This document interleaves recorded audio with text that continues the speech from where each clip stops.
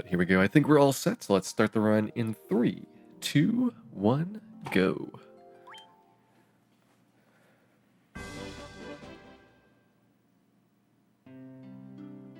Alright, so we are going to need some gear here. Let's think about what we want to get. I mean, 3 rapiers for the fighters and red mages. Go ahead and get a hammer for Dan.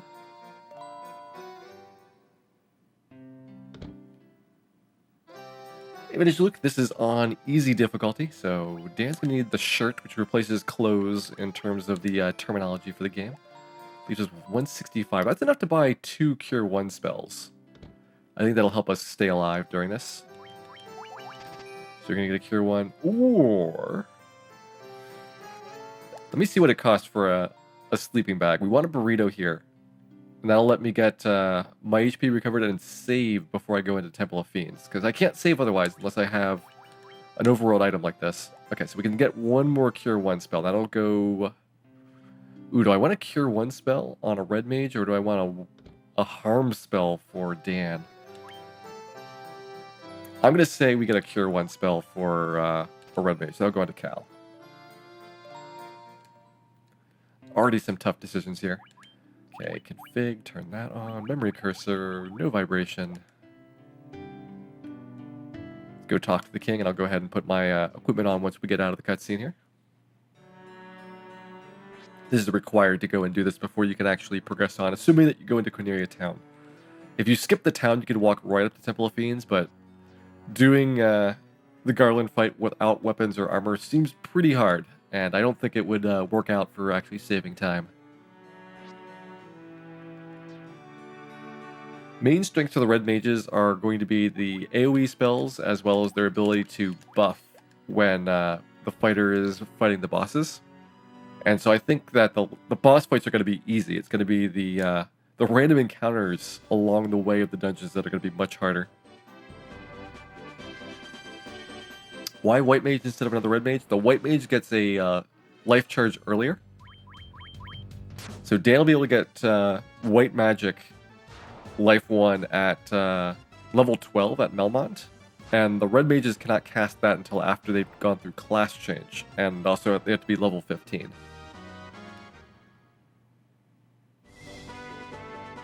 So that means I can use the life spell for maybe Earth Cave, definitely Ice Cave, maybe Ordeals. And those are 3 dungeons, which otherwise I'm kind of worried about, especially Ice Cave.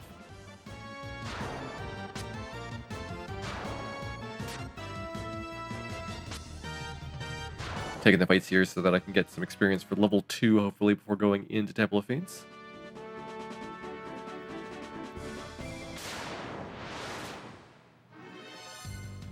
Got nothing but imps, though. I think we should be getting close to level 2 because of the double experience. This is the equivalent of having done, now after this battle, 24 imps, which is, I want to say, very, very close to the level of not getting 2.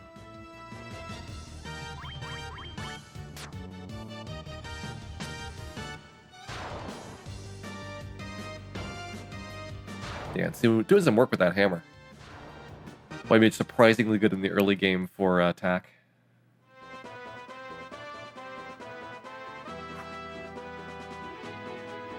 Gonna pick the level up out here. This is a little bit more of a dangerous zone than the one I was just in. Okay, only a mad pony, that's good. It did not hit Dan, which is the important one. Dan only has cloth armor, so it's going to take a lot more damage from the monsters than anybody else right now. There we go, level up. Alright, so we are going to burrito. Seriously, it looks exactly like a burrito. I don't know what they were thinking about for a sleeping bag graphic, but they nailed it. Sure, we're going to save the game. Yeah, I'll go ahead and overwrite that. I can beat the game again pretty fast, so don't care about losing my old save.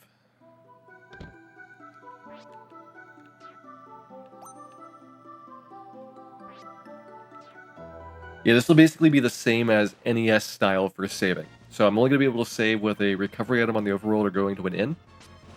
And that definitely changes the dynamics of the game a lot. With no ability to do encounter manipulation, you're just going to have some real bad encounters to take care of. especially for things that are difficult to run from in the mid-game.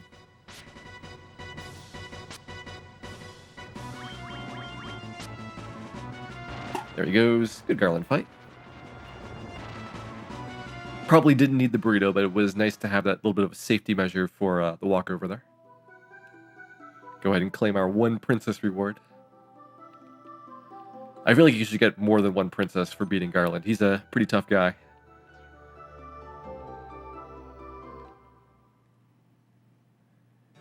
It's at least a 2 or 3 princess fight. There's our bridge. And one last thing to do here. Go grab a musical instrument. And unlike NES, you cannot put this off until later. She will force you to come back and talk to her if you try to leave the room without it. Whereas NES is like, yeah, go ahead. You'll never find out about this loot thing that you missed if you go walk out of that room. Any goals in mind with the restriction just to finish the game?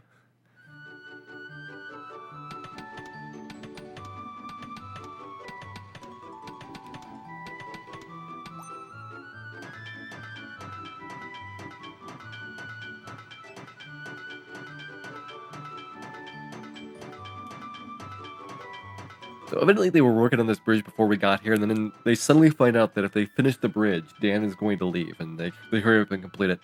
So I guess they had some motivation to go and work really fast there. Explains also the shoddy repairs.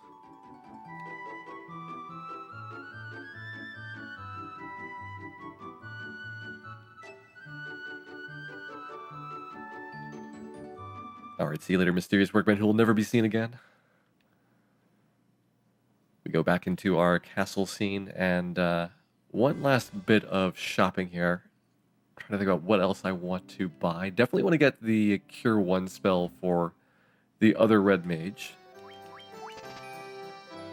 I think Dia, which is the Harm 1 spell, is actually a pretty good pickup right there. Do I want to get a attack spell for them? No, they're going to be fine without it. Actually, Dia might not even be all that helpful. Now that I think about it, we're going to have a lot of money really soon, which will allow me to get a couple of other good items. So let's get 4 antidotes right now. Sleeping bag so I can save my game again. Is 4 hours a realistic target? I don't know.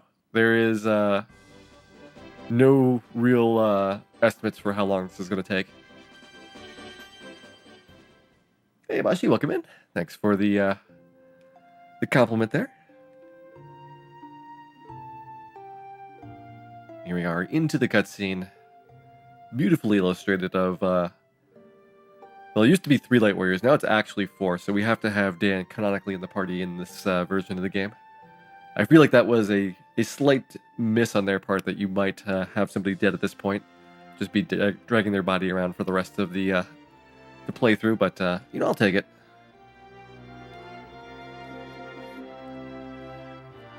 Also, I'm not quite sure where this has been drawn perspective-wise from, because there's no bridge. So it might have immediately collapsed behind us as soon as we walked across it.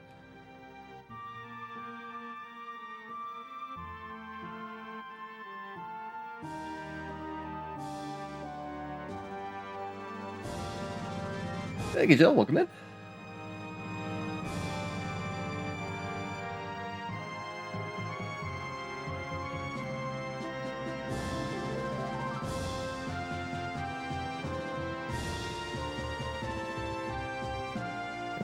Soon we'll be across the bridge in a seer here, able to go off to the east.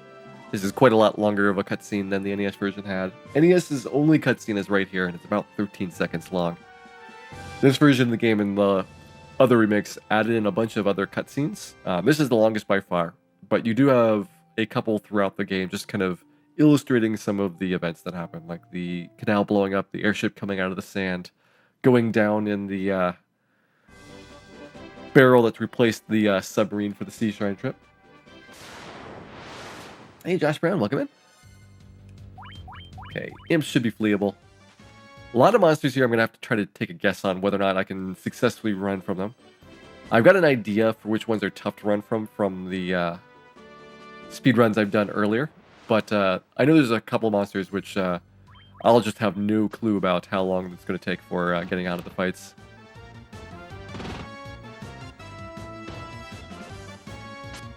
I believe this will get me level 3, which is why I'm doing this battle.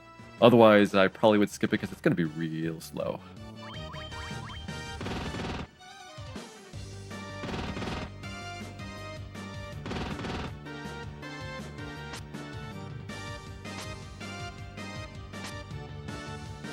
There we go, 2 down.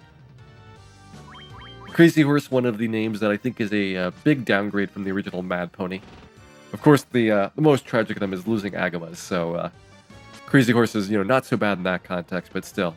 Mad Pony was a nice, evocative name that they had for it. And a really clever way of fitting this name into 8 characters or less. There we go, level 3 obtained. I'll go ahead and drop my burrito here.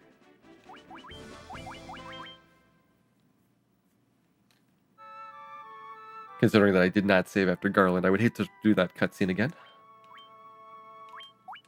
Yeah, it feels so weird to use the memory cards saving after having access to quick save in this version.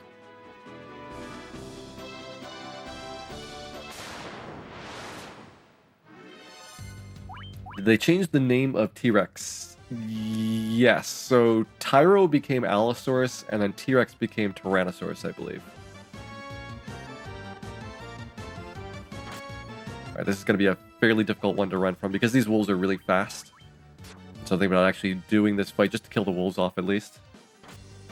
Hey, Sherazad, welcome in. Oh, these wolves are going to be hard. Real hard. Okay, well. Maybe it is better to try to run. So you're going to do that. You're going to drop a heal on yourself. Try to stay alive here. There we go. Got out of there. I don't have a lot of heal charges because I did not go to the inn at Corneria before leaving. That was probably a mistake doing that setup for it, because I could have just bought like 1 fewer antidote potions and had a much easier time in terms of resources walking over here. As soon as we get into Provoca, then all our problems are going to get better.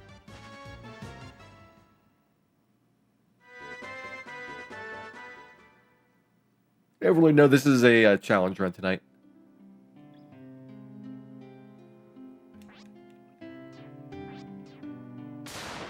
We go pirate time. These pirates not too tough, which means just hold the A button down. Dan might need some healing in case he gets hit a bunch here, but other than that, I think there is low chance for failure.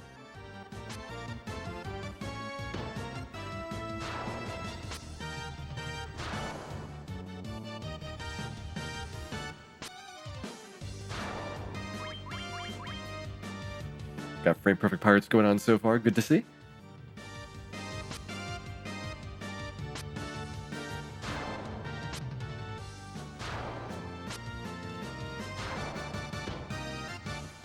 Hey, Turpentubby, welcome in. Now, one thing I don't know is the White Mage's HP growth curve in the GBA version. White Mage actually keeps up or even outspeeds the Red Mage quite frequently. And I'm hoping it's going to be similar here because having that White Mage stay alive otherwise can be somewhat difficult. Do I actually need anything else supply-wise? What I should do is pick up 1 more sleeping bag here for the road. Spent the rest of my money after going to my 15 puzzle. Actually, what I could do is inn right here, and then sleeping bag after the 15 puzzle's done on the way to Elfland. Normally I don't inn in the speedrun because the inn animation here takes a lot longer than using houses. However, I have to get to Elfland before I can buy houses for the first time. The only save items up to this point is going to be a sleeping bag and a tent.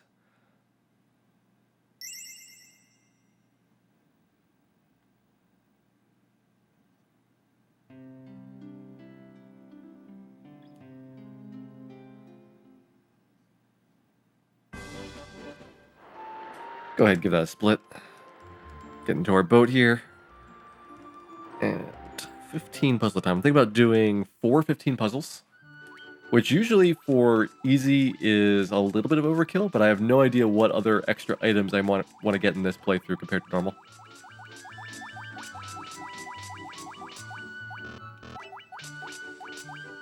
Let's do it this way.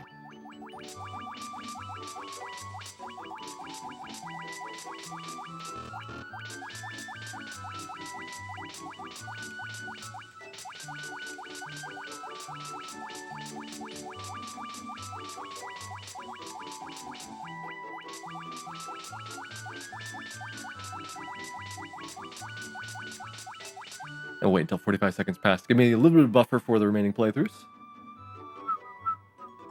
There we go, 45 done. So we have our first victory. It's 10,000 gold, and then you can see the other benefits you get. The 10,000 gold comes from breaking the first place time. That's why I want to leave myself a little bit of extra room. That way I get the 10,000 gold every time I do this. You know, let's go from the side. There we go.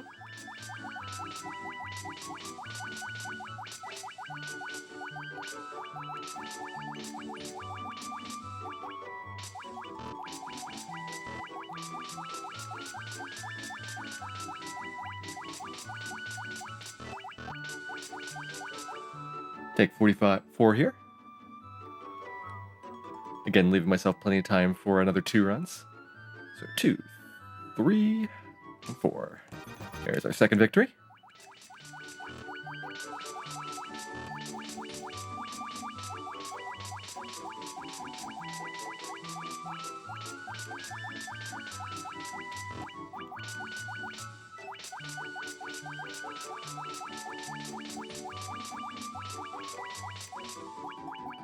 Let's do it from this side here. There we go. This one will be 43. This is going to be a long wait. This is the PlayStation version of the game, which is similar in a lot of ways to GBA, but GBA makes it much easier. You're locked into easy mode by default, and there's a couple of other things that have changed, mostly due to the fact that you can get items that can be used in combat, as well as switching to the NP system. It's definitely incrementally easier every time that you go through these remake versions. Although GBA does have a fairly substantial boost to Chaos at the end. He goes from 4,000 hit points in this version to 20,000 in GBA. See, 45, 44, 43. I could just finish that one. There's number 4. No reason to wait for that timer anymore. Not planning to do more than 415 puzzles. Alright, what do I want to pick up here spell-wise? I don't think that there's anything useful for me white magic-wise. Yeah, like this stuff. I mean, you can get the Invis spell, which I guess is better than nothing. Like, that would give Dan something to do. Now, you know what? We're going to skip that. And just get the black magic spells. We'll do nothing with our white magic level 2 spell slots. So we definitely need to get the temper spell. Is ice going to be useful? I will have it just in case it comes up.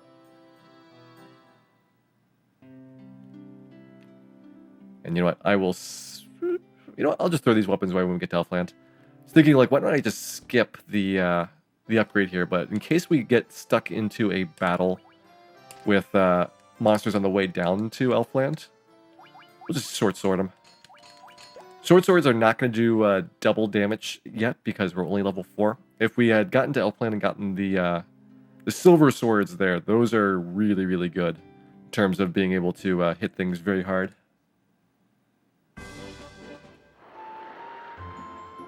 The minigame mandatory? No, it's just a way to raise money. It's by far the fastest way to get cash in the early game, so I don't really have to go and do any farming for money at this point.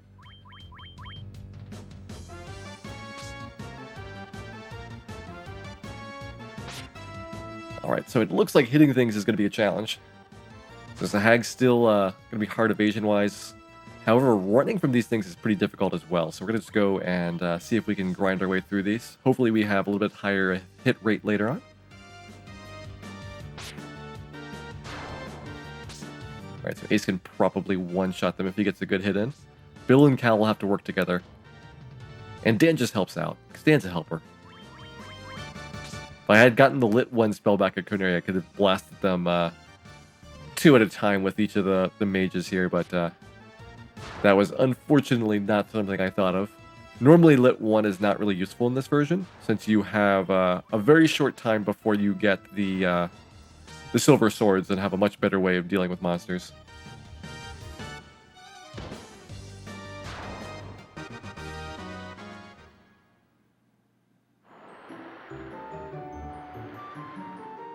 Alright, we'll fix that. Almost. So I'm going to go pick up Lit 1 just for the trip down here, as well as kind of thinking ahead to a few spots where we might have to deal with more aquatics later on. Lit 1 I generally don't want to use all that often because it does take away spell slot charges that my Cure ones would be better suited for. There we go, Bolt and Bolt. I guess while I'm here I can also pick up a big stack of items. We want to be using lots of potions and antidotes most likely throughout the game. There's a big stack of those, and we'll probably need a good healthy number of those. I'm not going to buy any more sleeping bags since we do have better items coming up. Usually I'll want to be using tents and cottages for the most part. Tents are what is actually cabins in the original version of the game, so they're going to give me 60 HP back. And cottages are houses, so those are the ones that are going to be used most often. 120 HP back, plus also we get a recharge of our spell slots. Hey, Super Flare Star, welcome in. And temper up to deal with this Ogre fight. This is really good. This is the most experience you can get in the early game. But they're going to do a lot of damage to me, which is why I have to be a little bit careful about it.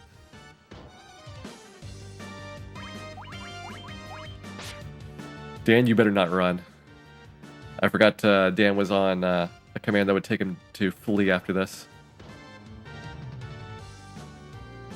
Good.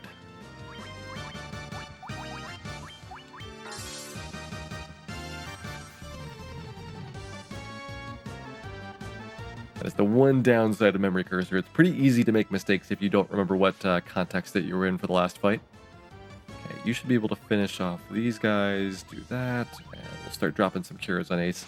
On easy mode, you have a ridiculous number of spell charges. Unlike NES, where it feels very limited about what spells you can cast every day, you will quickly get a very big stockpile of charges here, which is why for red mages, it's great. You could just fire to and bolt to almost non-stop as you're going through some of the dungeons. There we go, level 5. So we have a nice boost up there. We're going to go and pick up our silver swords as well, which means that the level 5 for the fighter and the short sword is very short-lived. Because with silver swords, we'd have gotten that at level 4 already. Yeah, nothing for white mage to do here. Go ahead and get those equipped. Armor, what do we want to get here? I can probably get her the copper bracelet. That would help out. Just a little bit extra defense for the white mage. We get iron armor. Get one of those. One of those. Everybody gets... Actually, fighter does not need a cap. He's going to get a helmet instead. There we go.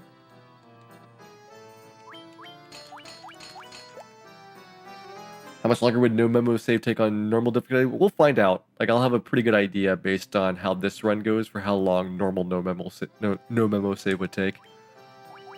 All right, so bolt, fire. These spells are 1500 in the original, so you can see the size of the discounts that you're getting for a lot of the shopping here. That's on top of having pretty easy access to gold thanks to the 15 puzzle. It makes it so that money is not a big deal. Go ahead and pick up Cure 2. I don't think Heal 1 is all that good, so I'm going to go ahead and just get Harm 2 for White Mage. Having the White Mage with these harm spells is more about an emergency use in case that we get stun locked by a whole bunch of undead. I don't feel like there's a big need to go and actually go and grind with harm. Okay, we're good on those. Definitely want to get a cottage, and I guess a couple saves for the Marsh Cave area should be good. Any possible running scenarios? No, I can just keep trying because I'll save outside of dungeons. It's just going to be a big time loss if we happen to die inside there. Okay. I don't imagine using any of these spells. The null spells are interesting, And I'm trying to think about where they might apply. If I get a ridiculous number of levels by the late game, I might pick up Null All so that we can block stuff in the Chaos Battle. Other than that, I can't think of anything really good for them. Go ahead and get Fast and Ice 2 there. And there goes all of our hard-earned cash.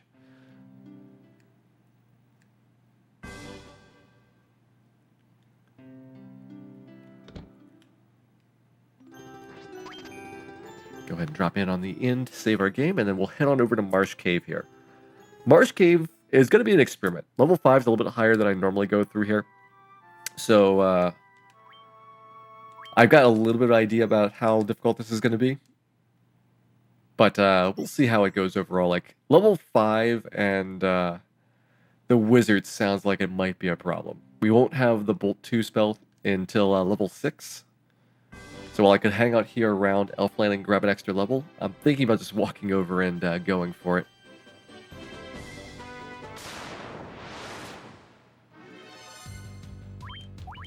Actually, now that we have Silver Swords, we probably don't need Tempers on this fight.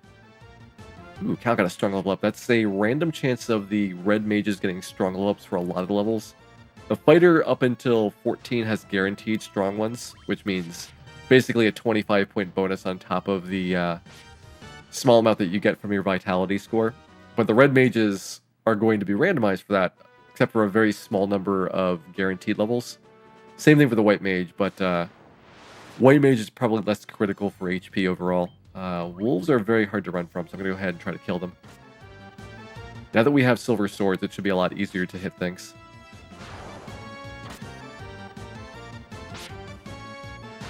Also, thank you to Pop for the host there. Pop's a great Dragon Quest speedrunner, mostly doing Super Famicom versions of Dragon Quest 1, 2, and 3.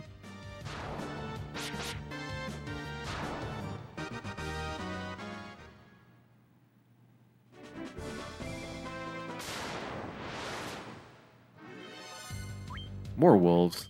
So far, there's not much that I would think about actually trying to run from. Like, the ogres I want to get the XP from, and most of the other things around here are just very hard to run from. I think for undead, maybe I would split the party up so that Acebiel and Cal were running, and Dan was using the harm spell. And I'm trying to think about other circumstances where I would actually have a credible chance of running, and I'm having a hard time thinking of them.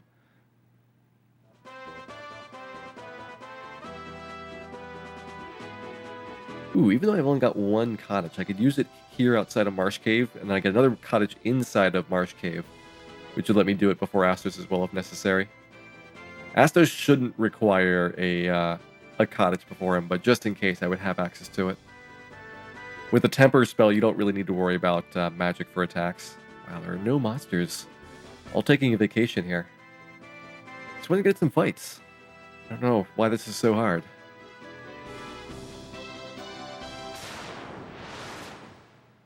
There are so many runs where I could have used a streak of encounterless steps like this. This version of the game has a very elevated encounter rate, same as the GBA. And it wasn't until PSP that they toned it back down, because it's somewhat extraordinarily high for a lot of the locations.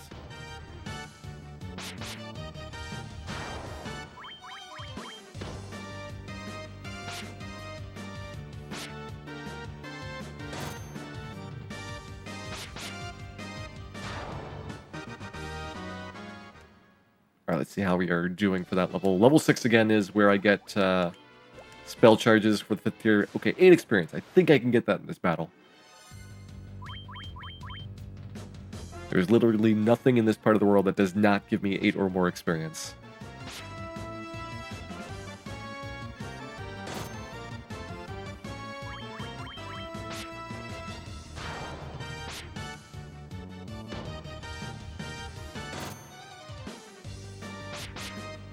Hey, Mega Jeff, welcome in. There we go, got our level there. And again, I'm going to cottage right here in order to get the red mages their spell charges, so now that they can cast Lit 2 on the wizards. I'm not really all that worried about that fight anymore. So go ahead, cottage up there, which seems like a waste. This is 2,000 gold. Probably some better ways to spend that. Hey, Llama Pals, welcome in.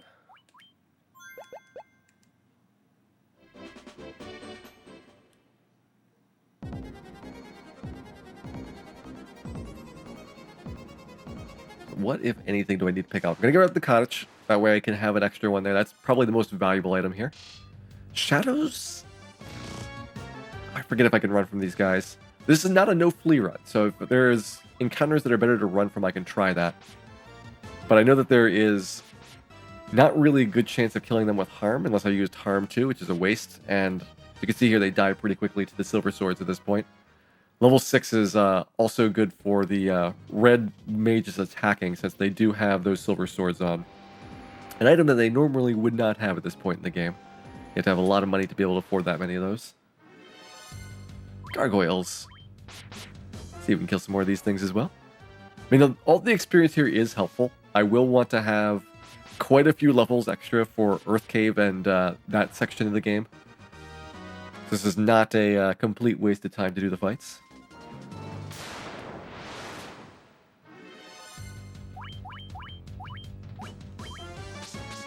Go ahead, drop a Dia. Of course, Dan gets paralyzed.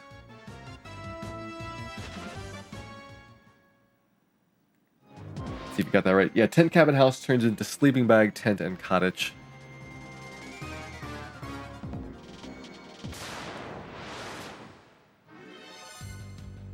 Alright, Scum, that's a pretty easy to run fight.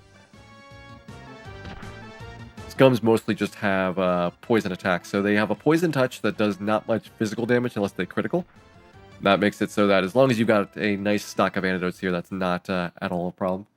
They also have really high physical defense, so you more or less are forced to use magic, and for that reason I consider them pretty much a complete waste of time. The Muck, on the other hand, the one that's blue, has a pretty easy time killing him with physicals.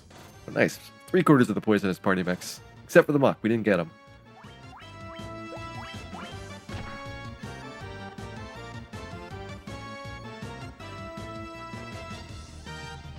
There we go. You do eventually get used to the updated names here. These are also the names that are in the original Famicom version, so if you've played that, you'll be right at home for what everything is called here. Scorpion's not a good fight, but luckily they're pretty slow. Scorpion's second hardest monster in the cave here after the wizards. Let's go and use... I can use Dan's cures. Why not? Have the white mage do some healing. See the ridiculous number of spell slots already for the characters. They will get eventually up to 99 of all these spells, which pretty much is complete overkill. Okay, bolt. 2 lit 2s, this will be an easy fight. Even though there are 2 wizards, they would still need some respect. So you don't want to just plow ahead without thinking about it, but this is way easier than if we'd gotten 4 wizards.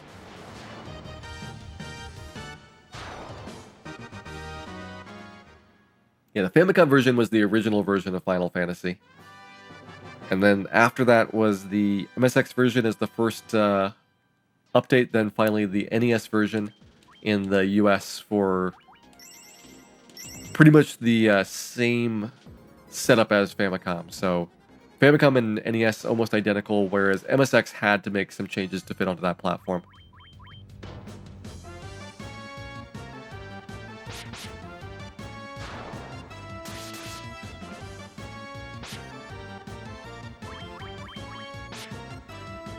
Biggest thing MSX does not have is smooth scrolling, because of lacking the NES's hardware for dealing with background maps. And so while it does have decent music as well as nice static graphics, if you walk around in the MSX version, it is a very ugly experience because it goes in a very chunky manner, and other games in the MSX suffered from the same problem. So like Dragon Warrior 1 and 2 were also released for the MSX, and they have the same kind of really choppy motion.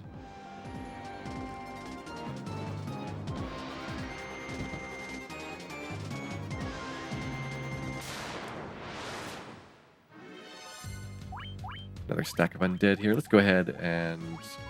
I'll stick with the heal with the harm ones, just in case we need those other spell slots. Harm 1 might not be strong enough for the ghouls. And those are the primary threats, so that's the only reason I was kind of debating about Harm 1 versus Harm 2 in that fight. The battle shadows. These will be pretty quick. Shadows have like a 90% chance of ambush, so not surprisingly they get to go first. But they don't have a lot of physical defense, and they don't have a lot of evasion. So you'll notice that the red mages and fighters make easy work of them with the silver swords at this level. Do I have a prediction for this run? I predict the run is going to finish. I don't know when.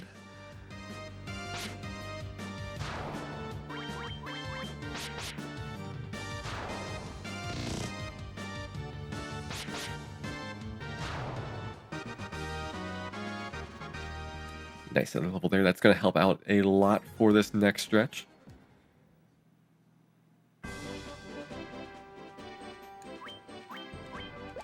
Let's go ahead and have some cure ones by our red mages here. Already have more HP than we would have for the Lich Ice 2 in the Black Magic party. Feels so good to have no worries about Ice 2 at the start of that, considering that we also have to deal with getting all the way down to Lich in one go. That's going to be a fun time.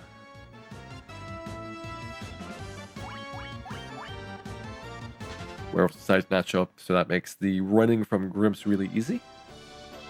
Over on this side, which gets me to a little bit of an easier zone more quickly. And on up to where Astos is waiting for us. Ogre Battle, we can run from here. They're decently slow, and at this point, the Ogre experience is not nearly as good as it was before. I have a couple of options for what to do for leveling at this point, and most of them are going to take place in the Earth Cave area.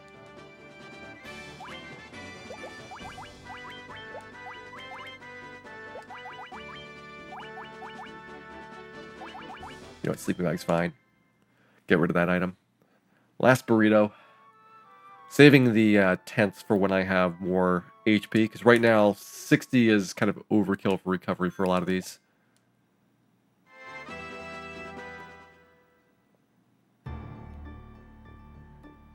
Now what I've done is put the fighter in the back, because the fighter is going to be my primary attacker here in this version of the game for Astos. More or less the complete opposite of what you have in the original. Since you got the temper spell, you can buff the fighter up quite substantially in terms of his attack power. And that overcomes Astos' high base defense rating.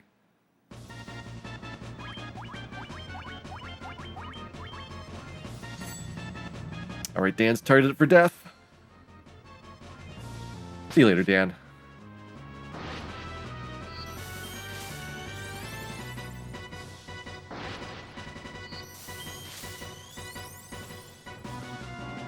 If we got both hits in, that would be sufficient there with just the 2 tempers, but in case it's only 1 hit, I'm going to keep stacking tempers on Ace. We will be doing a lot of damage right here.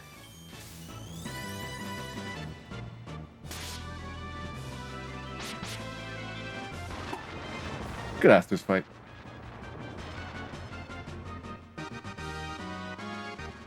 Everybody except for Dan getting the level, putting them a little bit closer still to having an easy time in Earth Cave.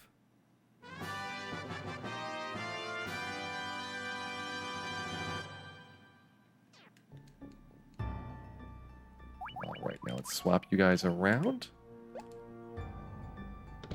We want Ace back in front here, and just walk straight on down to Elfland again. I could save, just in case we ran into Undead at this point, but I'm going to take a gamble here. The one thing that would probably be the worst case is a large group of Undead in an ambush. Should give them a good chance to stun lock us.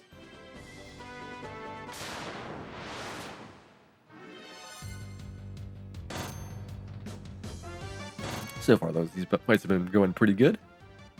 Ooh, nice. Cal still got another strong level up, and Dan is 1 level behind. So while Dan does not have as much HP as the red mages right now, I expect he's going to get another strong level up here and be tied with Cal after level 8 is reached.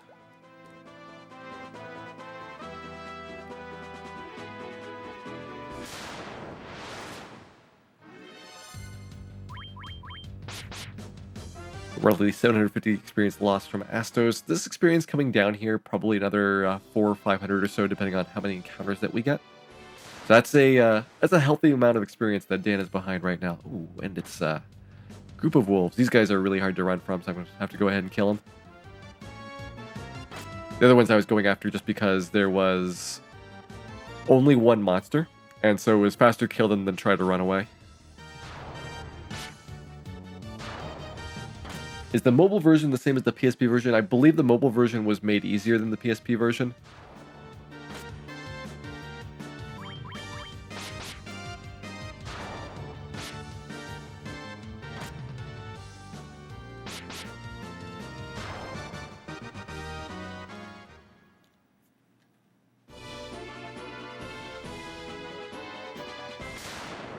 Would a 3-character party work for PSX? I tried that a couple of days ago, and the 3-character party fighter 2 red mages was roughly the same time as the 4-character 2 fighters 2 red mages, or the 4-character fighter and 3 red mages. And since the 3-character party is a lot harder, I think that you're better off having 4 characters for this version of the game. It's close though, like you could go back and forth about which one could be the best in the long run.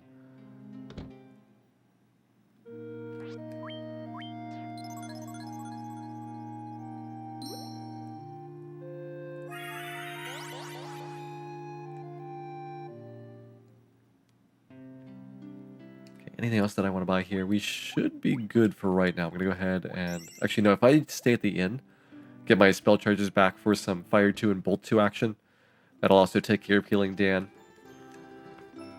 When you get revived in this game, whether it's the Life 1 spell or going to a clinic, you come back to life with 1 HP. So you have to be very careful about making sure that you don't immediately walk out and die again.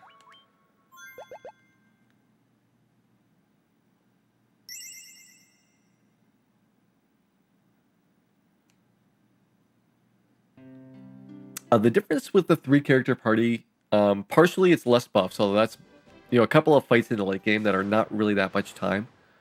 What I had a bigger problem with for the 3-character party was that the early game was much rougher. There's a lot of stretches where you only have 3 people running instead of 4, and in this version of the game running is fixed, so you are actually making it harder for you to run by having fewer characters available. And on top of that, it was a lot easier for you to get stun locked, for monsters to go and gang up on one person, and so having that 4th character just to spread things out was very valuable in making the early game faster. Now, late game, you're probably running or resetting around everything, and when it came down to it, the extra buff per round is really only a 1 or 2 round savings for the boss battles. And there's just simply not enough of those to make up the difference. Hey, Bresley, thanks for the good wishes. How much slower was a 4-character party in an NES run? You can pretty much see what the world record progression was like. Where with a 4-character party, it was around 3.5 hours. I think I could get that down to about 3 hours and 20 minutes with 4 characters, but it's definitely slower than a 3-character group.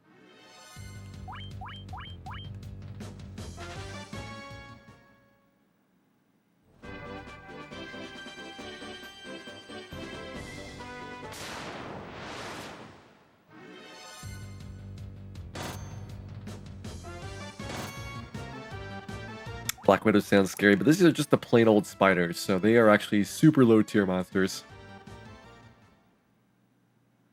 Hey, Deucelove, is no moment save like no reset to skip encounters? Yes, so that's going to be one of many things that I'm prevented from doing. The only time I can save is using a item on the overworld, so that's going to limit my ability to do it. It's going to be a lot slower, and that also means that there's no easy way to reset past encounters without losing large amounts of progress. Go ahead and get my orb exchange for the crystal.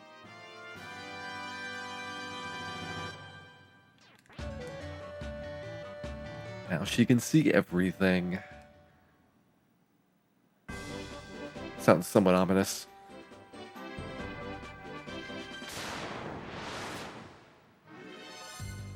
Alright, still getting monsters that are mostly easy to run from.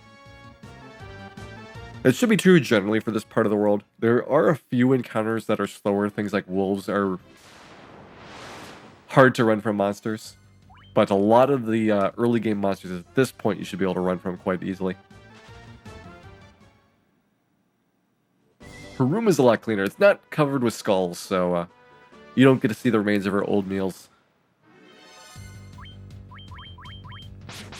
Is the critical rate chance fixed in this version? Yes. So critical hit rates and elemental weaknesses and all that do work properly, as well as all the spells. Both the things that you would like to have working, like Temper and Saber, as well as the things that you would prefer that to have fixed, things like the Heal 2 bug. But pretty much all of the bugs are fixed in this version. They haven't implemented new features, so this is still spell slot based instead of MP. It does not have the intelligence stat hooked up to anything. So like there's no like improvements really. But anything that you would think of as a bug should be more or less corrected here.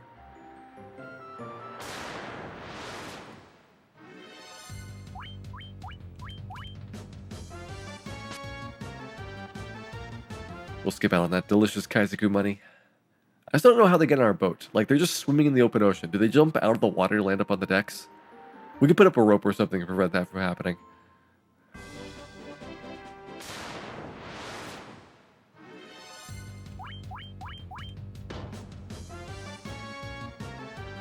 Go ahead, skip the encounters here. I'm actually thinking about using the Hall of Giants to do the grinding.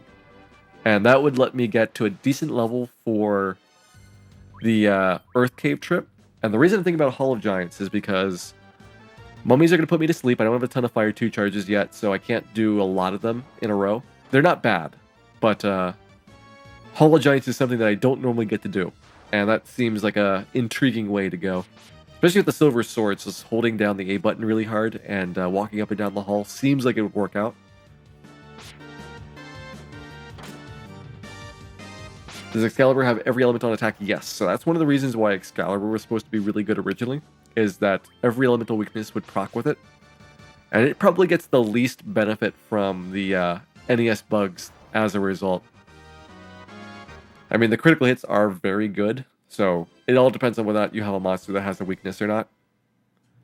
But I think on average, a lot of the fights, you do get a benefit from Excalibur. Although bosses don't have weaknesses for the refights, so maybe they are the exception.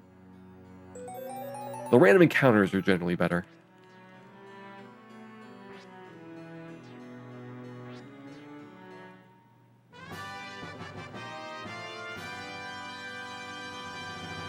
There we go, missed a key. Now I probably will have money coming out of my ears in this version, but just in case I need to raise some funds, I'm going to go ahead and rob the Elfland treasury here as we go past.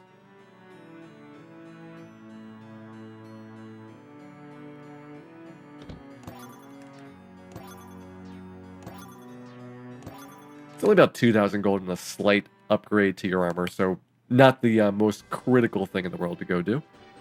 Now, do I grab Power Staff? Let's see, what do we have here?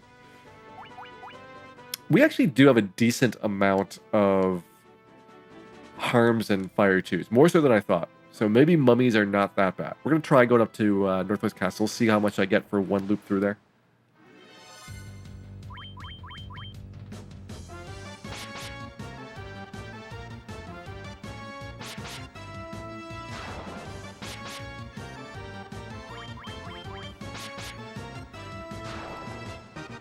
And I think with 10 mummies... Question is, do I do 10 packs of mummies? In which case, I have a single Fire 2 or Harm 2 per round. Or do I double them up? Doubling up would make it so that I wouldn't have to worry about sleep nearly as much. And that could be a pretty helpful thing overall. So maybe we'll do that. We'll do 5 sets of mummies. Double cast every round. We'll go grab the Power Staff and come back. And then if I still want to get more experience after that, then Hall of Giants would be my next... way of doing it. I think Hall of Giants is better in this version than Earth Elemental grinding. And that's because I want to walk probably a full length of the hallway as opposed to just doing a couple of Earth Elementals. If you only have 1 or 2, then Earth Elementals are a pretty good choice for it because they do have a trap tile on the first floor in the northeast corner.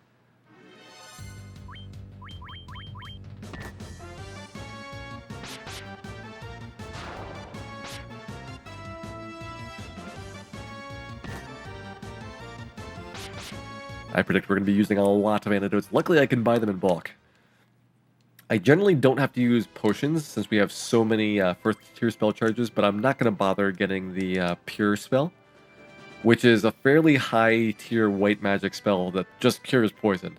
And you have to go through a lot of casts of it before it even makes sense economically. And it's probably slower to get to than it is to use the antidotes.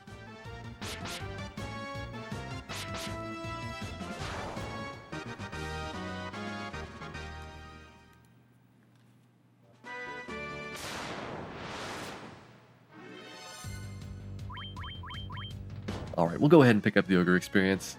I've been mostly skipping these things, but we're getting good ogre fights as opposed to the ogre creep battles. Although I think once we have done the mummies, there is definitely no excuse for getting ogres at that point. They simply just kind of fall off the experience curve rather quickly once you get past level 6 or 7. Hey Reno, welcome in. Thanks for the good wishes there.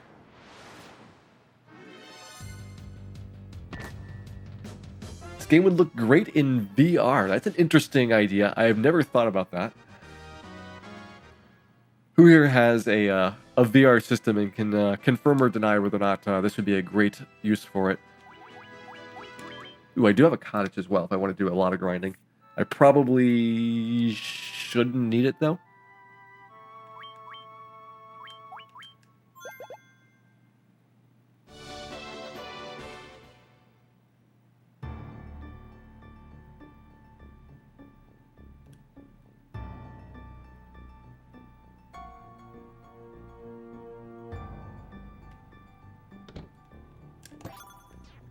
Hey, Takase, welcome in.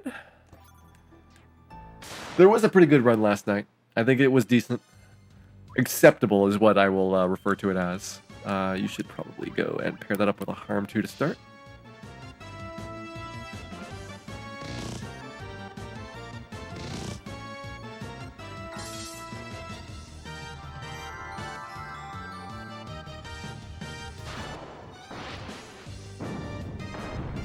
So what I'm thinking about doing here is having the red mage pair up with the white mage. So we have a fire 2, and then we also have a harm spell. I won't have enough harm 2s for all of these, but I can switch to harm 1s after that, especially for the ones that are a little bit less threatening. Like 3 mummies, go ahead, just harm 1 them instead of harm 2ing.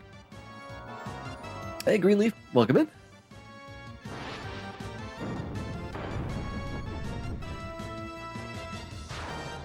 That's right, we're getting real, and we're also going to get wrecked pretty hard, I bet, from some of the encounters as a result of not having an easy save feature. There's so many bad fights in some of the dungeons that my sense is going to be that a few of them are going to need either a lot of leveling or retrying to go through.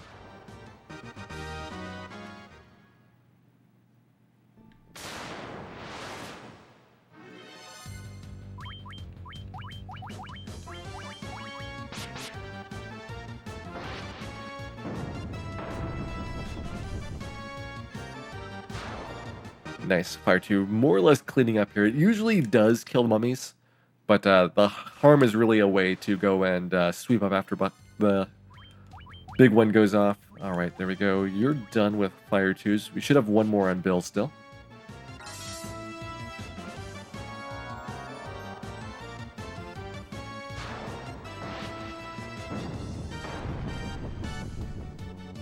Trying to think if there's anything else I want to do while I'm in the area here. I think this should be pretty self-contained. Wow, there's a lot of them that time.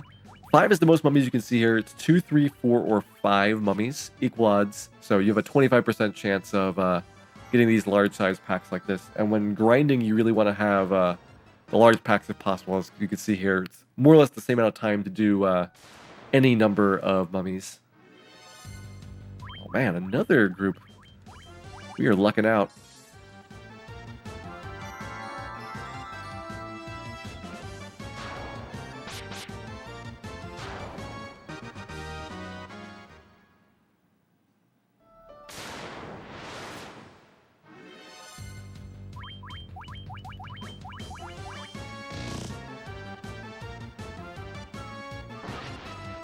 There we go.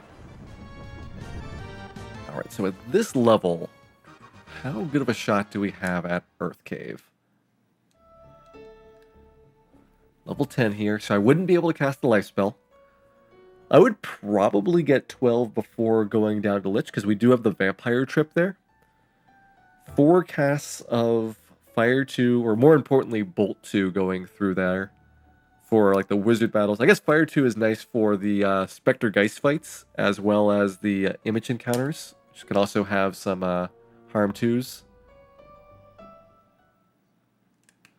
going to say that's good enough. We're not going to do a second round of that, so let's drop our tent down. Head on back to Elfland here. Then we'll do the rest of the Mystic Key quest, so I need to still pick up the items from Coneria, as well as blow open the Dwarven Canal.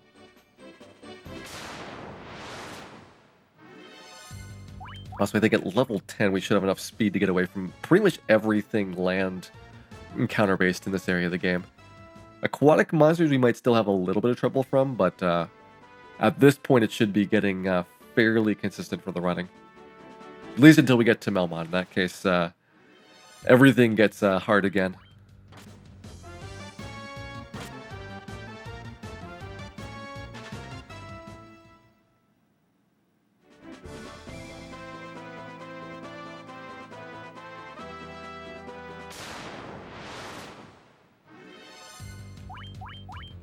Surprisingly, we're not too far off of what the marathon route time on NES is like at this point.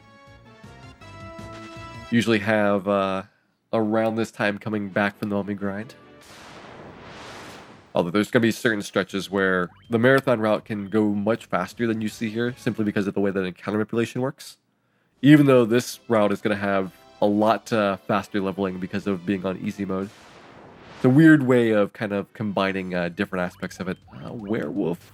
We should be able to run. They're not as fast as regular wolves.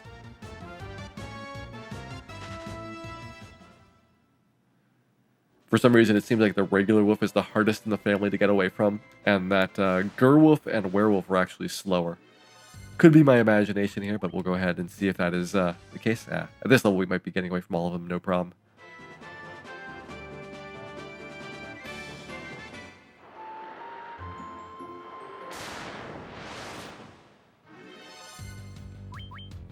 That's actually a pretty good experience. Let's go ahead and clean these guys out for the Arsahag Shark battle. This is not my typical one, because the one that I normally have in the NES playthroughs can only have one Arsahag in it.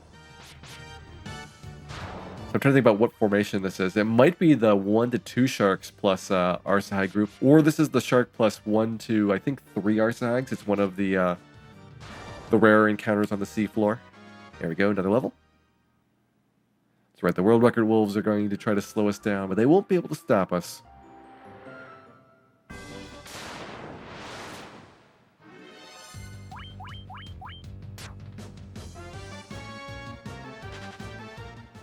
It's amazing how different this game feels without the memo saves, just because I'm not resetting all the time to get away from encounters. I also don't have to stop and save the game like every 20 steps. It's definitely a very different way of playing it. Go ahead and snag the dynamite here. Nothing else is really worth picking up. Everything in these treasure chests are either a small amount of gold to sell, or things that I already have equal copies of, like the iron armor and the iron shield.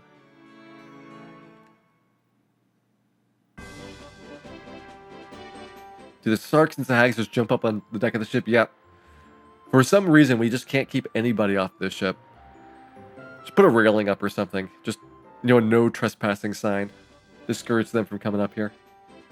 Also, what are my speedrunning goals? So I'll have a couple of things that I'll be working on for the later part of the year.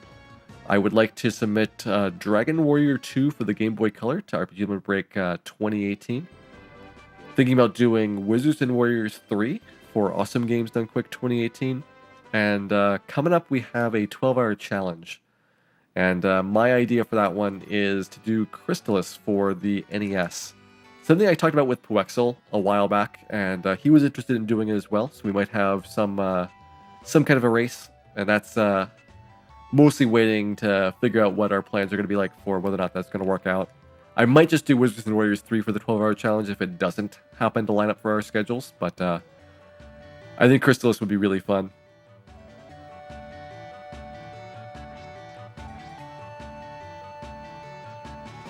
Is Wizards and Warriors 3 as good as Iron Sword? I think that Iron Sword is one of the better ones, although it's incredibly stressful and random.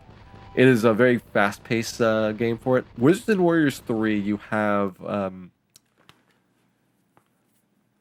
class mechanic where you become a fighter, a thief, or a mage. So you have to level up your classes by doing these challenges. It also requires you do certain parts of the game to go and get access to them. So there is a little bit more that you spend in terms of travel time and exploration, being able to unlock things. And the style of the combat is more similar to Wizards and Warriors 1 for like the castle parts of it. So I don't think you have like the same boss battle kind of frenzy as you do in Wizards and Warriors 2. A couple exceptions. There are a few boss battles in Wizards and Warriors 3 that are quite good. It also does not have the glorious Fabio. That is also a very big downside. But I actually enjoyed Wizards and Warriors 3 quite a lot. I had both 2 and 3 originally, and 2 was so hard that I didn't beat it until after 3 had come out. So 3 was actually the first one in the series that I was able to complete.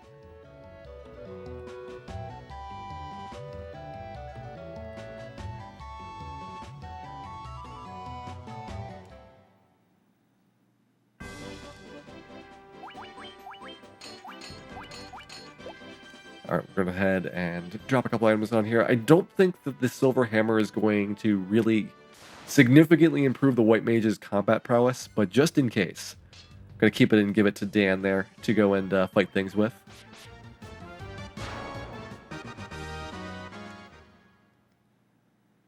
Didn't even know there was Wizards and Warriors 1. Yeah, the Wizards and Warriors 1 was very early in the life cycle of the NES, so it pretty much disappeared by the time 2 and 3 came out. That was something that was a little bit of a difference for that era compared to now. Like, once a game came out, you know, a few months later it's in the bargain bin, a few months later it's just gone, and you can't get a copy. Whereas today you can pretty much get any game that you want anytime, and that lets you kind of explore more of the back catalog. Whereas NES, it felt like a lot more time limited for what you had to do for being able to get stuff. Go ahead and sell off my equipment here. So I'm just getting rid of all the items that I don't need anymore. Frees up some inventory space and also lets me figure out exactly how much gold I have to work with here.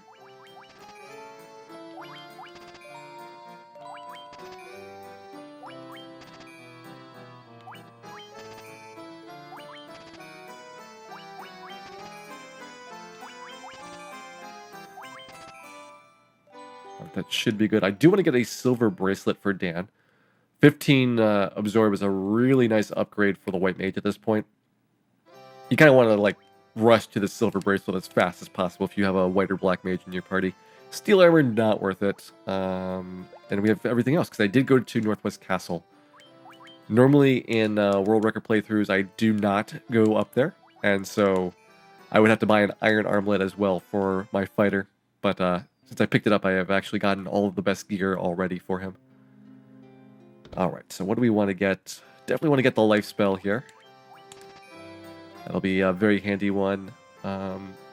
Heal 2 is pretty good. I think it might be more important than Harm 3. Especially if we have a lot of fire charges to work with. Harm 3, though, does do really good damage overall. So Fire 2 is going to do 30 to 120. So this is double that. But it only works on undead. And that means there is a lot of spaces in the game where the White Mage just never gets a chance to use it. Whereas Heal 2 can get used all over the place. And you know what? I'm going to go ahead and get Harm 3. And we'll do a bit of a gamble for that.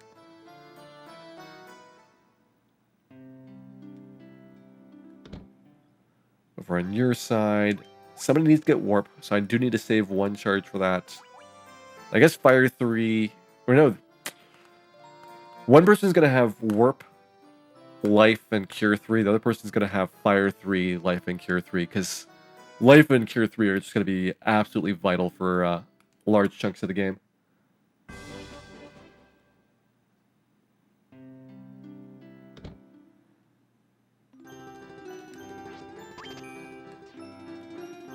Does Wizards and Warriors have first-person perspective in dungeons? No, there is very few things that do that for the NES era.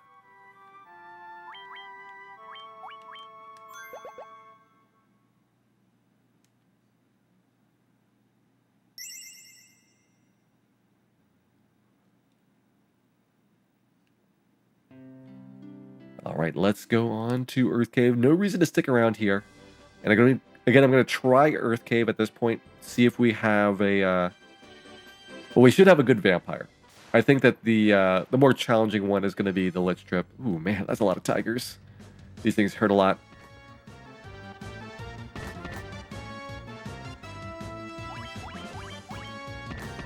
Is Cure 4 ever available to heroes? Yes, that is a white wizard spell that you can get in the later part of the game. Cure 4, Life 2, and Holy are the three really good white wizard spells at the end. Life 2 is especially good because it does so well at both bringing you back to life as well as giving you a full heal that you often want to do that instead of Cure 4ing.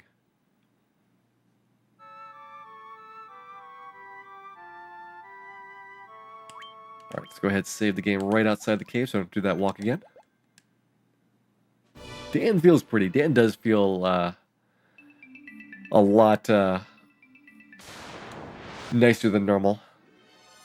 Dan usually spends most time laying face first on the ground, so pretty much anything's an improvement from that.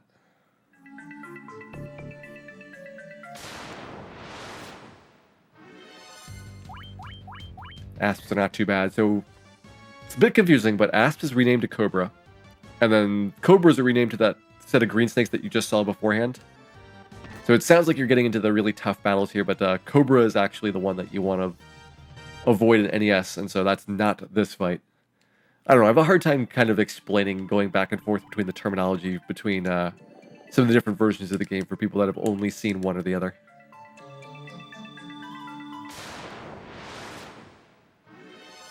Ooh, bulls. These guys are worth good XP.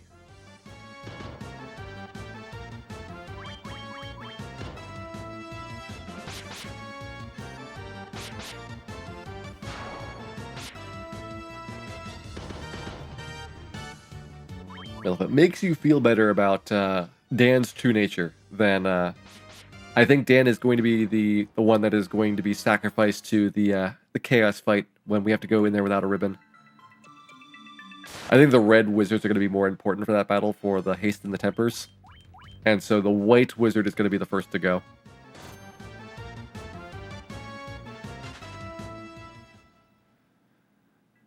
Although we happen to get a ton of levels, and I could potentially get the Null All spell.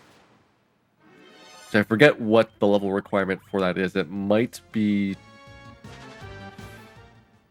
if it's 25, we'll probably be able to get it. If it is higher than that, we will unlikely be able to pick it up. Hey, Ski Twitch, welcome in. Running from the Groger fight because those guys are not nearly as good. You can kill a Bill in about the same amount of time as it takes to kill a Groger. But the bull gives you way more experience.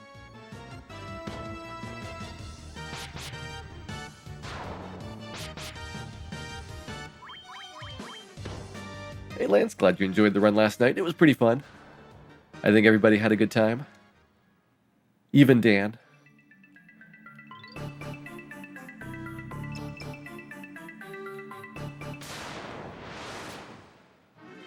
Alright, here we go. Vampire floor here.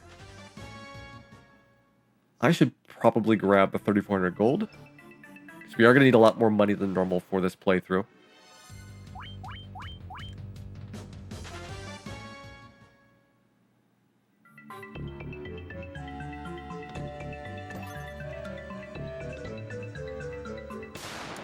Not having 4 ribbons was the biggest goof. I think that there's going to be some debate about the size of goofs in Final Fantasy. There is a lot of things that could debatably have been done differently. Should have deitude. Harm 2 is something that I shouldn't be all that reluctant to break out. And don't worry, there's going to be more NES attempts in the future. We're not done with those. We are definitely not done.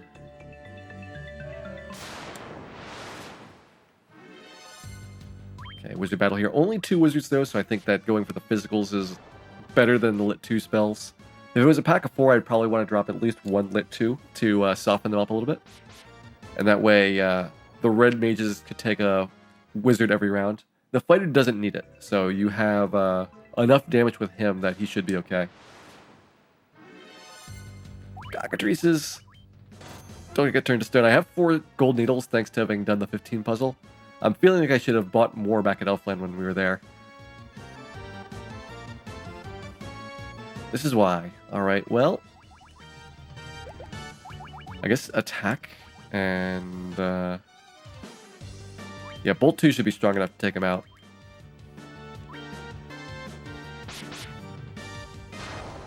Hey Visk, this is the PlayStation version, so Origins didn't happen until for real. I guess this technically does count as it, but it doesn't feel the same as the later remakes. The reason I say technically does count is because I am playing on easy, which is a considerable change from the original version. If I was playing on normal, I wouldn't really count it as the remake releases.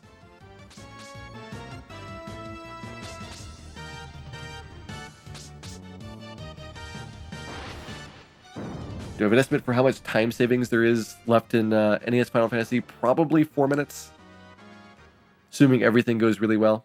So I didn't have the best early game because we had Cal die on Astos once, and Bane didn't work on Tiamat again. So that's definitely big time savings. And then finally, Gurmedusas were really rough in that run. So that was something that could have gone a lot faster.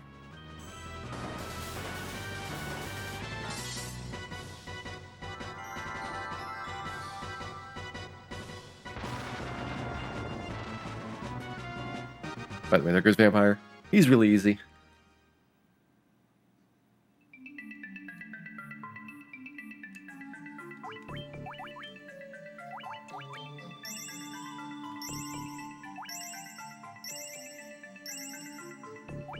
Does PlayStation have the item ID glitch? No, that is unique to the PlayStation Portable version. No other version of the game that I know of has anything to do with the item corruption bug.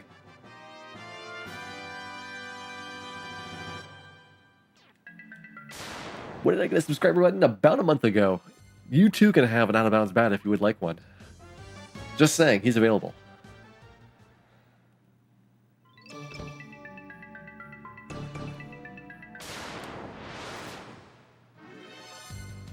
Alright, so I will... This one is actually right on the borderline. If it was 4 wizards, definitely Bolt 2. But this is going to be a 2-round battle either way, because the 2 red mages can gang up and take a wizard down. So having them soften up with the Bolt 2 is a little bit overkill for these. Hey Marinda, what does a Memo save? Memo is the quick save feature of the remake version, which allows you to save the game wherever you want. And that changes the gameplay quite a lot, because you can save right before bosses, you can go and save scum through dungeons, rather than having to do the battles. It makes it so that you can more or less cheat your way around the random encounters and make the game much safer. And without that, I basically am limited to the same saving tools as I have on NES, which is I can save in inns and I can save using a tent and things like that, but that's it. There's no way to save in between.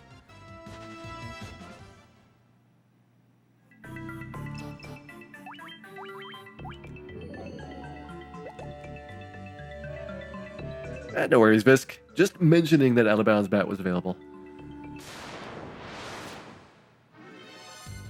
Oh man, more wizards. We've actually had fairly good wizard encounters. There was a 2-wizard battle at Marsh Cave as well, so I didn't have to be worried at all about that fight.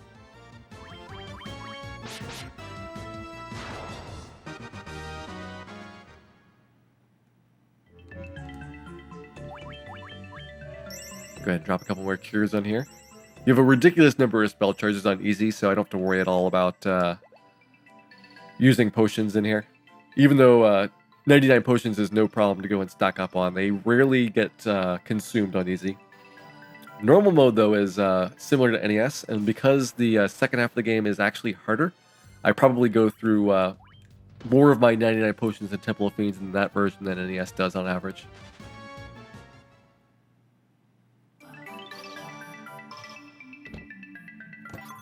Go ahead and grab my coral sword. Might as well pick up the other stuff while I'm here. It's 880 gold and also a tent in this version.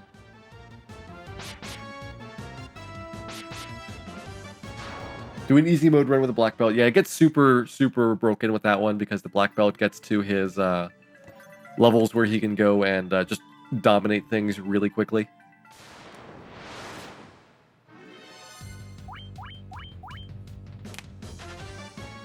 Still, though, for the first couple of levels, it is faster to have a fighter for it, so you can get the silver swords. Hey, Bat. I'm getting batted here in the corner.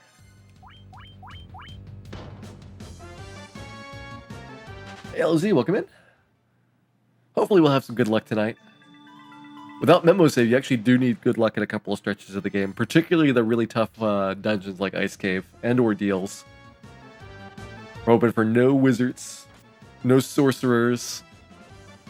I guess Argoyles and Mancats not really that much of a threat. They did have their Fire 2 replaced by Fire 1 in the remakes, so they no longer just wipe your party instantly. But there's a lot of instant death monsters that are still in those dungeons.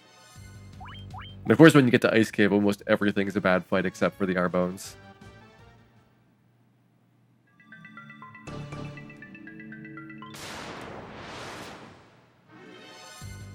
There's the Cobras. You'll see these guys do a lot more damage, and I think that they are also faster, so we'll have a little bit of a harder time running. I'm hoping that the levels that we have, though, are enough for it. Speaking of which, I do want to check in to see how close Dan is to level 12. Having a cast of life 1 would be really big for the Lich stretch.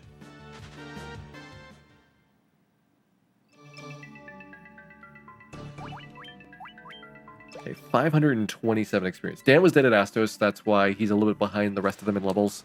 527, though, is pretty easy to pick up here. I should get a few fights on the overworld going to the Earth Rod and back, and that should take care of it. Hey, little gremlin, welcome in.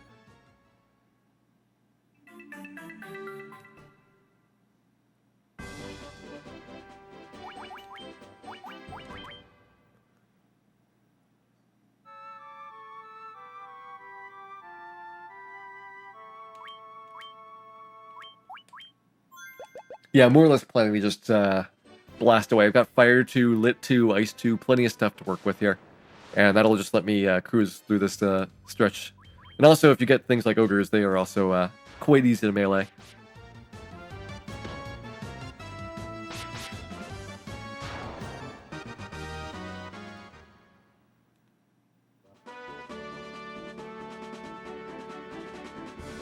And so it looks like Giants not necessary. Probably would have been slightly faster to have done Giants than Mummies just because of how long the walk is to Northwest Castle and back. But, you know, this works out pretty well. Ooh. I could go ahead and grab the items down in the southwest corner. That it does give you a slight upgrade for Ace, because you have a piece of silver gear already without having to go to Crescent Lake. And some money to spend as well. If you want to be really safe, what you do for fighters is go to Crescent Lake before doing the Melmond area. And assuming you can make it to the city and back, then you do have some really good upgrades possible. Yeah. If you guys don't want me to run away, then I will just murder you all. That's how we roll around here.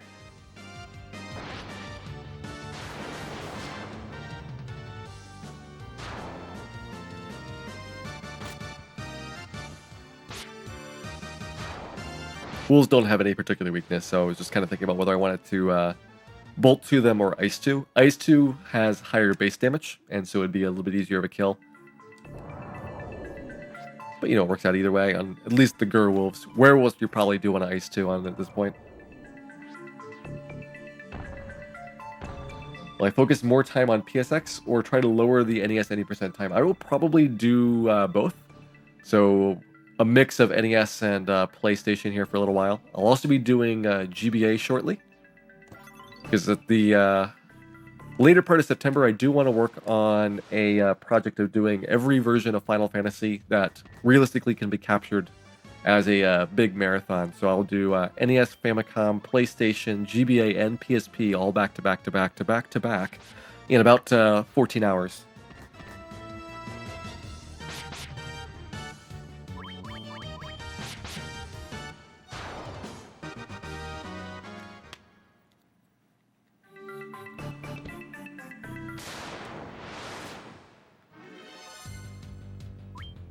Preemptive here, so we could have easily gotten away, but I still haven't seen that level for Dan, so we're going to go ahead and grab the rest of the experience. No Wonder Swan, yeah, that's a problem with not being able to capture it. Wonder Swan is most similar to PlayStation normal difficulty for what the run looks like. There's Dan's level. So you're not really missing out on much. It is almost identical to those two versions.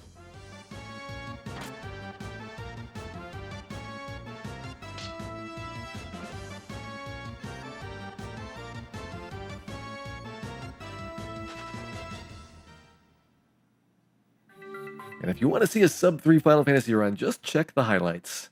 We got one of those.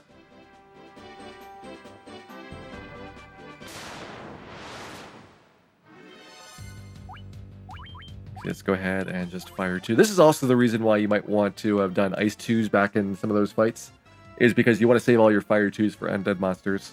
Dan should be able to clean things up pretty easily with Harm 2 as well, but only having one person cast things during these undead battles makes it much more likely that you get paralyzed.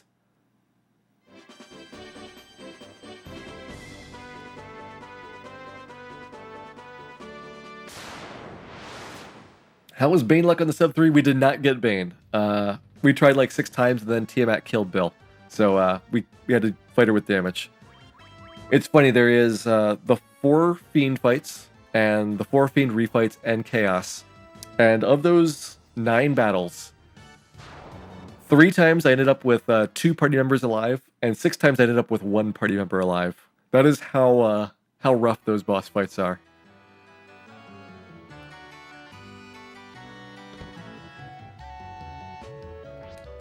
Tiamat was one of the ones that had only 1 living party member at the end.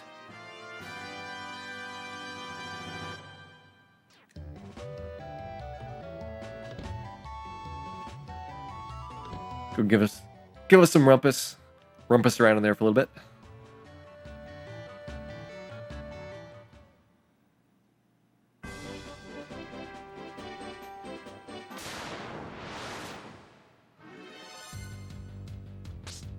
If anybody is interested in the MSX version, I might think about trying to run that on emulator just to show it off once. It's not that great. It does have a little bit of a graphical change and a music change from NES, so it's kind of neat to see once. But it looks really chunky because of the lack of smooth scrolling on the MSX, so that's something that really hurts the presentation for it.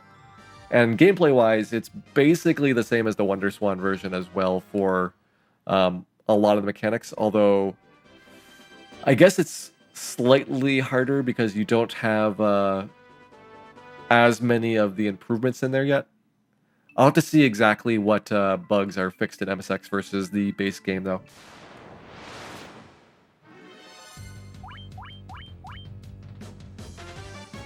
Alright, I'll try to do MSX at least once. It might be a learning experience as I go and try it out, because there's not very much information available on the internet about how the MSX version works. Shockingly.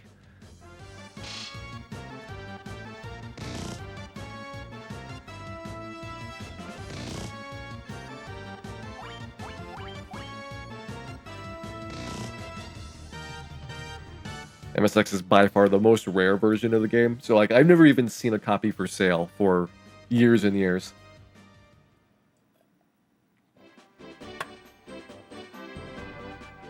Sure, LZ, go ahead.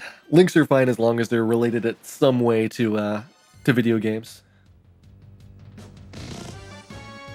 Does MSX have different save functionality? It is similar to NES style, but there is 2 floppy disks that you have, one for the game and one for your character data. So it's stored separately from the base game itself for the saves. Other than that, it's pretty much the same. Hey, Stradivarian, welcome in.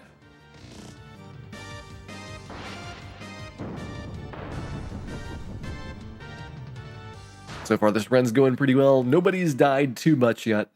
We had one Dan death in Astos, but that's pretty typical. However, we're about to go into Lich, and this is where I'm going to have my first really big challenge for this party.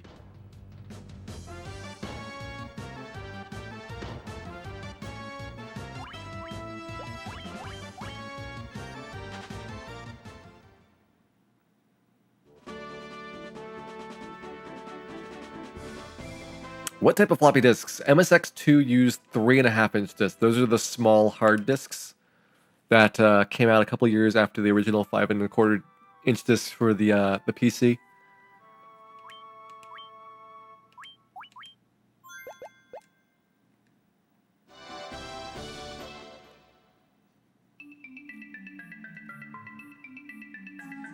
Alright, I haven't picked up the gold in the northeast corner, but that's a pretty minor one to go and grab. I don't think that we really need to worry about it too much.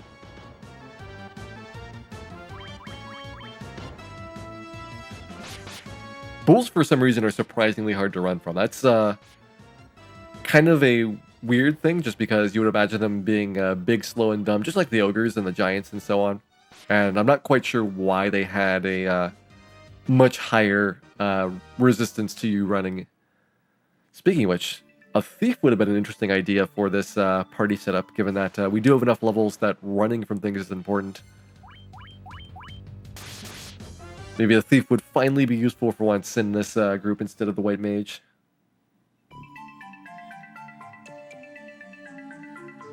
Already have coral swords, we don't have to go up in the north passage.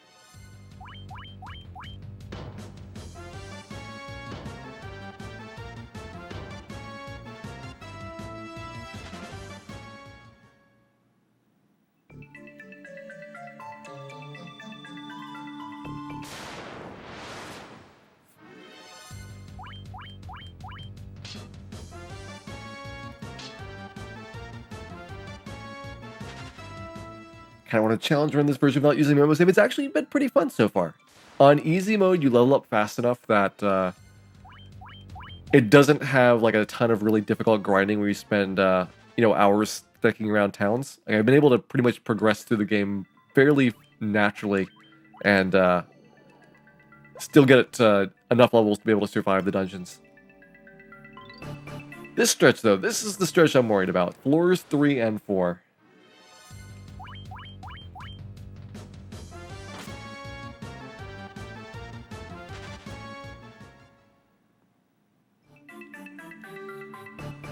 MSX Thief Sprite's cool. They do have a couple of differences, and there were, I think, more than one versions of tweaks that happened for the character sprites. Like, there's actually differences between Famicom and NES for a few of the graphics. Like, you'll notice like the hair was touched up, or a cape was changed, or just a couple of pixels. So they did go back after the original release of Final Fantasy and I guess fix some things that had bothered the artists.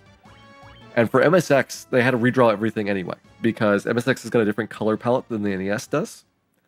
And that meant they could go back and actually do more substantial changes than the NES version had.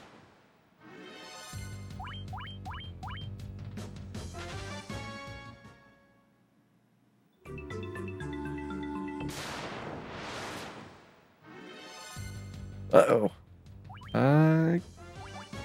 I'm going to do Ice 2. I don't have anything else to do Haste on. And so those 4th tier spell charges are otherwise just hanging out. The Fire 2 spells are a lot more valuable for undead monsters.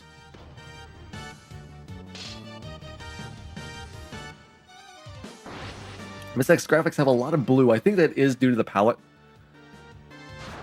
There is a pretty strong bias in people's memories of the 80s to what the NES was capable of. And the NES has a very limited color palette. Same thing if you go back further to like the Atari 2600 or the Commodore 64. Those games definitely were heavily co-designed together with how the hardware works. So if you have a palette that, like in NES, you have certain shades that you have a lot of colors available for, some shades that you don't. And so you bias your graphics quite heavily towards that.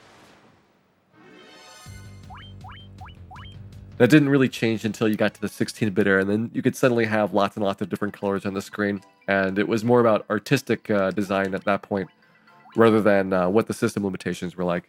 But for a lot of years, you had a distinctive look as well as the distinctive sound, depending on what platform you were targeting. Like everybody knows the Genesis sound versus the Super Nintendo sound, for example. These are images, and while I could run from them probably pretty easily, I am going to murder them.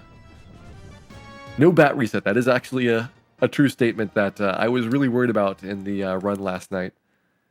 We got very lucky with a bat. I was about to try to do a clip through him, which is a frame-perfect trick to go through NPCs in the overworld, just because I was imagining he would never come out of the vampire room. And then he did. It was nice. There's a 1 in 16 chance of the bat popping out.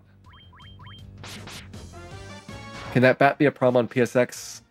Yes, you would have the same problems, but with dash speed, you have fewer chances for the NPCs to move around while you're walking over there. So unless you spend a lot of time on the level, they don't have as big of a range for them to normally get to. I should be able to run from this. The werewolf is the fastest thing here, and we are starting to outspeed them.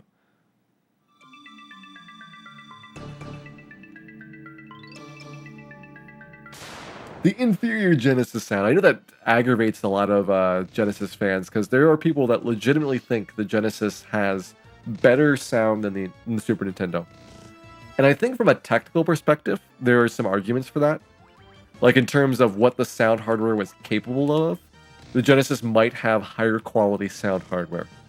But if you listen to what the composers did with it, the Genesis had some of the worst music written for it of any console of that generation.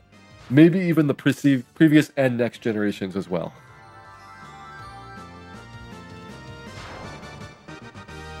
And especially when you had things where they were porting games between different platforms, the Genesis version often heavily suffered from that, because they would write the music for something else and then the Genesis version would sound terrible.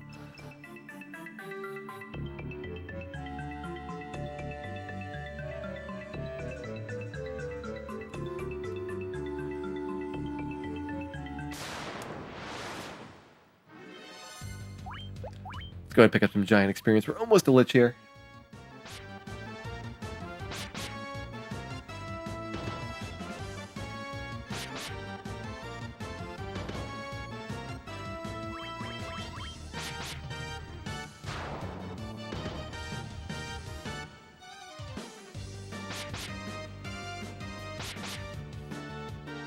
This is what our life would have been like if I had done the grind at Hollow Giants instead of doing it at the Mummies.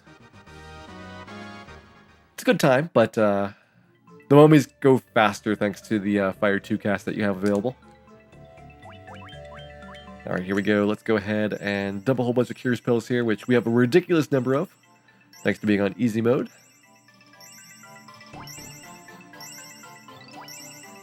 And I can't save the game, so hopefully this goes well. We're not going to die into Blizzara, so I know that we have a good start on it. And with this amount of HP, I think we should be good, even if he gets to Lit 2 and Fire 2.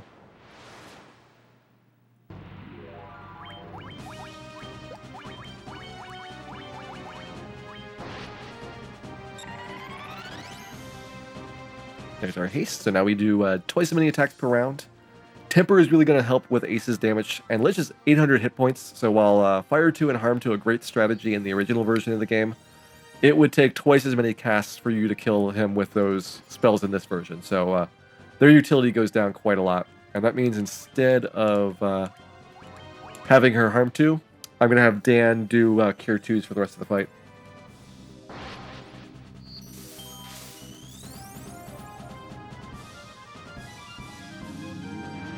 Good, we didn't get Ace put to sleep. I probably should have moved Ace out of the front just so that he would have a higher chance of avoiding that fate.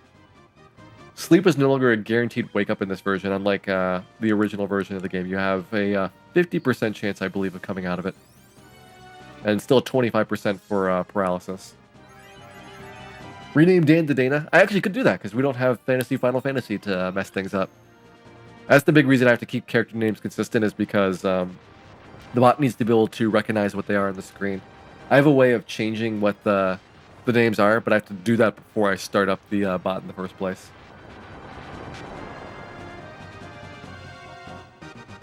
What does no memo save means? It means I cannot use the quick save feature that's built into all the remakes. And since there is no encounter manipulation in this version, it means the dungeons are going to be really, really hard.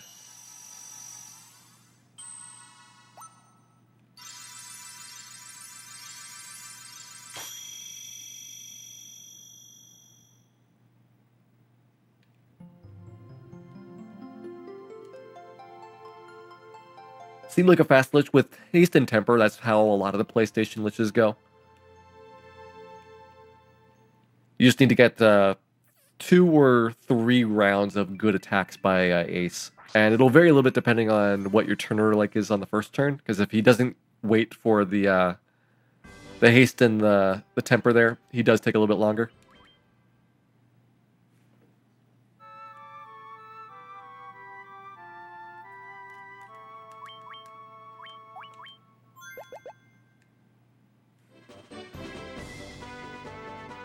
Go ahead and tent there, just in case we have a bad encounter on the way to Crescent Lake. I think Crescent Lake should be fairly smooth overall. We have enough levels that a lot of the lower tier stuff shouldn't be a problem to run from.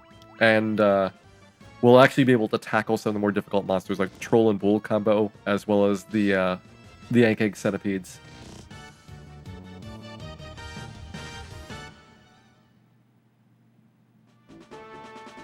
I love how the chat's talking about USB floppy disks. I still have an original 3.5-inch drive sitting around somewhere, just in case I ever need it, but motherboards no longer have the pins to go and hook those up for the most part. So you have to have like certain motherboards to use floppy drives at this point. So USB might actually be the best way of doing it.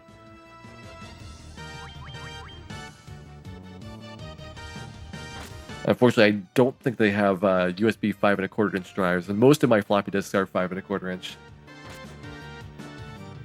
I'm sure they do, actually. I bet somebody's made a 5.25-inch USB adapter somewhere.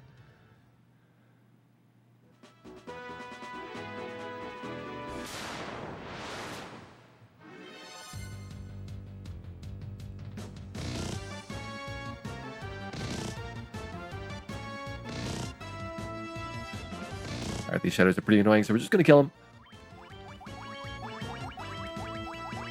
The nice thing about having plenty of spell charges is you can blast away a lot of the monsters that in the original version of the game you have to skip. Anything that comes in large packs, you have an easy way of dealing with them pretty much from the first 25 minutes on.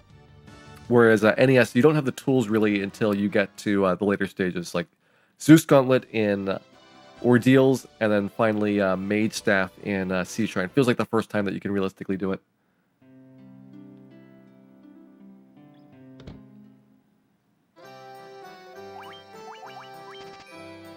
Alright, I want to keep the Mithril Helm there for Ace. 40,000 gold should be plenty. No item shop here, but what I'm going to do is get my black magic spells for the red mages now. I cannot get Warp yet. That's okay, because I can at least get the other ones. So we're going to go ahead. One person needs Warp, the other person needs Fire 3. Let's do the white magic spells first. Oh, I also can't get Life. A lot of things I'll have to come back for later. So Cure 3 I can get. We'll save 1 slot for Life at the end, and then one person's going to have Fire 3, the other one's going to have Warp. Let's do it this way. Doesn't matter which one is which, I think. Well, to some extent. Like, one of the red mages is going to be significantly weaker than the other. And maybe that'll come into play for the later dungeon. About which one I want to have the certain spell charges on. Also, a question in the chat. Is Strike First still based like on the NES version of this version? I want to say that there are some changes in terms of how Strike First and ambushes work. Because the way that NES worked is that there was a base chance for the monster formation, and then there was an adjustment based on your party leader's luck plus agility scores. So as those two stats went up, and basically every 10 points combined of those stats, you had a 1% better chance of getting a first strike / 1% less chance of getting an ambush. And I don't think they use the same system here. So there is probably more about the opposed check against the monsters, but I'm not totally confident about how exactly it works.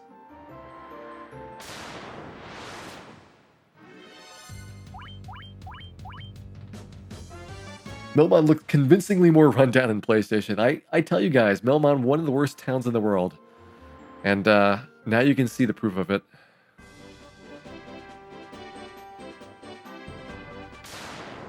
Hey, Delta Waves, welcome in. Nice troll fights. Let's go ahead and pick up some experience here. I could also fire too, but I think with only 2 of them, we should be able to take them down pretty easily. It's actually kind of borderline. Let's go and drop a fire too. I can always stay at the clinic or stay at the inn at Crescent Lake when we get there.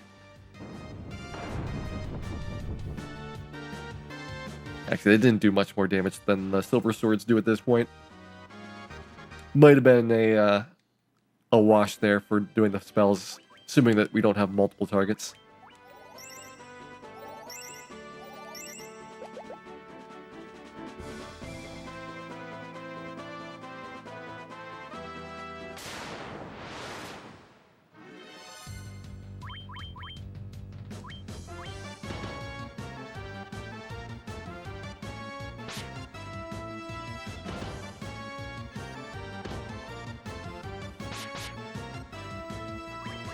Do I notice when my name is deliberately misspelled? It's hard to tell if it's deliberate or not. That's the thing. Intent is a very difficult thing to communicate through chat. But I pretty much can figure out when people are saying things to try to get my attention. Let's go ahead, drop a couple of cure ones here. The walk shouldn't be that dangerous, but there are a few monsters that could give us a hard time. In fact, thinking ahead to it, I only have 4 gold needles, and I should stock up on those before going to ordeals. So we're going to take a trip up to Elfland here, because unless they've changed it, Crescent Lake does not sell gold needles. I don't remember it being different in this version, but who knows? They could have made a lot of nice improvements to it. I never understood why in NES Crescent Lake didn't sell gold needles. There's space for it in the shop. And this is a point in the game where gold needles are actually rather useful. Like, the ice cave is nearby, and that one does have cockatrices in it, as well as the eye's petrification attack. I'm trying to think if there's anything in Gurgu Volcano that has petrification. I want to say that cockatrices take a break and don't show up in that dungeon. Wow, that's a lot of junk. Good experience though. Double bull plus a bunch of scorpions. This is a pretty uncommon formation.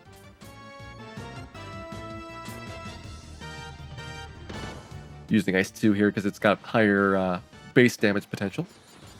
And nobody in this group has got elemental weaknesses. Pyrolisks show up, but they do not have petrification. They have instant death gaze. So they're a little bit of a different threat for dealing with the way that you need to recover from it. All right, we made it. Safe and sound. Okay, we need a mithril shield. Let's go ahead and get bucklers for the red mages. Why not? I already have a helm. We'll get the gloves.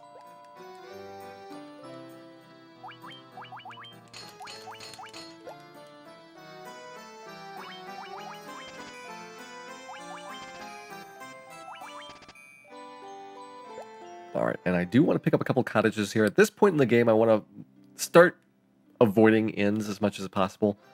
That way I can get my spell charges back before the start of dungeons. And yeah, we definitely want to go and get a stack of those. 5 should be enough for right now. We need ordeals, ice cave. Maybe I do waterfall first, and then I'll be able to pick up another big stack in the future.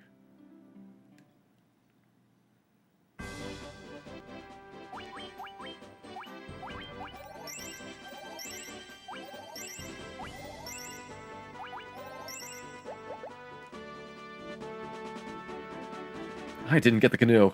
It's like, why can't I go across the lake? There's an obvious reason for that. It's because we didn't visit the old men. They're lonely without us.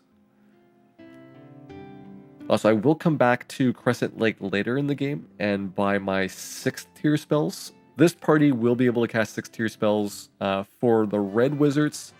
I'm thinking that Lit 3 is the only one that's going to be interesting for them. The white wizard might want to get exit and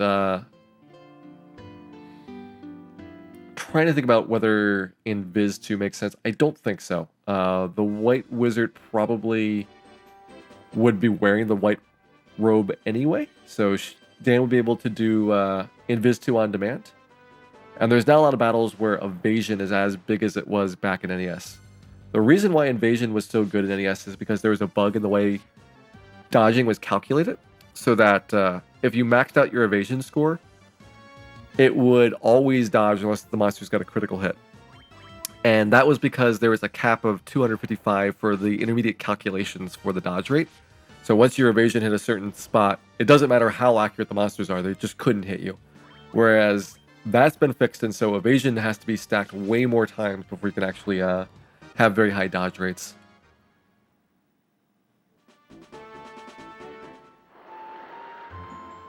Red Wizards can also cast Exit, but I only need one person to cast it.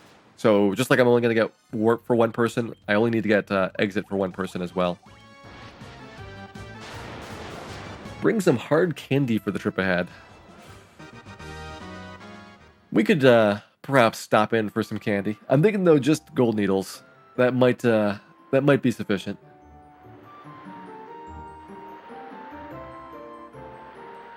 It's not too far out of the way here. We sailed past Marsh Cave anyway, so you're pretty close to the south dock of Elfland. In fact, you sail a little bit east of where Marsh Cave is, so Ordeals, you turn down about 10 steps to the right from right here, and that means you're almost at Elfland.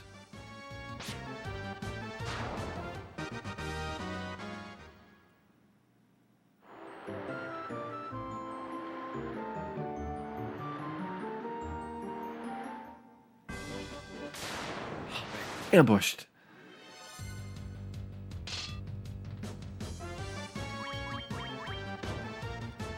Just trying to get some gold needles here.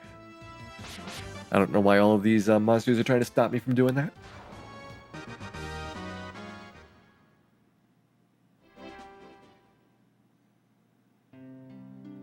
Alright, we don't need any weapons or armor. Spells at this point are not a problem. Until we get the class change, I cannot get the Cure 2 spell for my knight. 10 should be enough for right now, though. The most I can imagine using in a dungeon is something like that. And that's if we get a ton of cockatrice fights. Already have our Haste and Ice 2 spells.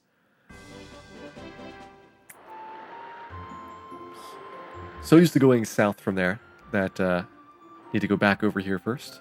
That should be good. Ordeals is going to be rough. We need some good luck with the encounters here. There we go. Other than that, I'm trying to think about what else could be problematic. I guess outside, like right here, this is going to be a little bit of a tough stretch. Can't really run from these monsters for another few levels, so I'm just going to try and kill them as fast as possible. The Catmen I think I could run from, and that's probably my preferred encounter to see here, even if it comes together with the Saber Tees. That's a better fight than most of the other monsters around this section. Ooh, maybe we'll even see some Sorias. Soria is a uncommon monster. It is the top tier monster in the Iguana Agama line. And its unique ability is that it has a petrifying glance, because it's actually a basilisk, which is what it should be called here in this version. There's some catmen, and I think we are fast enough to get away. Man, those things hurt a lot until you have plenty of armor. Usually don't see those until after we get to Mirage Tower, which is way, way further into the future. And look, we made it. Okay, I have not done my HP recovery or my spell slot recovery, so let's go ahead and do that. And hope for some good luck here. I mean, I do have plenty of Fire 2s to work with, so the Whiz Mummies and Zombles are not going to be a problem at all. It's going to be most of the other stuff that normally you don't see in the NES playthrough. I guess if we get random zombie teasers, they're also not going to be a problem.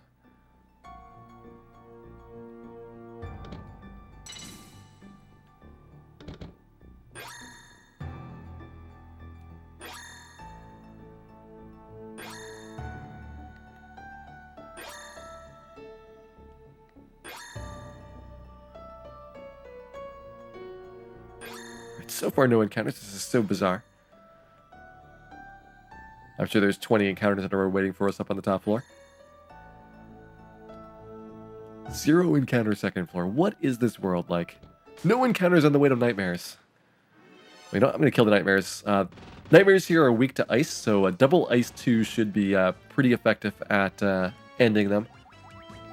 So there we go. Ice 2, ice 2. Heal staff is not really important. We have much better ways of healing with this party. Heal staff would be more interesting if we were playing on normal difficulty because of spell slot limitations. There we go. We got one of them.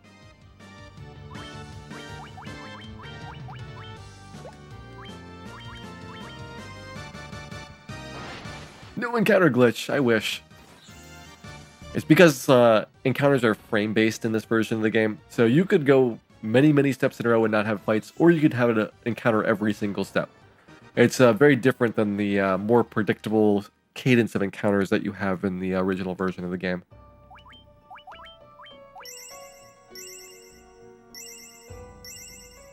Yeah, I can't believe that we're already level 15. I'm not getting the optimal spell slot growth on Ace now. You have to go and do your class change before 15 for the best possible growth path. Starting at 15 and every odd level thereafter, the knights are eligible for getting new spells. It's a really minor thing because they'll cap out anyway at a pretty low level. Alright, so let's go ahead and give you Ice Brand. You know what? I guess Mithril moves down like that. The White Mage doesn't have nearly the good HP as what happens on the GBA version. White Mages on GBA, I think, got another HP buff so that they actually keep up with fighters for a certain extent through here. Maybe around level 20 or so is when they stop doing it, but in this one, we're only keeping up with the Red Mages. Red Mages, I think, also had another debuff in GBA in terms of HP growth, because I know that getting the HP targets that I want are rather difficult, and that's got the same leveling for XP growth as easy mode does here. So I think I had good HP values on Red Mages much sooner than I anticipated.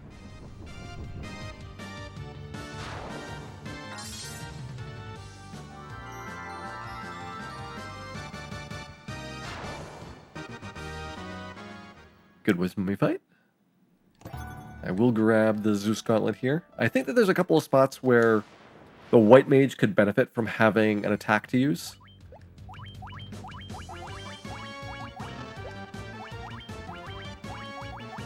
And that's why I'm bothering to pick it up. Other than that, there is not a lot of opportunities for Zeus Gauntlets to be used in this run. Why did I ice? That makes no sense. Fire 2 makes a lot more sense on that. Might have misclicked that.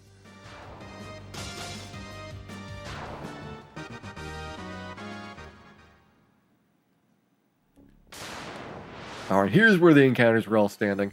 Oh, and Mind Flayers, how wonderful. I guess we're just going to go for it. Mind Flayers don't have a lot of HP, so I'm just going to try to kill them before they kill me. Don't stun us. Ah, the stun. The stun move. Okay, only one person got paralyzed. That's actually pretty good luck. Mind Blast is so easy to have your entire party be stun locked from one cast of it. And if it's multiple Mind Flayers, you can just sit there and spam it. And then pick you off one by one with the insta-death attribute on their physical hits. You know what? These guys probably are weak to ice. Just thinking about it. We don't run. I might ice to them.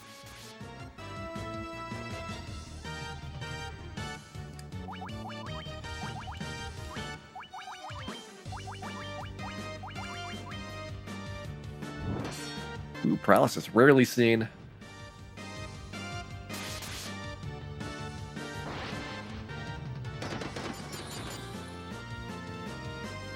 Ice 2 is not effective on them. They are evidently resistant to ice. That is inconvenient.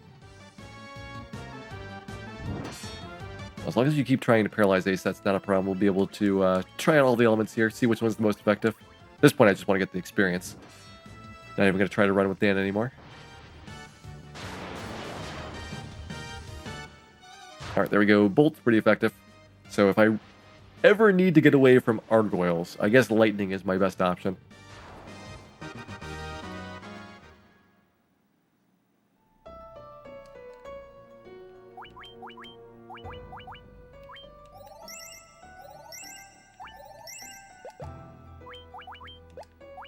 You know, 14 is not going to run out of charges. I was like, do I need to conserve my Cure 2s? And the answer is no, not at all.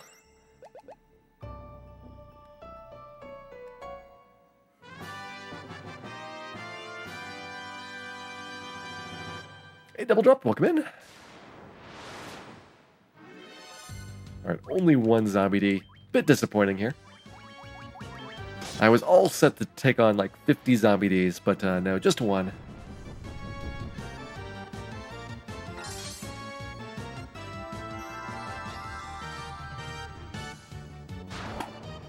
There we go. Zombie D and Tail have been cleaned up here, which means we just need to walk back for more deals. In case I get a really bad encounter, I guess I should save right outside. Other than that, on to Ice Cave. I don't need to stop at Elfland because I already went there.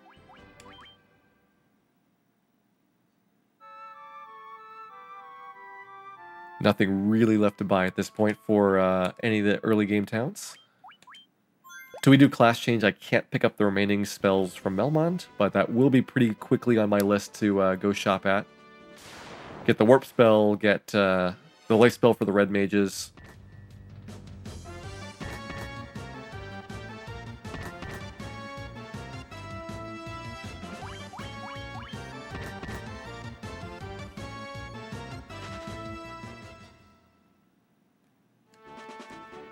Okay, let's go ahead.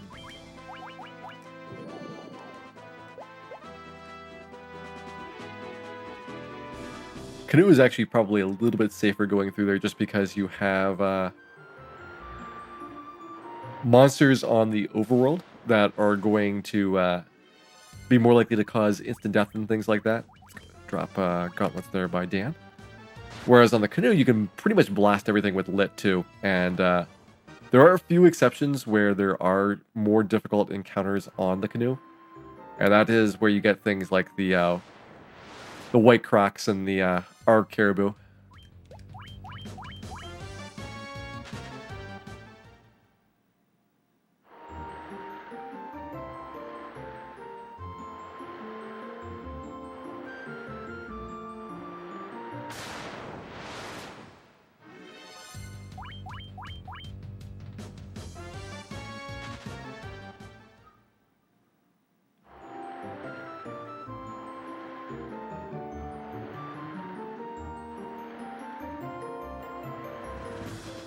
Wow, now it's on to Commander Keen discussions. Keen was a interesting series overall because it was actually more in line with what id Software did at that time before they started working on things like Doom and Quake. They had a lot of ideas for 2D sprite-based games. They actually worked on a concept demo porting Super Mario Bros. 3 to the PC, and it looked kind of nice, but they just did like a concept demo. So like they did like one level of the game. And turned out Nintendo was not interested in having their games ported to PC, and so the project never went anywhere. How do we run away on our own ship? I guess we just move the ship out from underneath the monsters. They fall back down into the ocean.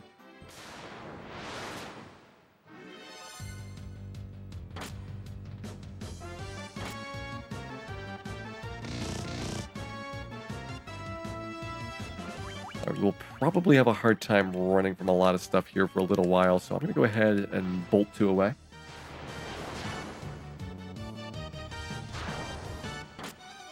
As you can see there, Lit 2 is just barely enough to kill Caribou, but it's very inconsistent. That's why when I do NES playthroughs, like on the Marathon route, if I need Caribou experience, it's usually a much slower process because you're going to gauntlet and then usually have to gauntlet a second time to go and clean out the rest of the pack.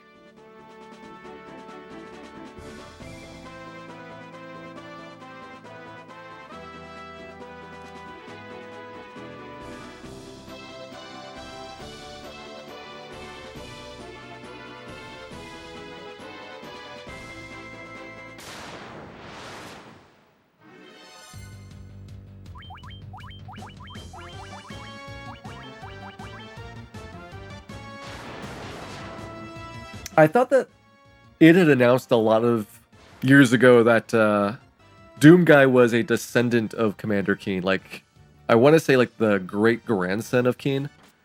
It's a complicated storyline, but a lot of the games that id Software did kind of worked together in terms of some kind of overall story. And it was just kind of silly that they integrated it like that, but it was a neat thing that they had done.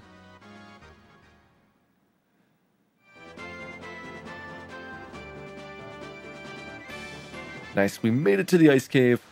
Do I do ordeals before ice cave in this route? Yes. So in most versions of the game, I do ordeals first so that you have better gear for ice cave. PSP is probably the only version that doesn't do that by default, just because you have better gear from having done the equipment glitch. All right, I need to heal up a little bit here so that house takes us up to full.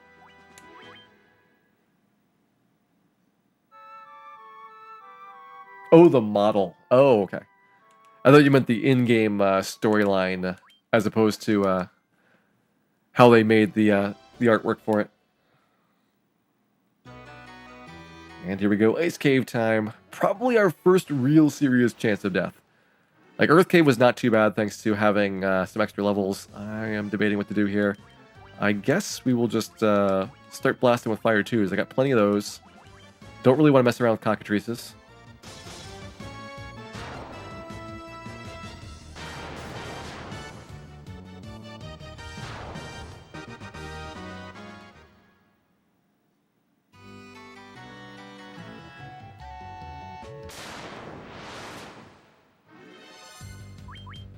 Okay, these guys not so tough at this point. Although White Mage can't kill them, and evidently neither can Cal. Not expecting the Red Mages to be missing for every single one of their hits at this stage of the game on some very easy monsters.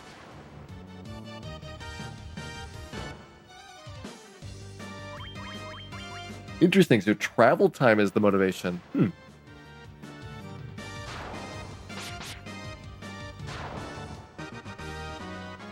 I guess the encounter rate differences do play a factor in that. The encounter rate is so high on most stretches of the game on the other remake versions that you would actually have to take a much slower walk if you had the airship going to ordeals than if you just sail there in the boat.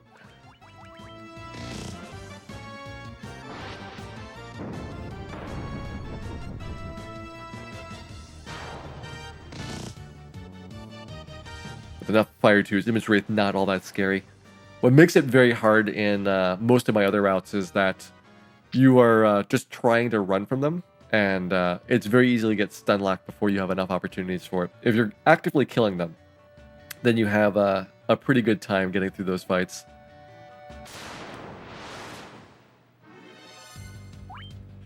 Actually, 2 is not a problem. Just go ahead and kill them with physicals.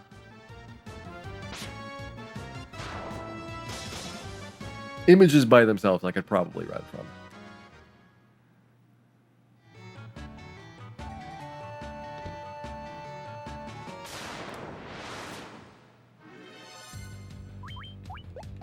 Just have you gauntlet.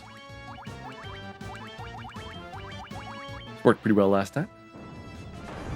The other side effect of this is it gets me a pretty good amount of experience. These fights are actually very valuable for XP. And when you look at the numbers, it's like you're getting almost an Agma worth of experience from a lot of these fights, and it makes it so that Gurgur Volcano is a lot less critical as a result. We'll still go to Gurgur Volcano and perhaps spend some quality time with the Agmas, but no longer essential with this.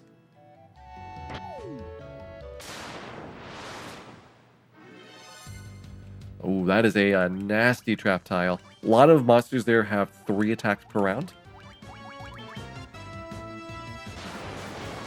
And that makes them especially good at paralyzing.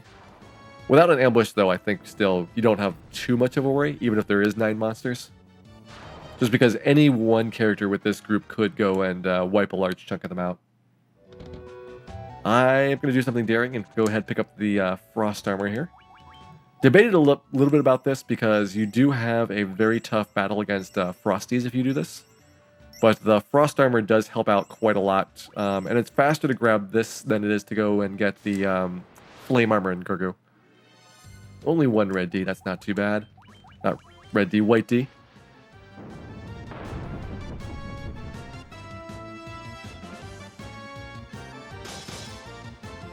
There he goes. Doesn't even get a Frost Breath me.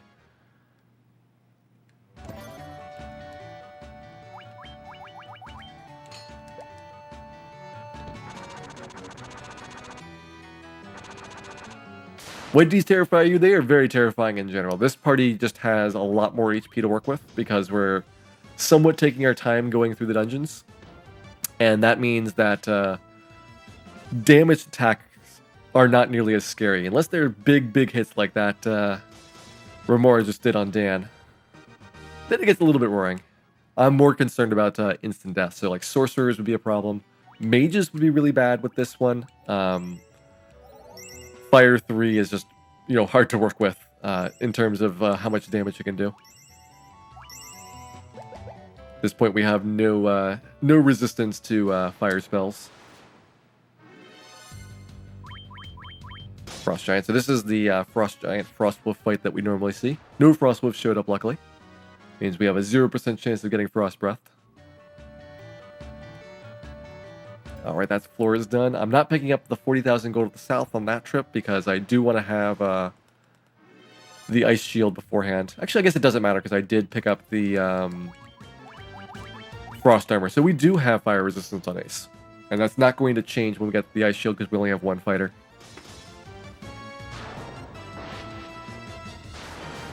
I guess the other factor is I should have plenty of money here. Don't have to worry about poverty strats at all.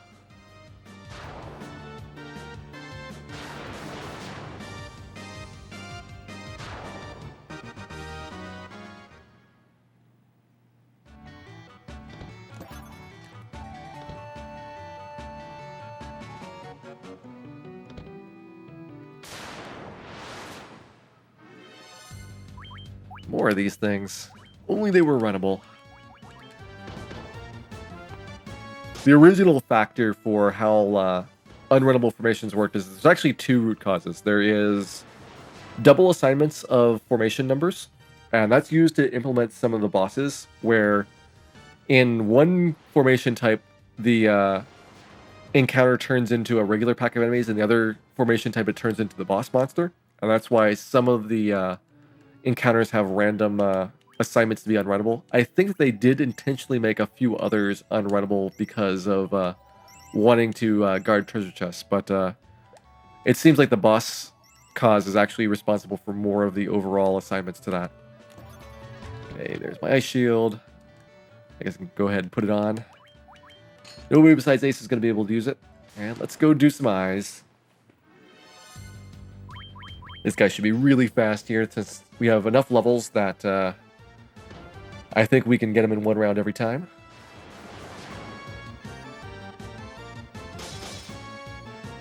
There he goes.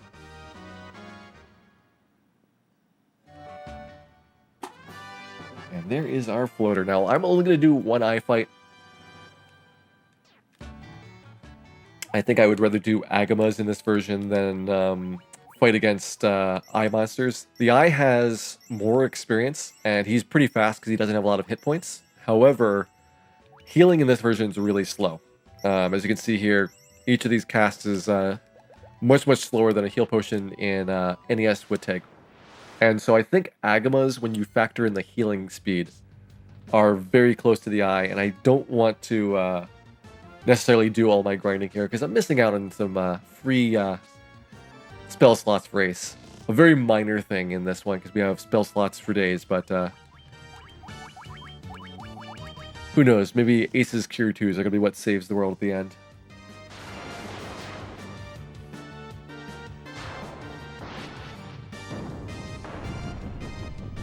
Is the Evil Eye considered a boss? Yeah, he is unrunnable for that, and you have the same formation for the Eye in Sky Castle. So there is a spot in the game where he turns into a regular encounter, and he's still unrunnable for that. I guess a better way of explaining it is there is no concept of a boss flag. There is certain formations that are marked as unrunnable, which is different from being a boss or otherwise having special properties.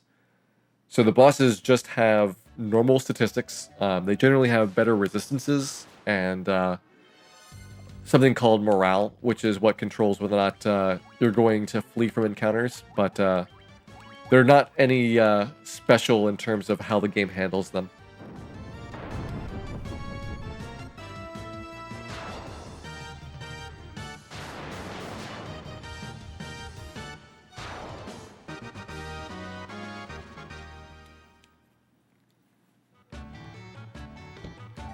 Probably don't need this money. I'm just so used to going in and grabbing it. It's like, why not pick up 40,000 gold while I'm here? Mind Flayer. Just who I didn't want to see. Luckily, there's only one of them. You're not going to see the really bad Mind Flayer fights until later on in the game. There are two spots that are awful. There is 4th floor of Sky Castle, which has the first time that you see the Mind Flayer Clay Golem combination. And that's a really bad one because Clay Golems cast haste, giving the Mind Flayers more attacks per round, and therefore more chances to do their instant death proc. And also it comes in packs of up to 6 Mind Flayers for that, so it's a real fun time if you happen to get a lot of them. Is Zombie D similar to Evil Eye in that sense? Yes, so Zombie D was almost certainly marked as unrunnable, so that you wouldn't be able to get away from the fight in the Ordeals area. And if you fight Zombie Ds later, there is a formation with them in Temple of Fiends Revisited. Those are also unrunnable. And then there is a Zombie D Whizvamp encounter, also in Temple of Fiends, that is runnable because that's just, you know, some random guys hanging out together.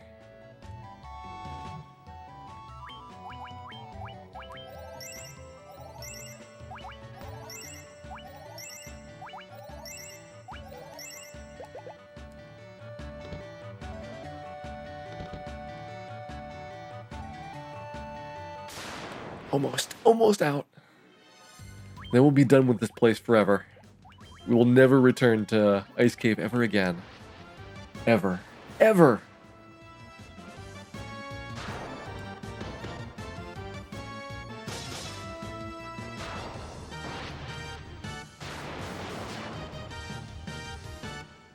Multi-target haste would be kind of interesting in this game. There is, you know, a good argument for why it would be beneficial to you, because there's a lot of spots where you do need to have 2 haste spells cast for your fighters in some of the routes.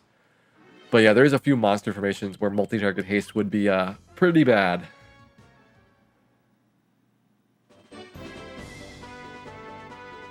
Most unlikely enemies to ever see in Final Fantasy runs. Iron Golem is only on 1 floor of Temple of Fiends Revisited. That's Tiamat's floor. So you will almost never see him, because Tiamat's floor you can more or less skip since you don't need the Mazmune. You can just go right across the top of it, so you don't spend very long there. There is the T-Rex, who is only in the Yukon Desert area. That's a little bit broader, and also you go through it twice thanks to going to the tower and back.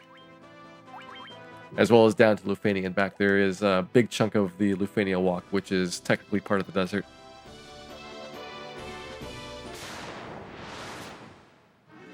Warmech is actually somewhat common. He is 3 and 64 in the NES version, and that floor is a really high encounter rate. And so you can get Warmechs pretty easily. The monsters I just said, the Iron Golem and the T-Rex, those are actually Group 8 monsters. And the way that the distribution works is that Group 8 is only in the second half of 256 values for the encounter cycle. And that gets reset every time you power the console on. So unless you play through 128 battles, you cannot see those monsters ever in the original version, making them particularly uncommon, on top of the just the low rate at which they appear.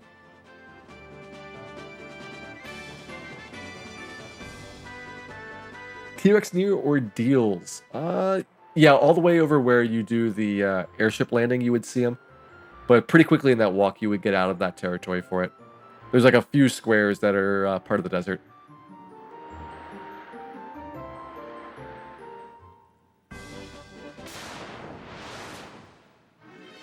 speaking of which, we got a desert of our own. These are monsters from just the Crescent Lake area, so we should be able to get away pretty easily. Wow, they're running from us. These guys must be particularly cowardly. We are only level 18. And Peds, I thought, were much, much stronger than that.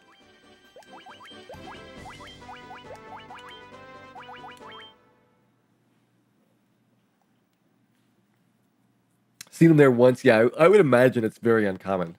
Being 1 in 64 and also probably only a couple of tiles where it's eligible.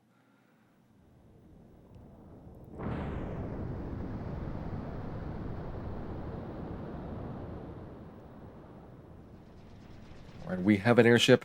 I'm going to go ahead and do some shopping here. And then carry... Maybe we just go for it. You know, don't even bother doing Agama grindings. And see what kind of level I end up with. On the rest of the game, I'm going to have to do way more encounters than normal.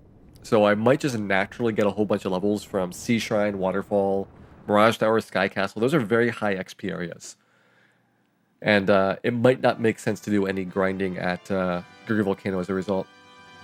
We'll stop in though and get at least one Agama, just for old time's sake.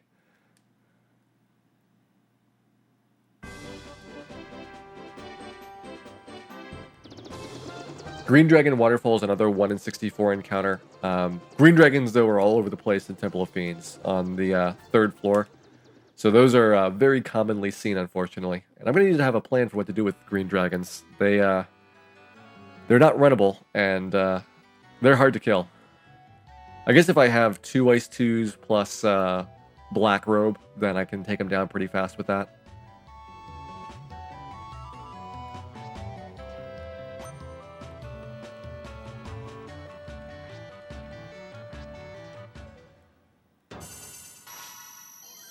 Poof, presto changeo, we are swapping some classes. So we're going to have a Knight, 2 Red Wizards, and a White Wizard here. What are inside the nearby caves? Most of them have some random junk. I'm going to go ahead and grab 20,000 gold, which is to the cave to the east. There is another cave which has a cottage in it. And in the remakes, it has a Mega Elixir, so... GBA, you sometimes go and pick up the Mega Elixir there if you haven't gotten one yet. Or it might just be a regular Elixir, I forget which of the two. More likely to be a regular Elixir, because I remember thinking I only needed it as like an emergency backup. This is the one that has the 20,000 gold in it.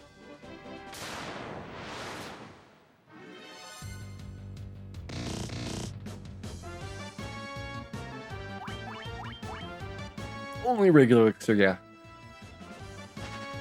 That's the one off to the west-hand side. And obviously, in this version of the game, they don't exist at all because GBA was the first version that introduced elixirs, ethers, and other nice curative items into Final Fantasy 1. The items that I have to work with for PlayStation are exactly the same as they were in the original NES version. Let's do the top one here.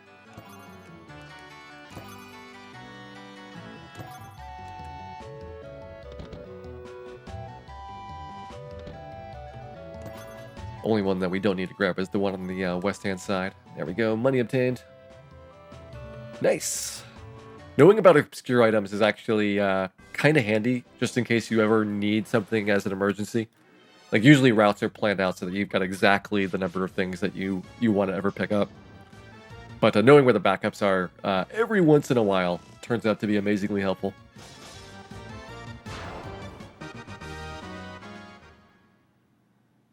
Are there any encounters in those caves? No. Those are the same as Bahamut's cave in terms of encounters, which is none at all. Okay, we'll go ahead and pick up our warp spell here, as well as our life spells for the Red Wizards.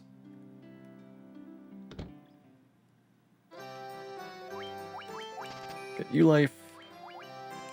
Get you life. This is going to be really weird for the spell order. Should have done something a little bit more consistent for the purchases, but... I'm sure it'll be fine. There's my warp. Might not have even needed warp, because I could just exit for almost everyone instead. The one spot where warp is better than exit is Sea Shrine, so that you don't have to ride down the bucket a second time.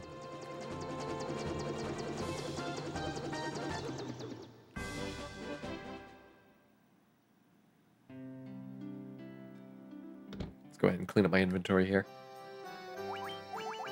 Alright, not too much to worry about. I will keep the gauntlets for right now. Zeus gauntlets quickly become obsolete once you have higher tier spells as well as better options for them. You know what, let's get Cure 1 for the night for old time's sake.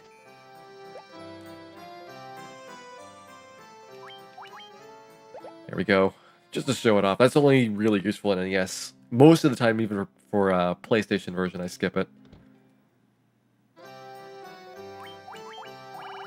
Okay, good for antidotes for the rest of the game. I don't think we've ever used a potion so far. We've had so many charges of Cure 1 to work with.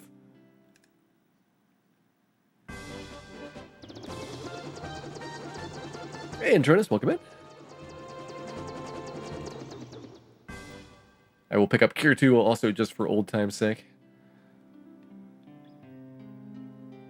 Especially with a White Wizard, we have a ridiculous number of healing charges pretty much sitting there for nobody to do anything with.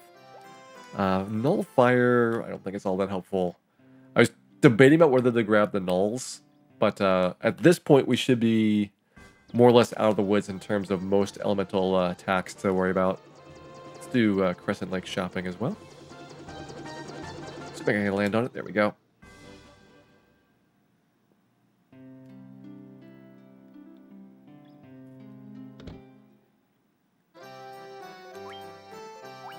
Alright, you're going to get an exit because you don't have anything else to do with those spell charges. Yeah, and Viz 2 really doesn't make sense. Shield 2 is actually kind of interesting. That's the Protect line. And that's because Evasion's not nearly as good in this version. However, I don't think that we will really worry too much about buffing. The boss battles are not the concern for this. It's the random encounters.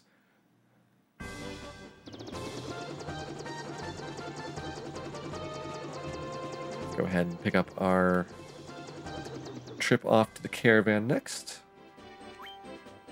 Okay, you guys all have pretty good HP.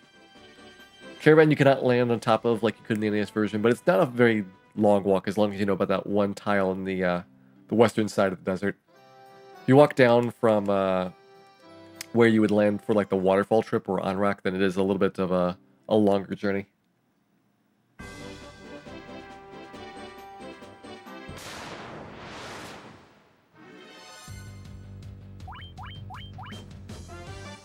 So we don't get any data about worms. With the preemptive, we have a 100% chance of running there. But I'll assume that we will not be able to run from a lot of the encounters at this point.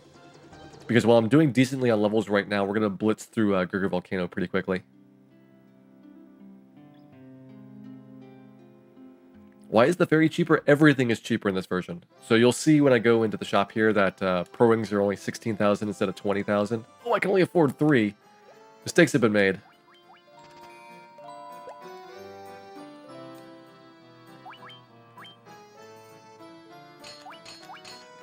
Welp. I mean, I could sell a few items here that are not going to be all that important, but you know what? For Gurgur Volcano, Pro Wing is not all that special, so what I'll do is come back to Gaia after Gurgur and go get the rest of the stuff there. Shouldn't have bought the 6-tier spells. I don't think they're going to be useful for a while.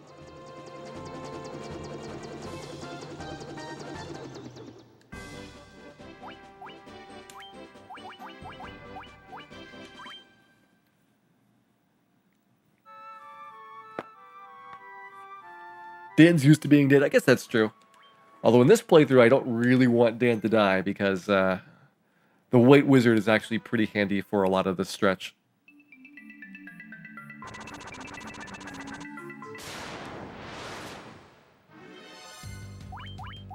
Right, Gargoyles, no problem. See you later. In fact, almost everything we should be able to run from pretty easily until we get down to the lower floors. I have to take a slightly different path here because they removed the safe squares in front of doorways as well as the southern ends of interior rooms. So there's a few differences in terms of the lava walking where you have to take steps on lava that the playing ground tile is actually better on for NES. I mean, it only saves you a handful of hit points, so it's not like a big deal. But you just have to be aware of the difference between the two.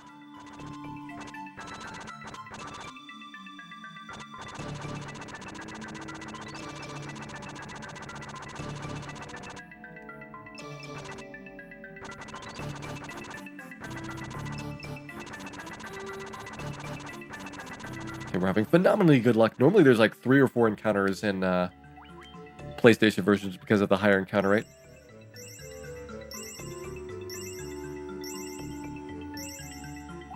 What is the optimal party for 4 different classes? For a speedrun, probably Fighter, Red Mage, White Mage, Black Mage.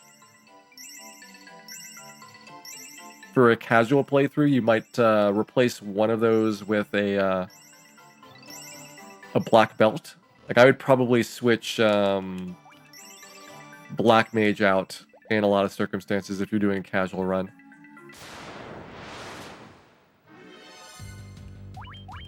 I should have gone from the front. I wanted to pick up an extra Agama because, you know, we're not going to see too many Agamas throughout here. And I thought they were on both the front and on the right-hand side, but evidently just on the front. Let's go ahead and grab this.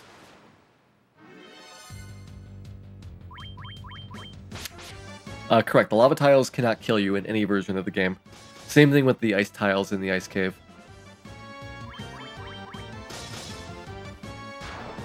PSP version. The only version that loves ninjas. I used to do a ninja in the GBA version when I was first working on the route for it. The ninja has some benefits because they do get the haste and the temper spells, and so they're helpful in the late game. And they have decent armor, so they're better than the Red Wizard at a couple of stretches. But eventually, what I decided on for GBA was Fighter, 2 Red Mages, and a White Mage, and that's because on the Chaos fight, you're going to use a lot of healing to keep up with Chaos's attacks. 20,000 hit points just takes a long time to get through. And without a White Mage, you have to have some pretty good luck with elixirs and mega elixir drops.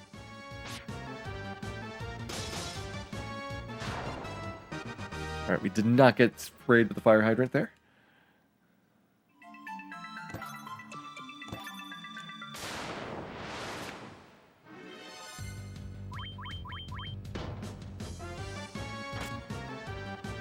Funny thing is, we're still very close to what a lot of the marathon routes were for a long time, just in terms of speed through here. And because I don't do a Gurgur Volcano grind, we should still be close coming out of this as well.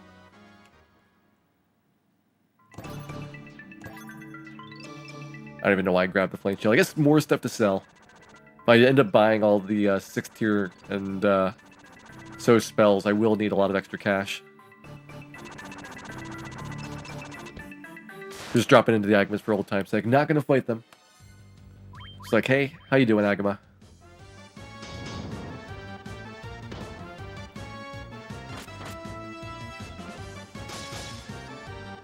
Turns out he's doing good.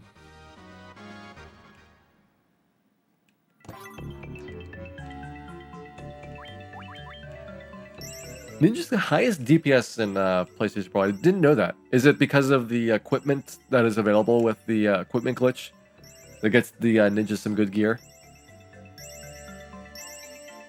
Because certainly in the earlier versions of the game, the Ninja doesn't have any real advantages over other character classes for damage. The Ninja unique stuff is not particularly special in terms of any of the weapons. It is nice that they can use some of the fighter gear though for defense. That's like their big selling point, is they can put on things like the flame armor and ice armor.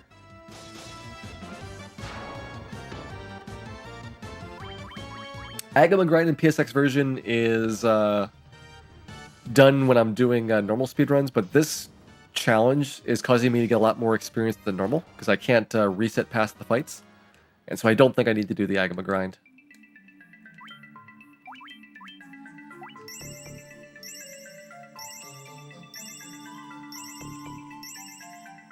You can alternatively grind on the eyes instead. However, on PlayStation, the eye is a little bit slower to recover from his Bolt 2 spells. GBA, the eye is actually the best grinding spot. You do those instead of Agamas to get through the game faster.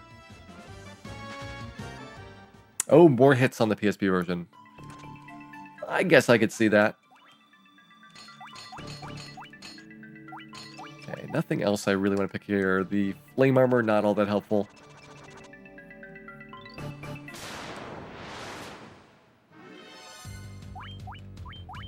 This should be runnable.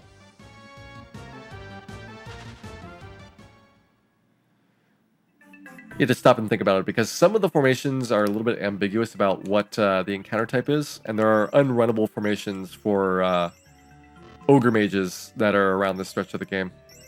It's the ogre mage together with the Cerberus that you can't run from. And here we go, time for carry. I think this will be a pretty good fight.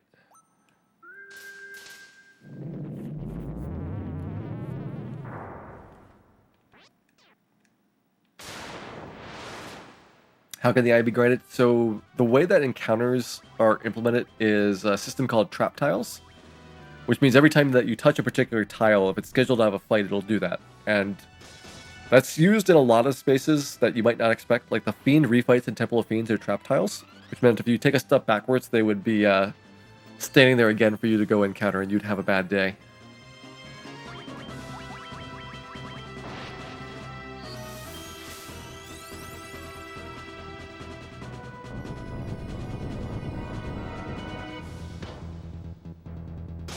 Wow, Carrie getting a lot of points there for darkness. That's 4 points of dark. She does not have a lot of hit points though, so this round we're going to kill her. Well, Dan's not, but Ace should. We are buffing the heck out of that Frostbrand right now. Oh, not quite enough. Should have waited for that one last temper.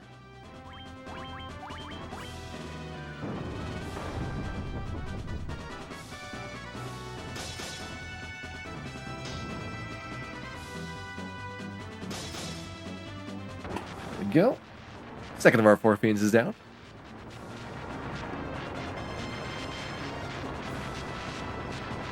Bad that darkness actually works. It's a really minor impact. Your accuracy is high enough that even with darkness on, you only have a small penalty for it.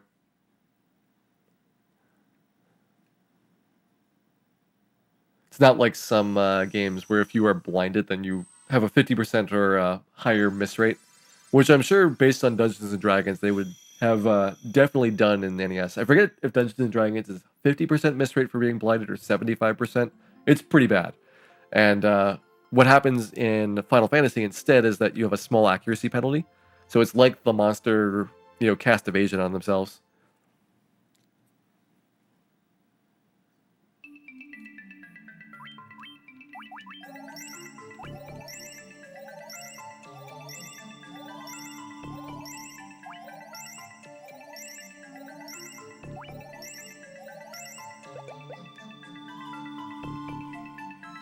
We made it. There are encounters here around the Fiend's throne, so you have to be cautious.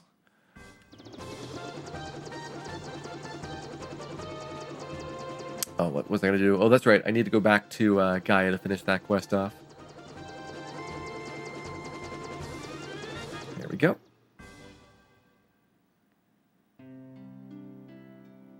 And I do want to poke my head in here to see what the prices are like for these tier spells. Okay, 30,000 a pop. I don't know if we're going to have the ability to cast 7th tier spells. White Wizard, yes, because she only needs 6 more levels, but Red Wizards are probably pretty far away. There's our purring for everybody now. A couple of pieces of items that can also be sold off now that we've completed Gurgir Volcano. No part in the game where I can think of where ice defense is needed, so we're going to get rid of the flame shield. Get rid of that sword. That's good for now.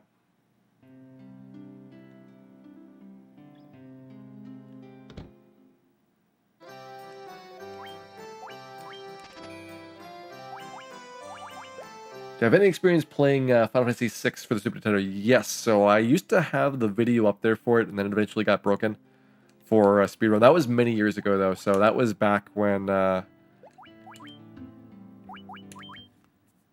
Fantasy VI was, at best, like a 5-6 hour run. It was a very different route at that era, and now there is all kinds of stuff with, like, the sketch glitch, and even with no sketch, there is a lot of heavy glitching going on that makes the game much shorter.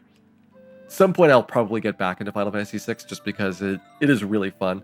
It's a little bit long, but it should be doable with my schedule. Like, no sketch is a reasonable length. And even glitchless is under 6 hours for the most part. Oops.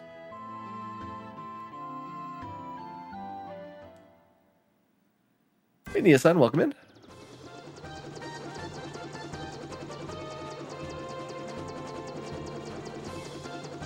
Actually, no, I can do it from this tile up here. Having to think about where you actually go and land in this version. It's different between the versions for what the spot is for waterfall.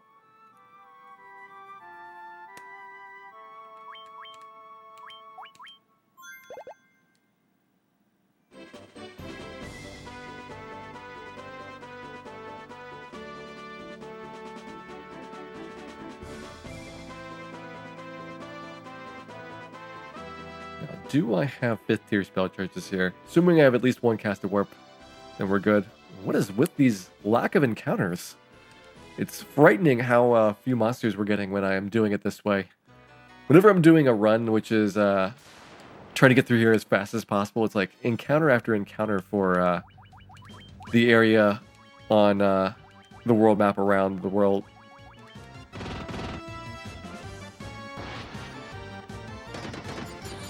Confused about 6 versus 3. So Final Fantasy in Japan had consistent numbering. So 1 came out for the Famicom, then 2 for the Famicom, 3 for the Famicom, 4, 5, and 6 for the Super Nintendo, and that was broken when it was brought over to the US. So 2 and 3 were never released, because by the point that they were thinking about doing the translation for them, it was not really interesting to bring out more NES games. Like they would have been very late at the tail end of the NES's life cycle. And so they skipped ahead to Final Fantasy IV, which became Final Fantasy II in the US. And then Final Fantasy V was considered to be too hard for US. And they developed a replacement called Final Fantasy USA. And that became Mystic Quest in America and had a different title in Europe to be even more confusing. And then Final Fantasy VI became Final Fantasy III. And they realized this was dumb. So when Final Fantasy VII came out for the PlayStation, it was called Final Fantasy VII everywhere. And that's why early Final Fantasies, there is a difference between what some people call them and what you might see on more common publications.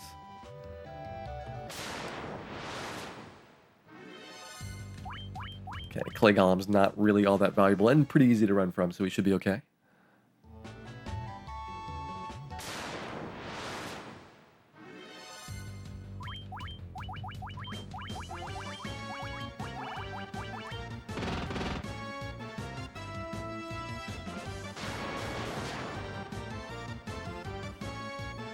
Killing nightmares, since they have pretty high agility scores, they're one of the hardest things to run from. They're up there with frost dragons and air elementals for speed.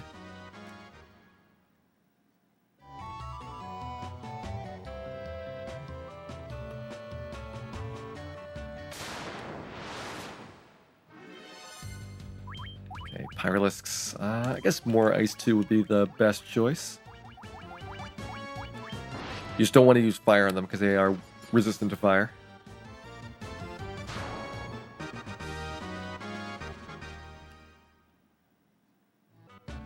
Yeah, for Game Boy Advance, they use the Japanese numbering for everything. So you do have 4, 5, and 6 on the Game Boy Advance, which is 2, 3 in the unreleased game for the US. That was the first time that Final Fantasy V came out in the US, was the GBA version. And for speedrunning, there are big differences between the original release and GBA and the PC version, so while there are routes for all the different ones, most people play on the Super Famicom version for it.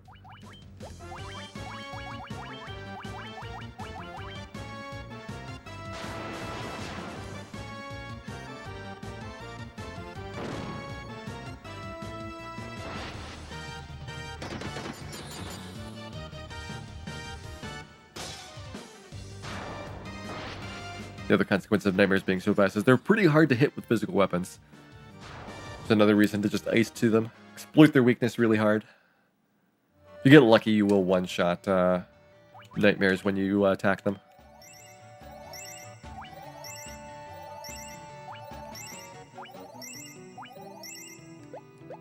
Alright, level 20 looking good here. that's a lot of jerk birds. I guess you can attack. You guys are gonna ice and bolt. It's weird playing a little bit differently in terms of the style here, not having the memo saves. Because a lot of things where I just be like, yeah, we're gonna run from it. We'll give it a try, and if the run doesn't work, who cares?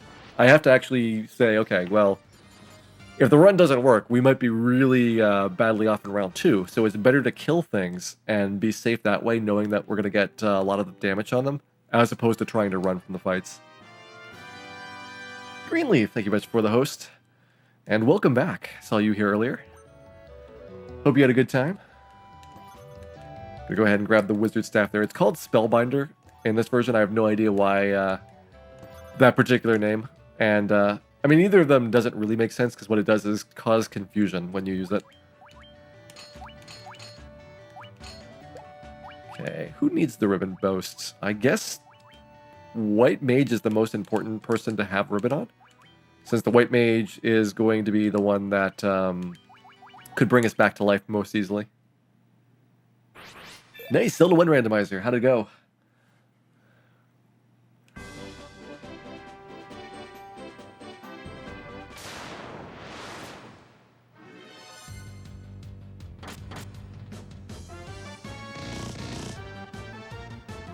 Oh, we got poisoned. Cal!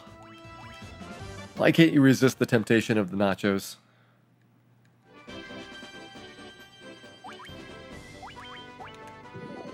It's actually my first poison in quite a long time. Poison is most commonly seen at the very beginning of the game, and there is a bit of a stretch later on where it comes back, like when you're going through Sea Shrine here. But generally, like Marsh Cave and Earth Cave is the stretch where you use up most of your antidotes. Third place, nice, congrats. Sounds good. And no memo saves is going pretty well. Like, haven't had a problem so far. No game overs, which is actually better than I expected. I was thinking I would have to try Earth Cave and Ice Cave and Ordeals more than once. But I think it's been a combination of having enough levels that I can deal with a lot of the encounters, and also some good luck with every time we got sorcerers, there's only like 1 or 2, and I was able to kill them before they killed us.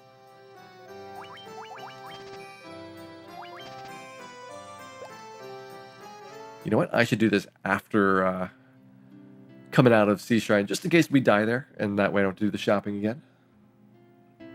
I should pick up quite a lot of money going through Sea Shrine here, and I'll use that to pick up level 7 spells. I have no idea if we're going to have 7th tier spells available. I think White Wizard likely, Red Wizard unlikely. So maybe I just pick up 7th tier spells for Dan and don't worry about the Red Wizards quite yet. Actually, I think about what would they even use? They should be able to cast Ice 3. I guess that would be helpful somewhere.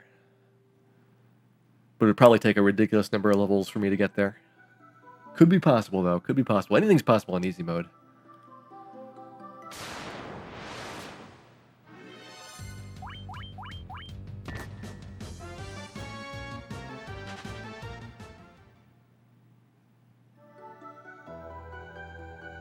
Ice 3 and A-Rub. So A-Rub's not going to be helpful because we'll have pro rings on everybody. So it would just be Ice 3 as their pickup. So yeah, not all that tempting. What is tempting though is I'm going to pick up the Diamond Armor here for Ace. So this is 8 upgrade to his Absorb rating for physical attacks, and it also gives him Thunder resistance. So that covers a lot of bases. I'll have the Ice Shield on him, which means that he also has Fire resistance, and that means most of the common elements are taken care of at this point. Gives me a little bit of a breather before getting to Mirage Tower. In a speed run going for like super fast times, I would not pick this up. Instead, I would just wait until Dragon Armor was available. Since you only have 1 fighter, you don't need a second strong armor for the knights.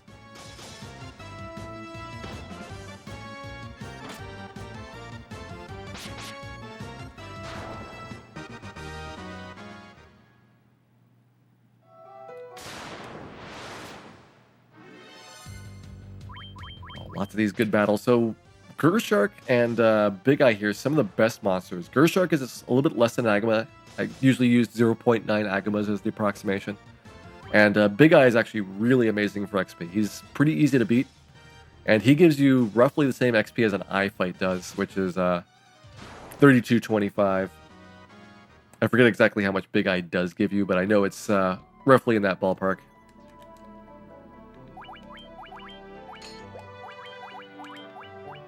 I've got enough charges. Let's go ahead and have Cal warp so I don't have to walk backwards across that floor.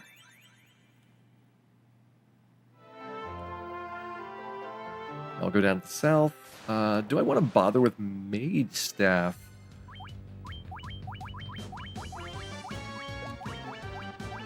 Might as well grab it.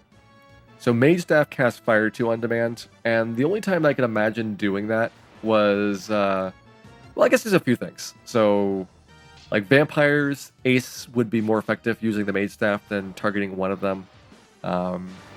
Medusas, same thing. Anything that has like a fire weakness, you might go that way. I guess like a 4 Zombie fight or something, if we got those in Lufania, would also be another one that you consider.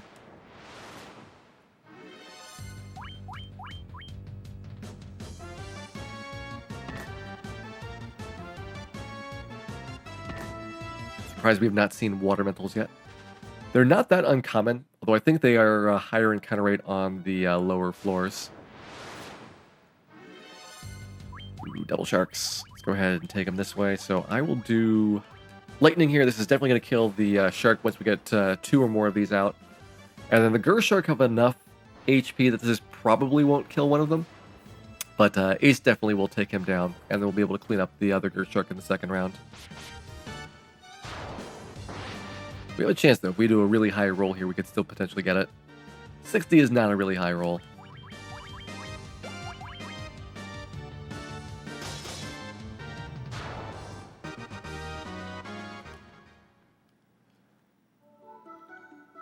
Now I want to go down here. This should be Mage Staff. Normally I come from the other side whenever I grab Mage Staff in routes. So it's done in the NES Marathon route, going up to the northwest corner, grabbing what's called Opal Armor in that version, and then coming down here for Mage Staff and finally going to a Mermaid Floor after that. But I'm kind of doing this backwards since I used the Warp spell to skip some walking.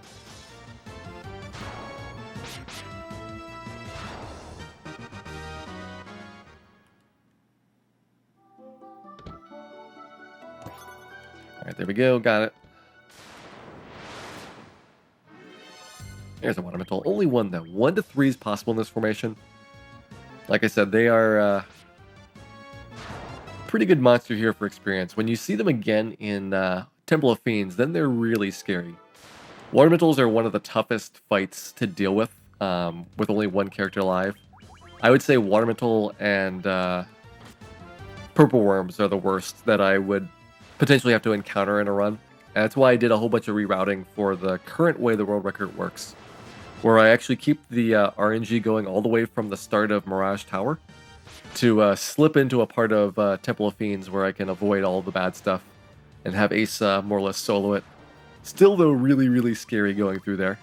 Almost everything can end that run, including, if you watched the run yesterday, some of the plain old random encounters like vampires. Let's go grab the money here. Only a couple of thousand gold, but you know what? Why not? So what are the items here? It's been so long since I picked them up. Okay, 10,000 gil is not too much. I can grab the diamond armlet up in the slab room and sell that for money. Just trying to make sure I have enough set aside for a 7th tier spell when I come out. Helm I can use. Gauntlets I can't, but again, we're going to sell those things. And then get the slab. Hey, Insult, welcome in.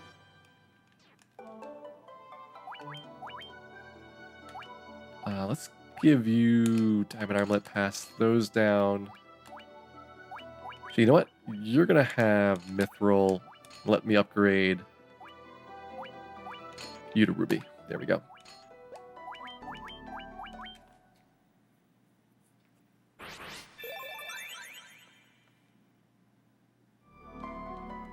Gonna tempt me to memo save. Well, I am resistant. So far, I have not accidentally memo saved at any point, which I'm happy about. I've also never reset the game at all. which I'm surprised by. I was thinking that there'd be a couple of spots in there where we're just going to completely give up and try a dungeon again. But so far, we've made it through every dungeon without dying or resetting. Hey, B Sharp, welcome in, and welcome into Beefy Curry as well. So we're back on to the main floor here. This is the entrance where we first came into Sea Shrine. The warp spells let me avoid a bunch of backtracking across those 2 floors. More snakes. Luckily, these are one of the easier encounters, although they're actually pretty good experience. Snakes and lobsters are surprisingly good compared to a lot of the encounters that you'd imagine. Like, trolls are one of the worst in terms of experience relative to how long it takes to kill them. And before this, trolls were actually really good, and things like snakes and scorpions were not. Ooh, nice to get preemptive here. Go ahead and grab some more experience. I want to see what my XP looks like because... actually, no, I can buy spells whenever. I was thinking about GBA, where you can't buy spells until the level where you can cast them. So GBA, you have to be level 25 for the White Wizard to buy the spells at Onrak. And it's a long walk back to Onrak if you don't get them at this time. So you want to make sure that you, at worst case, grind up to 25 here on a trap tile that's located nearby where the ribbon is. We might be close to 25 by the time we get there.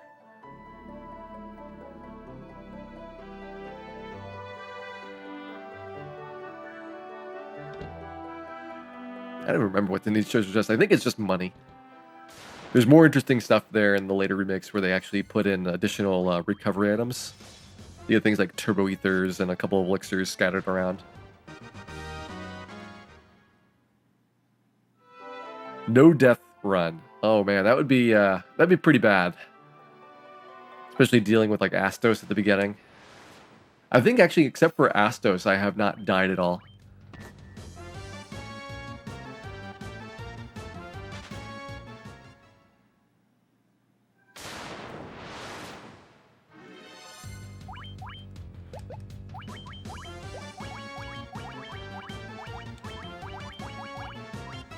Go ahead and kill the lobsters. These guys are going to hit really hard, and I don't quite know what our evasion or our flee rate is like. So I think that 2 bolt 2s is the safer approach.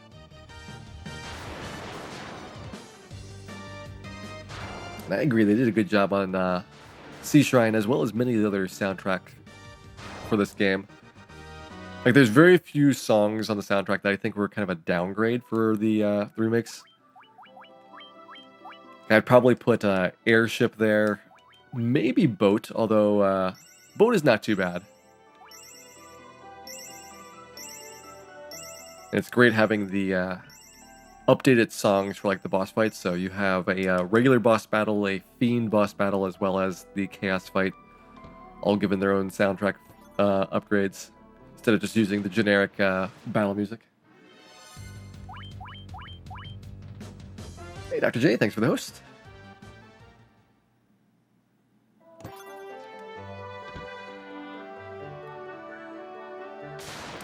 I should have warped there.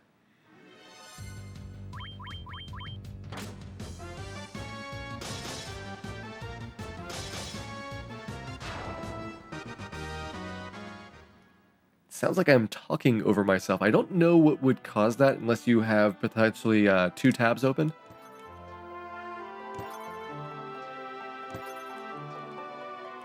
Let's go grab this fight.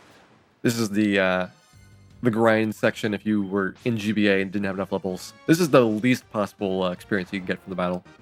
See if we can get a better one. It is 1 to 2 Gersharks plus a optional Wizzhag. That's a little bit better, but still could have been better. We'll just take the 2 though.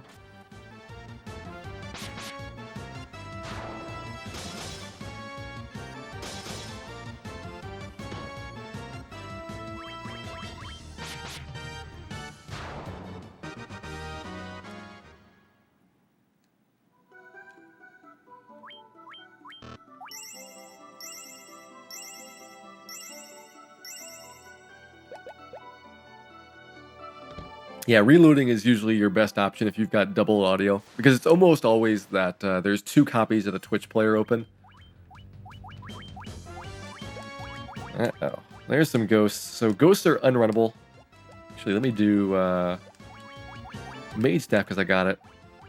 I don't really need Fire 3, but just in case it happens to come up on Bill, go ahead and drop that. And we have like 1,000 charges of Harm 3, so this is why you normally don't have much of a problem with Ghosts in the regular playthrough. Although for speedruns, you can see how much damage they're doing. That quickly is going to wipe you out at lower levels.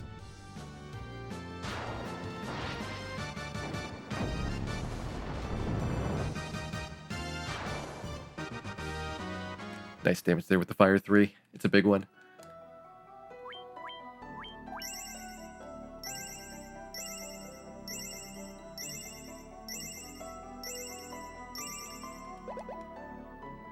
There we go. Final floor of Sea Shrine. We should be finishing up Kraken around the 3-hour mark. That puts us on a pretty good pace for 4 hours to finish the game. It might be a little bit over 4 hours, but I don't think it's going to be over 4:30.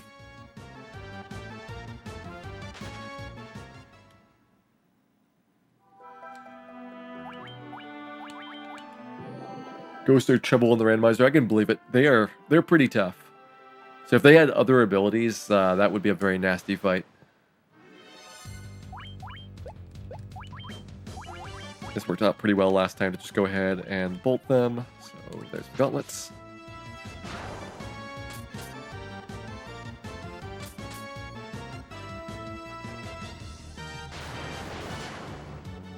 Most of the monsters here do have a lightning weakness. The few exceptions are actually important to know. The one really important one is water elementals. You need to use ice on them instead of lightning.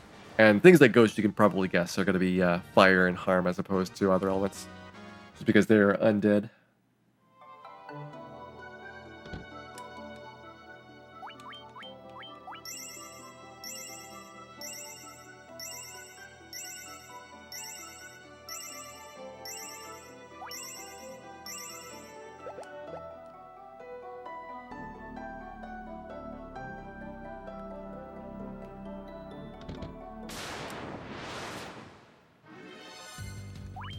Just want to listen to the Sea Shrine music. I'm trying to give you an opportunity.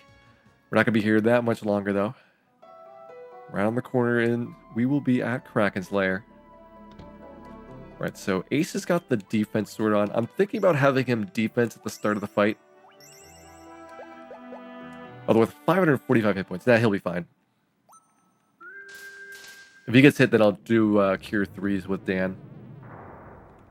And that should hopefully be able to let me race Kraken here.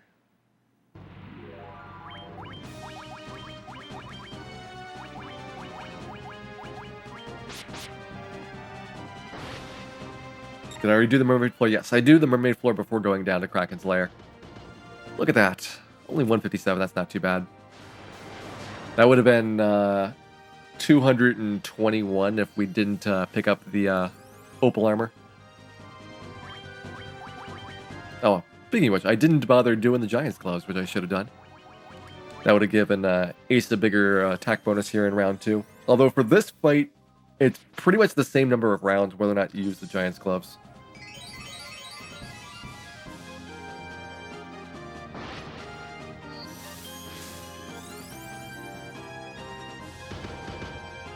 Still taking a good hit there. 158 is actually very nice to see for a Red Wizard.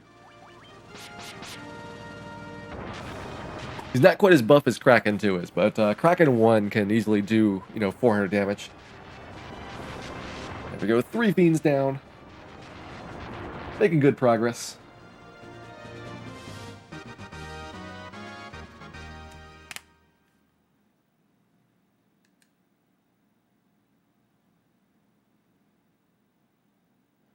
Everybody celebrates, even Dan. I like that Dan actively gets to participate in this route here. Doesn't just spend his entire night sleeping.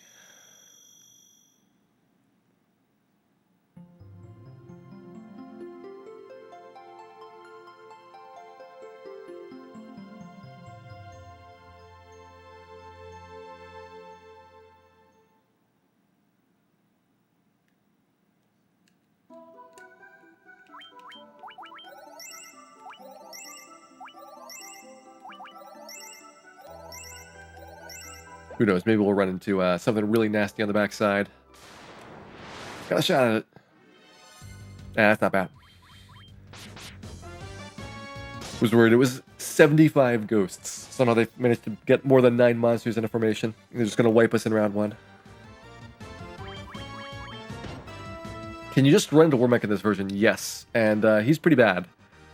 However, he does have a much lower encounter rate than the original NES version, and the floor is a lower encounter rate. So your odds of seeing Wormek are pretty slim. It is possible, though.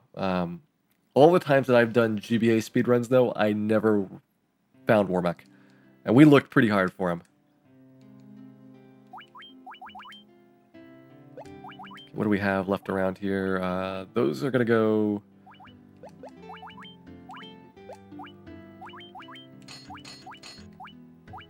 I guess my next ribbon is going to be for Cal?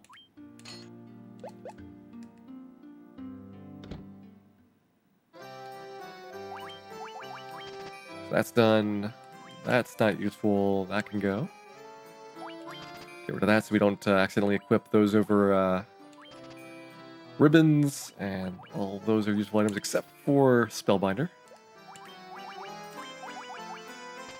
5 cottages should take us to the end of the game. 10 gold needles I think is fine. Yeah, we should have enough items to finish the game now. I will pick up the spells while I am here.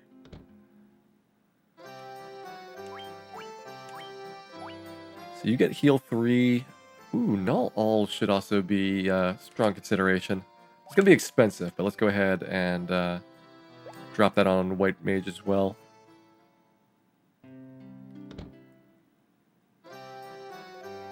Okay, and then Saber, not so hot. We got the Giant's Glove.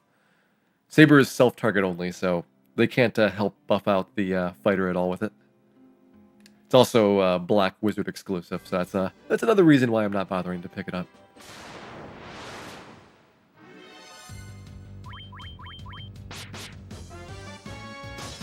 That's Null Death there? I thought that was Null All.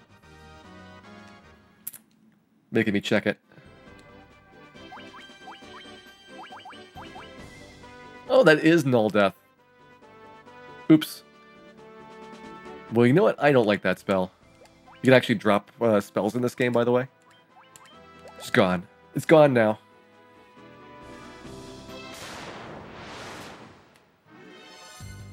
Okay, this is an unrunnable fight, but we got plenty of ice spells left over, so... Take that, Cerberus. Yeah, it's a rub, which is useless because I have pro rings and ribbons as well. I was misled by null magic.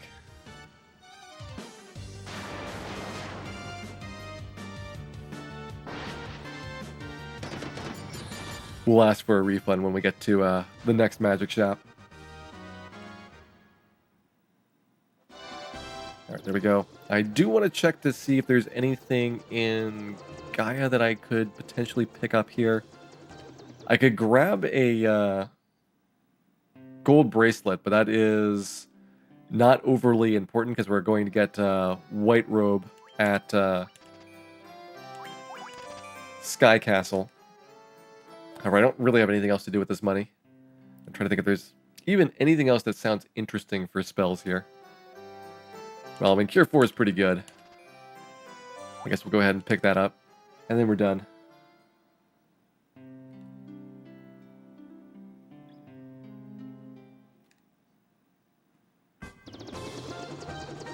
Aura protects against Earth? Is that something that's unique to the remix? I don't remember that doing that in the original. Having Earth resistance would actually be kind of good, because that would keep you safe from dying to Kraken's Earthquake attack.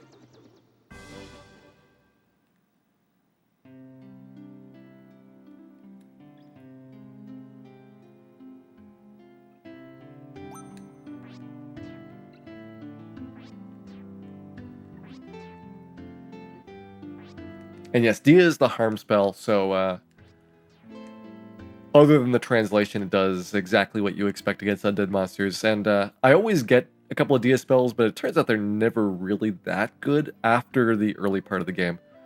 You have a bit of a stretch where Dia can help out with some of the small fry undead encounters.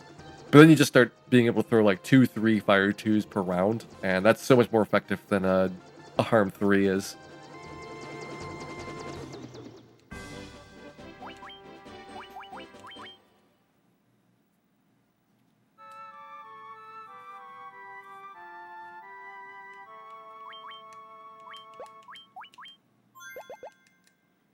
Yeah, if AREB protects against earth magic, that would be actually important to know, because there's a couple of times where I would route it out, and I don't usually get to this level in the game, so I'm unlikely to be able to cast AREB, but earth magic is the big weakness that Ribbon doesn't protect against in a lot of circumstances.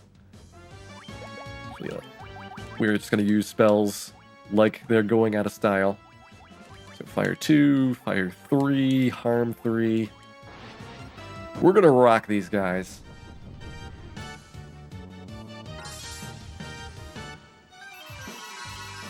AREB is status poison and earth. Neat.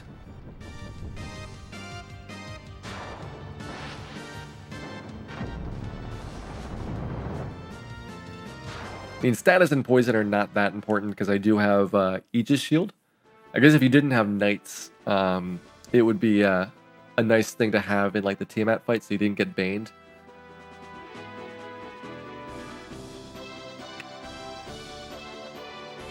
That's very cool finding that out. Good old Finny here. I have 0% hope that we'll get 8th tier spells, so I'm not going to even bother grabbing like life 2. Okay, status death and earth. That's still pretty good, having the earth resistance.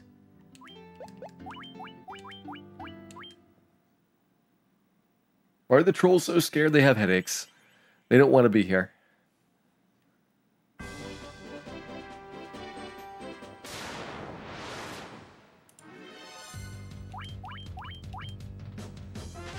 Would that counter Mind Flayer's instant death? No, because the way that Mind Flayer instant death works is that it uses the element associated with their physical attack. And they did not give a physical attack element to Mind Flayers, which means that nothing matches it for blocking it. And that's kind of confusing, but basically if you have no element, there's nothing that's going to be coded to resist against your attack. You have to have something, which usually is a really random thing, like undead are going to have fire associated with their attack. Generally, like stuff that you wouldn't expect from the monsters, but Mind Flayers are the exception where they just have nothing at all, and their attack is really bad. There are other things which have no element where the attack is not so devastating, and that one you don't really care as much. Oh, in this version, I believe they did change it so that Mind Flayer instant death is blocked by Ribbon and Pro Ring. And also you're going to have much higher magic defense, and that helps a lot as well.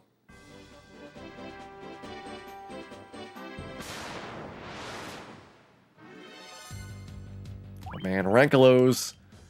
Don't want to stick around for those guys. Pretty tough fights. Even with a bunch of levels, Rankelos would do quite a lot of damage per round. I'm going to go ahead and do this as a 2-pass Mirage Tower. So we're going to start first floor here, get the Aegis Shield. Vampire is so delicious. Delicious vampire experience.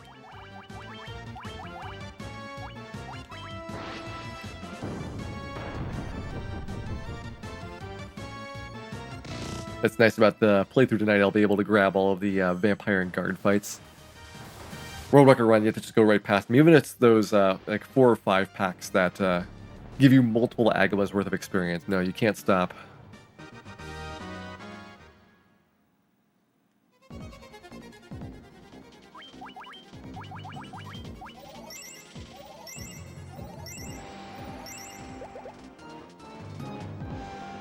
So in here, really Aegis Shield's the only good item. You can get Heal Helmet as well.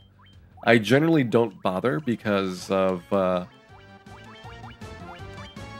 Heal Helmet's relatively low utility if you've got enough spell slots. However, original NES version is like a backup. You know, you've got somebody using heal helmet, somebody using heal staff. It's possible to get some benefit out of it, especially when you get to Temple of Fiends. And since you can't have a ribbon for everybody, you know, one of the fighters has a heal helmet on, and it's only 2 defense worse than what Diamond Helmet would give him.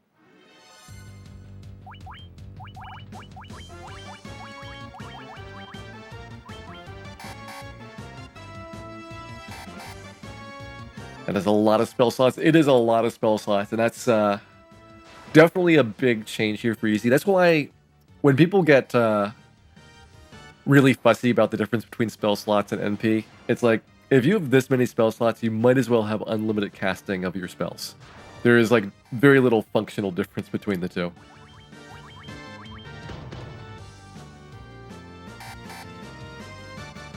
Heal helmet is decent for a ninja. That's a good item for him, although usually the ninja does get the ribbon in my playthroughs. I guess there are a few spots where he would not, and so you would want to have that. Speaking of which, there's a Vorpal sword. Not a really useful item for this particular party. Vorpal is the weaker of the weapons that you might consider grabbing for the ninja here. Alright, go ahead, put the Aegis on. Gonna go grab the middle items, and I guess do a second pass for the trip up there. This is playing super conservative, but again, with no memo save, I want to make sure that I'm not wasting a bunch of time in case the party gets wiped. And there is a lot of very nasty monsters upstairs in Sky Castle that you don't normally see or think about for the speedrun.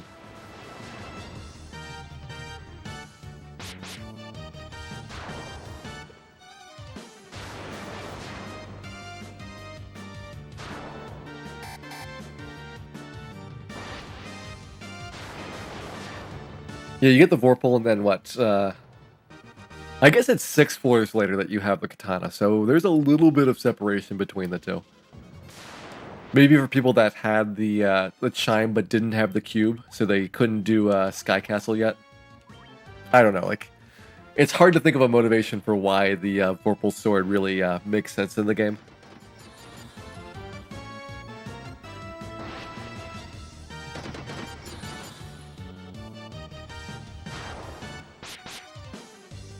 My bottom Chimera got wrecked by those Ice 2s.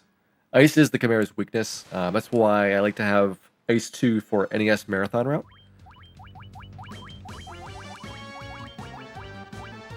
If you don't have Ice, then Thunder is your best option. It takes a lot longer to kill them. There's a few things that the Marathon route can pick up that I don't have in World Records. So there is, with Ice 2 Chimeras, Nightmares, and Water Mentals are all really good spells, or really good options to have. I guess I do have casts of Ice 2 for Water Mentals in World Record. It's just that Temple of Fiends, you can't really do anything there. Oh man, that's a lot of Catmen, but we have 98 antidotes left, so I think we'll be okay.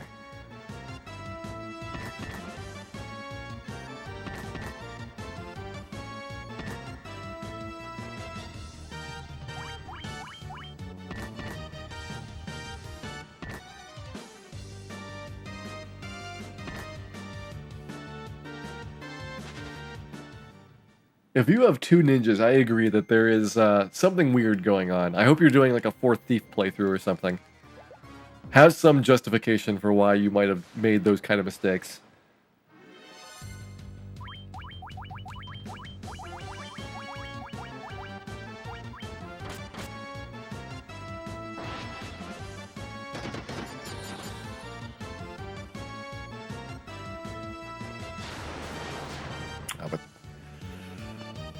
Right here is probably my last opportunity to really get the levels that I want for Temple of Fiends. Inside of Temple of Fiends, it's going to be rough. There is a lot of encounters I won't be able to run from. Things like the Frosties are going to be very aggravating.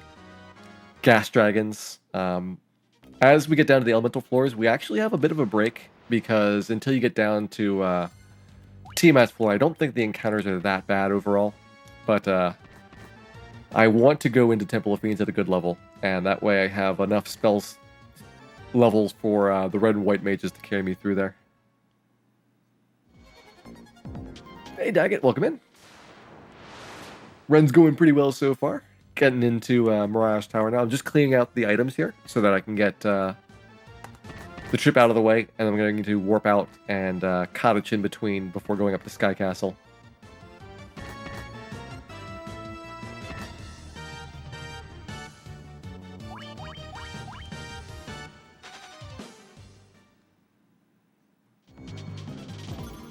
Two ninjas in GBA, that's not an excuse.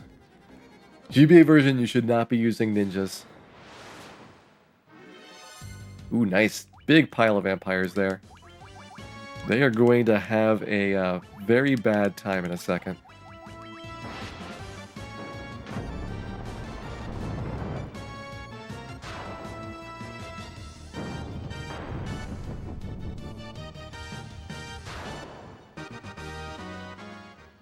Alright, PSP I can understand more. That is actually legitimate, but still, try to keep down the number of ninjas that you have, if at all possible.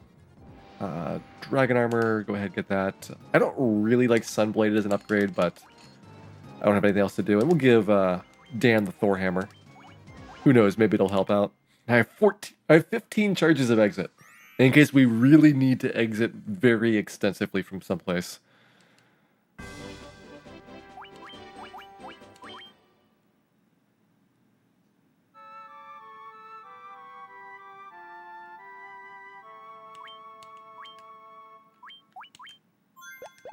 This is what I get for exit being the only spell at that tier that I decided to pick up. It's like, just silly looking.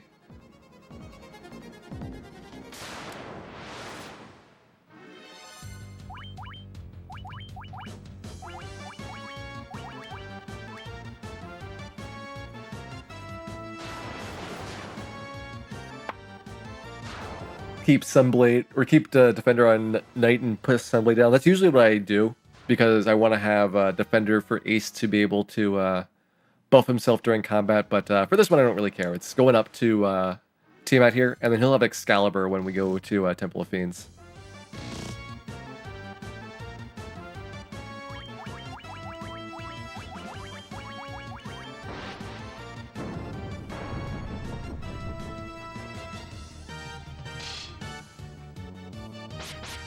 The red ninjas really only attack if I'm holding down the A button rather than picking spells, because yeah, they could cast spells for days. White Wizard has 38 casts of Dia 2, so Undead better watch out.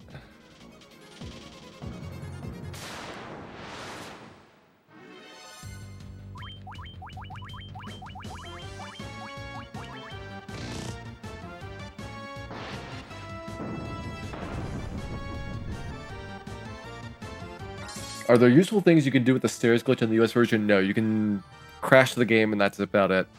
The reason why the stairs glitch is so different between US and Famicom is because it's based on your character names, and the letters that are used for the Japanese kana text in there are different values than the US letters for picking names. And so there are certain instructions that you can do in Japanese that simply aren't possible in US. And it turns out all the useful instructions are in that range. So there's nothing really interesting that goes on with it in US release.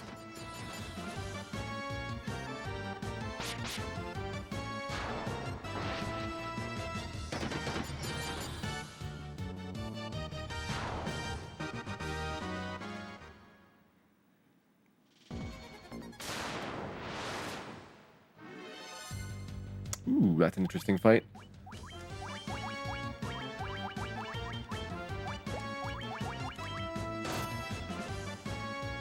Should be pretty unlikely to get petrified here, especially if we get one of these Fire 2s off.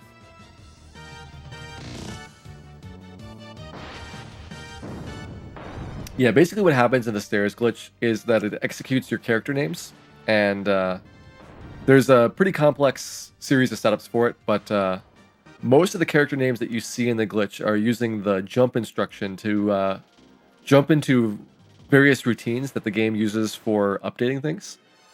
So, for example, one of the things that you do in the first time that you do the stairs glitch is to update the level of your character in save RAM. And then the second time, you're updating the values in a table for what NPCs are going to be assigned to what conversation dialogues. But you can also do lots of other things with the glitch to go and modify your inventory to... there's actually a credits warp version of it, which actually takes longer than what the current glitch is. There's like lots and lots of different things that you can do with it. And it all relies on the fact that you can do jump instructions to set it up. Hey, Mullen, can you buy more than one heal at a time? Yes. We go to the shop and buy 99 potions. Even though I have not used a single potion tonight, I still bought 99 of them for the experience. I also bought 99 andos, you know, just in case.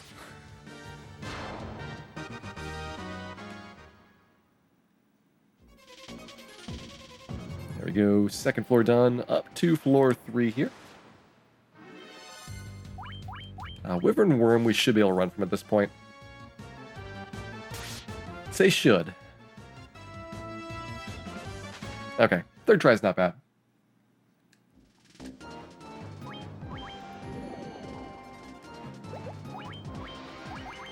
And we do have Blue D coming up, but with this level for the party, you should have no problems with the Blue D's Thunder attack. Thunderbolt really is what is the big worry at lower levels, since Thunderbolt plus a bite could kill somebody. And well, the bite is targeted, and so unlikely to hit your mage twice in a row. Thunderbolt hits everybody, so you only have to be lucky once to be killed by it.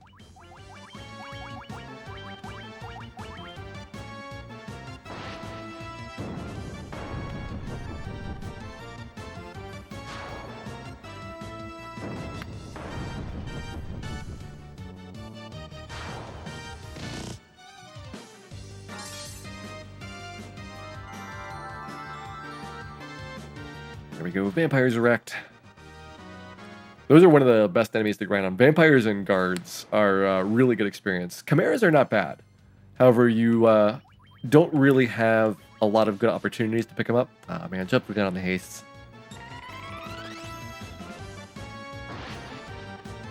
Looks like the mages are brushing their teeth. They are. They need to have good dental hygiene for dungeons. It's a dirty place in here. And so you want to be brushing your teeth pretty much everything you touch.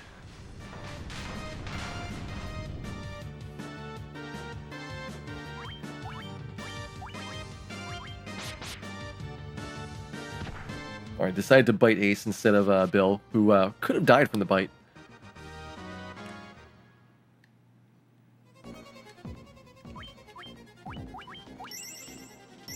I guess Bill could have also died from another Thunderbolt, given that of the people in the party, he is the only one that is not resistant to lightning. We have 2 ribbons at this point. Ace can get the dragon armor, but there's no way to get a 4th character protected unless you have a 2-fighter party.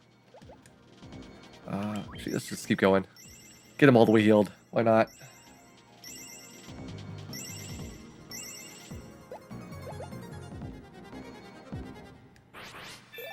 Here goes Mirage Tower. Up here, I don't think we're going to get the Bane Sword. As good as it is, turns out the Bane Sword is not the most reliable way of killing Tiamat.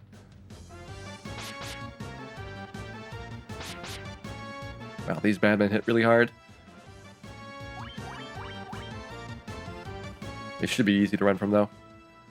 Badmen, one of the few things that you can actually run from in Temple of Fiend's 3rd floor.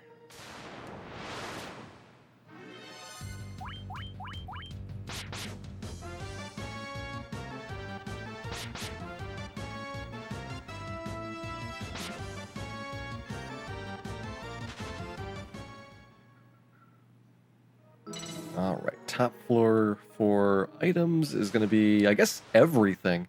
Might as well pick up the robes. You know, that's a nice bit of armor there for Dan, so that we don't have to have the mithril mail, I think, on Bill anymore.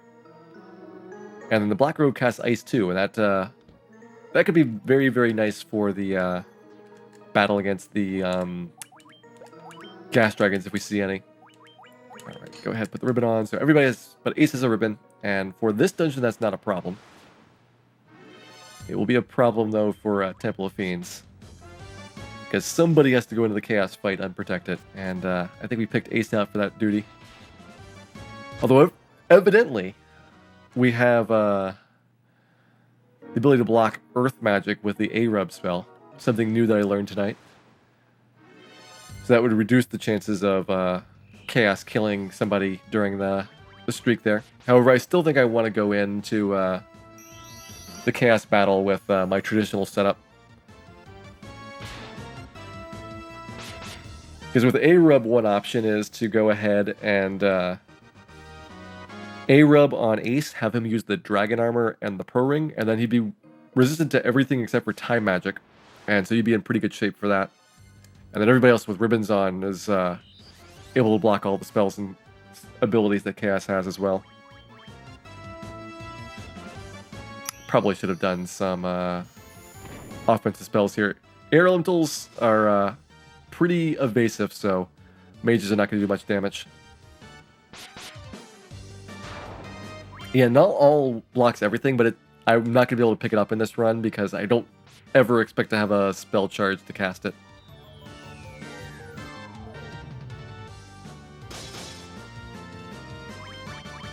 There are defenses against time magic. The ribbon and the black shirt are the two things that protect against it. However, you only have 3 ribbons and you can't wear the black shirt, then that's why you actually have the problem when you get to Chaos. Okay, give you a white robe. You're going to upgrade. Alright, that all looks good. Let's go over to Excalibur next.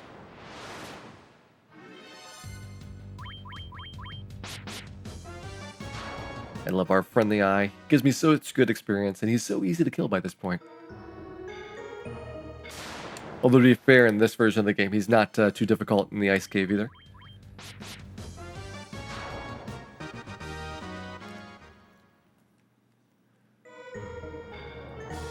The NES version had a much more terrifying eye because of the ability selection they gave him. Wow, we're getting nothing but eyes here. So he basically starts off with either very high probability of XXXX, which is instant death if you've got 300 or less current HP, or a gaze attack, which does petrification. You have a very small chance of physical damage, and that's like your one hope for NES. And they replaced those two bad abilities. So XXXXX got replaced by Bolt 2, and then the gaze attack that petrifies got replaced by a gaze attack that does like 40 damage. So he's like a complete pushover. So for our Memo save is quick save. That's why I can't save it all in this dungeon and have to go through in a single shot.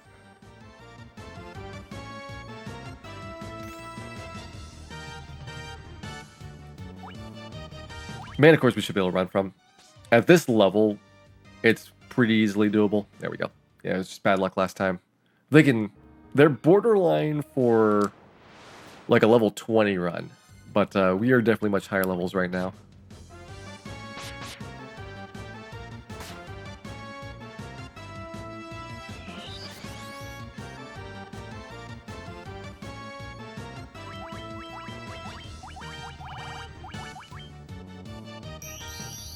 You cannot use LNR, that's correct. LNR was added for the GBA version, but PSX, one at a time, picking the fleet command.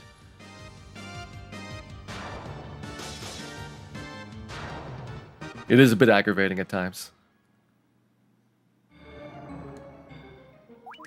Hey, Threshins, welcome in. Glad you enjoyed the SGDQ run. It was a lot of fun.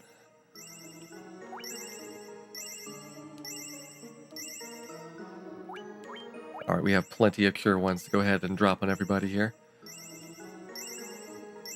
Even if we didn't, since I can buy heal potions really fast, it is no big deal for me to go and grab another stack of 99 after we get out of here.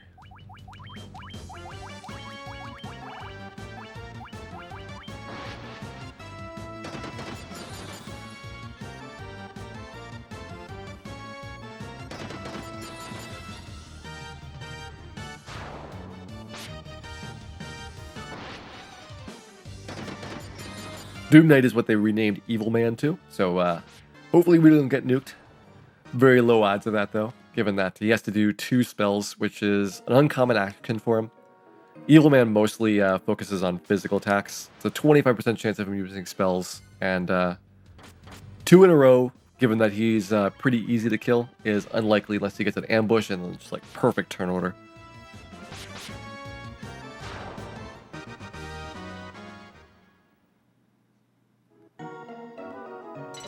All right, this is a floor that's going to be possibly very, very painful. So we have sorcerers and large packs. We have whiz vamps, sentry guard, a couple of other nasty encounters like quadruple fire hydrants. Here we go. Elemental's not bad. I'll probably have to stick around and kill them because they're hard to run from. But compared to most everything else, this is a pretty good encounter. Let's go ahead and gauntlet. You're going to go ahead and robe. Can handle everything. Yeah, there are some sorcerer encounters that would be unhandleable. Like if there was a 6 sorcerer, 2 clay golem pack with an ambush, we're probably going to die. Doesn't matter if you are 10 levels higher than this.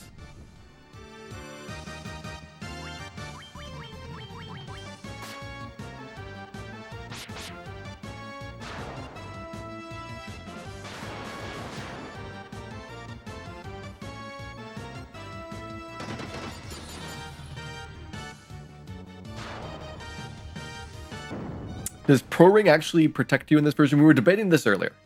So NES sorcerers would be super bad news.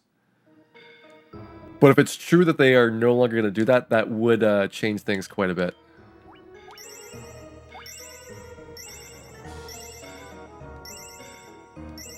I don't think we had a decisive answer. The tentative answer was maybe, but I don't want to find out at this point.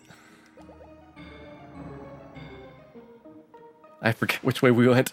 I'm gonna go back here to see which direction it was for the walk up here. Kind of embarrassing.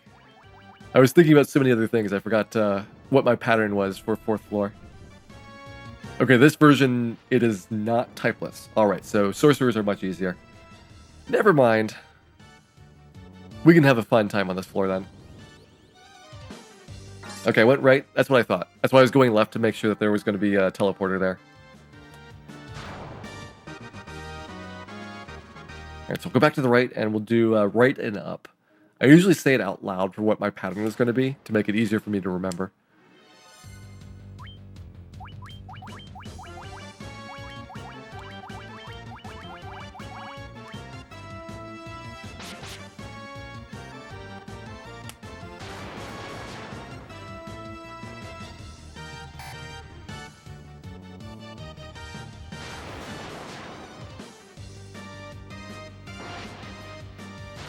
Is Dia 2 the same as Heart 2? Yes. So the Dia spells are just the harm line.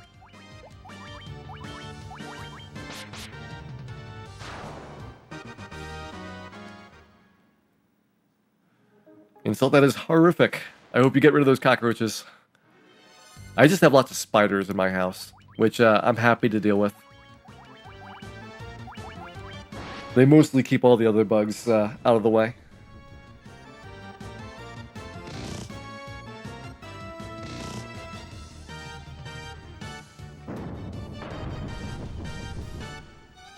Dia sounds cooler.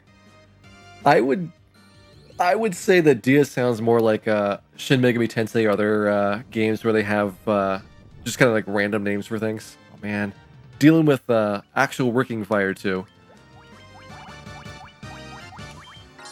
Good thing I got Dia 3 here.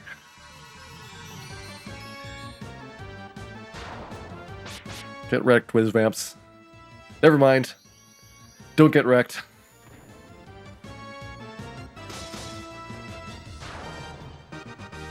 There we go. We're safe now. Everything's under control.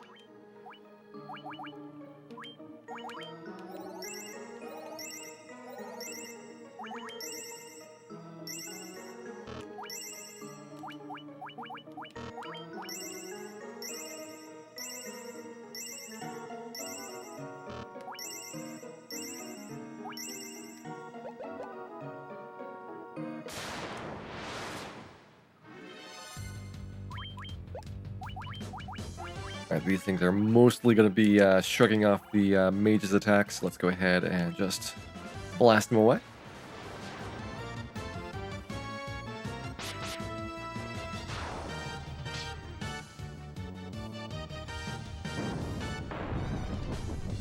Super high encounter rate. It is very high. This is a version in the game that has one of the higher encounter rates overall. PSX and GBA both are significantly higher encounter rates than the original version of the game, as well as the remakes that came after it, which I guess is just PSP and the mobile phone one.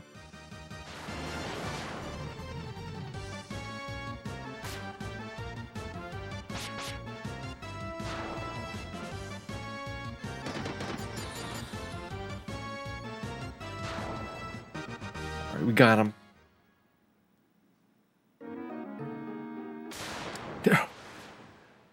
Still can't get across the floor. At least it's been decent encounters.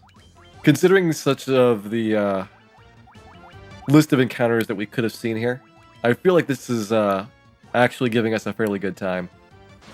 And why doesn't Ace have the dragon armor on? That's not correct. I need to go check everybody's equipment after this. I wonder if it's because diamond armor has the same base defense, and it's not going to swap them out. That probably is it. They're both 42 base defense. I know it does that with things like the ribbon, where if you already have a 1 defense item on, it will not swap it. Whereas if you had something more powerful like the mithril helm for the red mages, then it would overwrite the ribbon with it. Buster Man, thanks so much for the host there. Welcome in. Yeah. Alright, there we go. Everybody else looks good for items, though.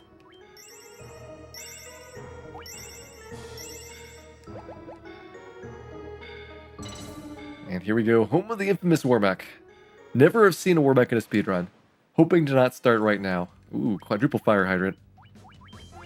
This is probably runnable at this point. Let's just go ahead and ice to them. Thank you very much, Buster Man. These are the same guys you fought back at Guru Volcano. Now you have fire resistance on everybody, so the blaze attack is not nearly as bad. The first time you see him, blaze does like 60 to 80 damage to everybody. It hurts a lot. But now they would have to all fire or blaze you in order to get that same amount of damage output. There we go. There's the mind flares. I guess one quick ice attack here just to see if we kill some of them. Nope. Try to get away. I mean, assuming that what we've been told is correct, that's not at all scary. But just in case, we're going to treat it as if it's very, very dangerous.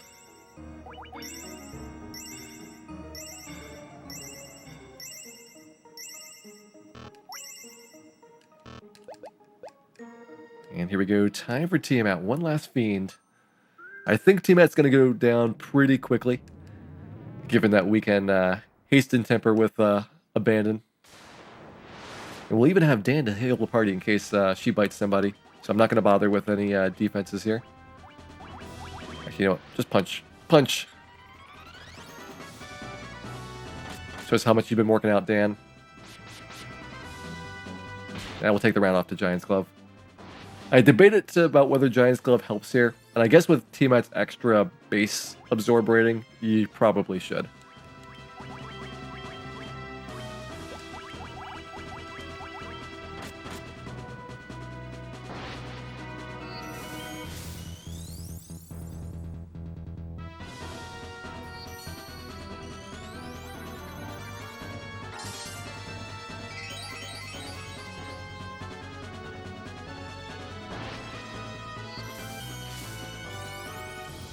I'm only going to do one Giant's Glove, though. In fact, pretty much except for, like, the Chaos Battle, it's hard to really gain time from double Giant's Gloving. Like, you just have to have a lot of HP to get through in order for it to pay off, as opposed to having an extra round of physical attacks, even if they are slightly less damaging physical attacks than later ones would be. Okay, the 2 more tempers should be good. I want to guarantee that I'm going to be above 1,000 here for the damage. Dan's going to help out. Just in case Ace is a little bit short. Dan's gotten scared.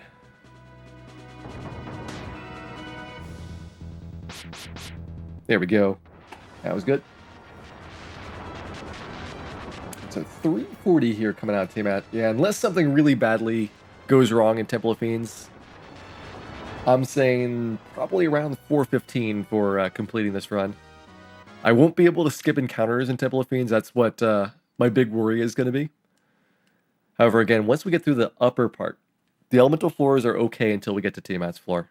And even Tiamat's floor shouldn't be that bad with 4 party members alive. Also, I'm not going to bother getting the Masamune, so that'll save me a lot of time on that floor.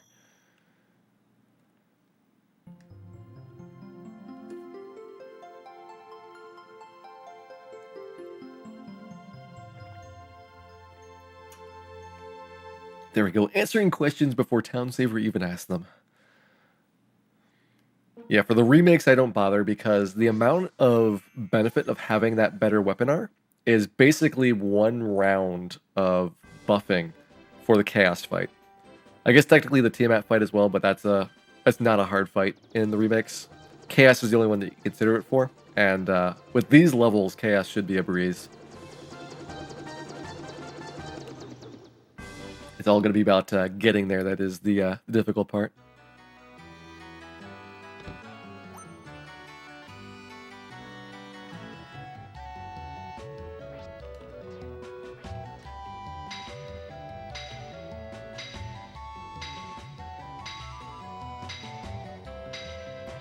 I totally don't get the before and after on that sword. Just like crystal, crystal, crystal, sword.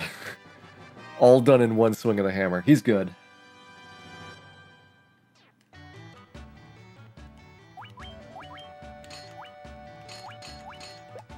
Am I overleveled because of the no quick save challenge? Yeah, that is contributing to me having a lot more experience than I normally get.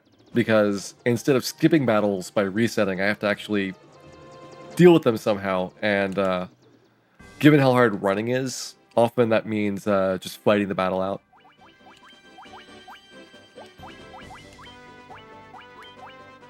Alright, what do I want to have up here? I normally don't even bother sorting my inventory, but you know what? Let's just take the time, do it. Black shirt, gauntlets, and yeah, the rest of the stuff is junk.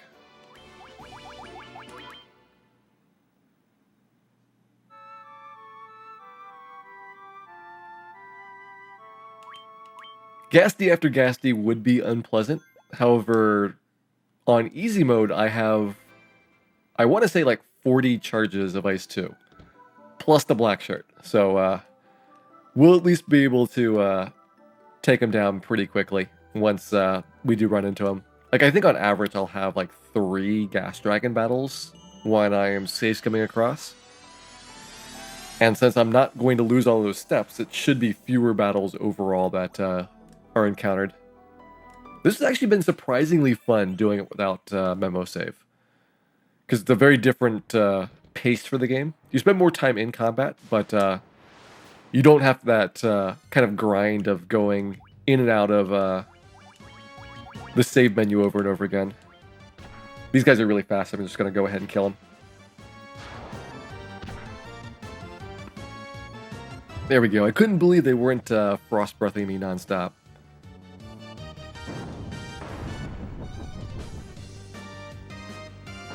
Three Fire 2s usually comes really close, but they have just barely enough HP to be jerks. So let's see if we get them. Alright, we got 3 out of 4 in round 1. The other way of doing it is instead of having Ace attack, we have him use Zeus Gauntlets or another item like that. And that does give you a little bit of a better spread for it, but it delays when you get the first Frost Dragon killed. In fact, let's try it here. As a comparison, actually, you can Mage Staff this round. Fire 2, and you will do Thor Hammer because that's already in your inventory.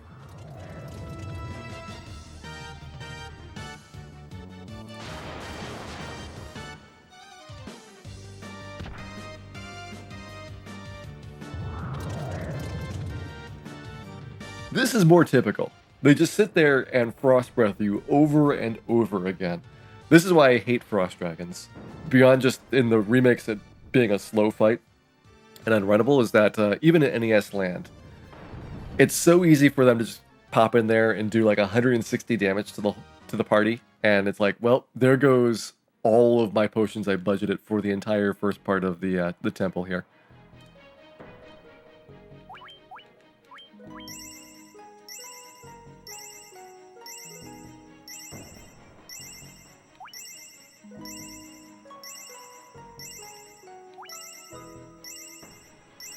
I'm making sure to stay up pretty good on my HP totals, given that we are in Gas Dragon territory now.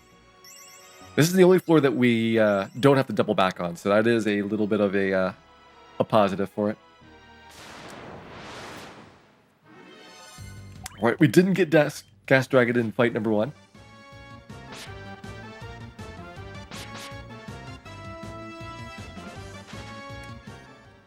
Do I have spell slots? I bought spells for him.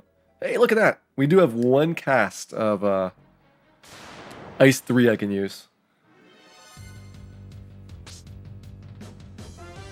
These guys are no longer overly threatening with their Fire 3s. It's actually more scary when they do Exfer and Rub together. I'm trying to think about what I should even do for these. It's been a long time since I've had to fight Mage and Fighter packs. I guess just go for physical damage and then see what spells do. Oh yeah, they don't have a lot of HP. I remembered the mages being pretty weak overall. It's just that on NES, Fire 3 is so devastating when you first see them that you can't do anything about that. Whereas by the time you get here, I guess it's, you know, not a big deal to tank 1 or 2 of them and then just kill them one by one.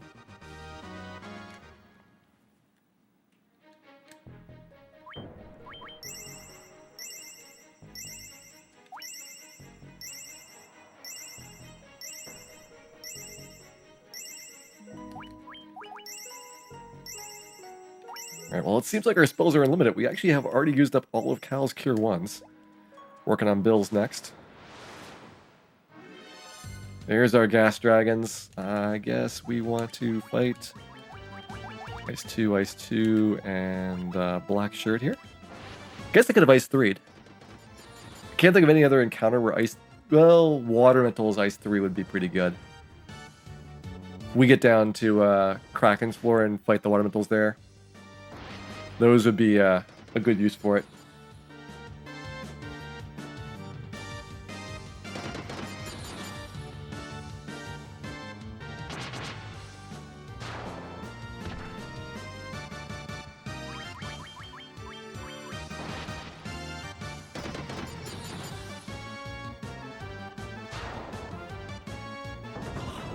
Got like the worst possible turn order through here. If only we had had some better turns, that would have saved me, I don't know, like 800 damage on my party.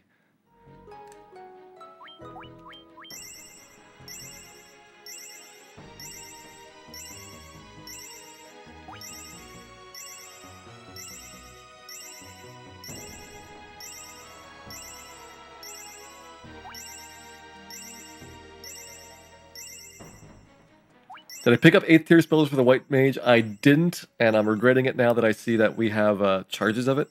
Because that could have been useful for a couple of good spells there. Life 2 especially. I was thinking I would not be able to get 8th tier spell charges in this playthrough.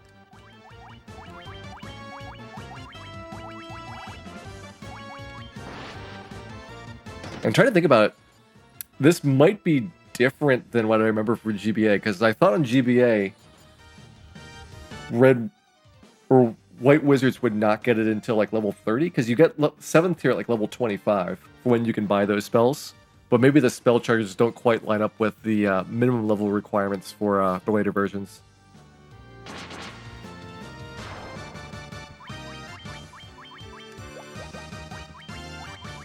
Do it that way. Really though, the couple of charges of life 2 I don't think are going to be a big deal.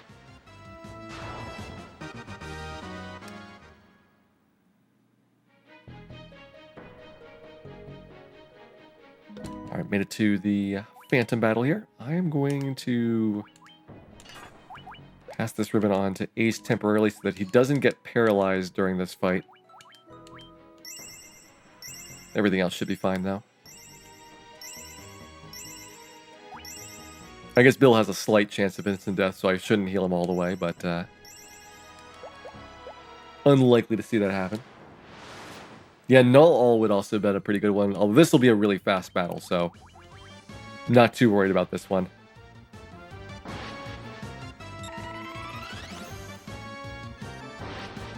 And Chaos, I'm used to doing Chaos at level 18, and we are well beyond that. So I think the Chaos fight should be no sweat as well. There goes Phantom. Alright, go ahead and put the ribbon back.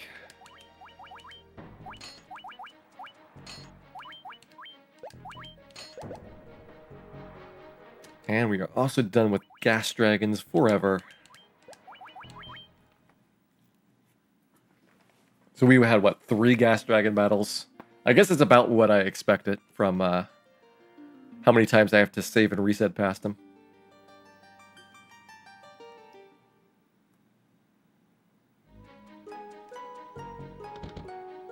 Phantom's still a jerk. He is a jerk. They did give you a decent amount of experience for the Fiend refights, although it's not quite worth it for the later ones. And the gold, of course, doesn't really matter at this point, but getting experience is helpful. Having like a couple extra levels going through Temple of Fiends is so nice. I mean, I guess because of the lowered amount for the Fiend experience, unless you have like a single character party, and I don't know why you would do that. You would have a hard time leveling off the Fiends, but definitely not going to level off that one experience from Phantom.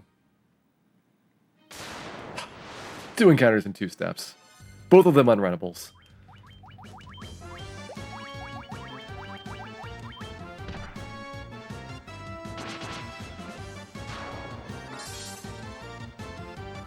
I want to say 2 Fire 2s plus a Harm 2 has a very good chance of killing the Zombie D pack entirely. Oh, that was a bad roll on 2 of them.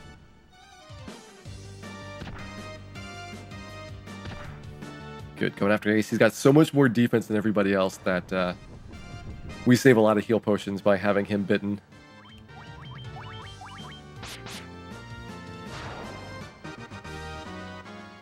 Alright, I should also heal Bill while I'm thinking about it. He didn't get the healing before the Phantom battle.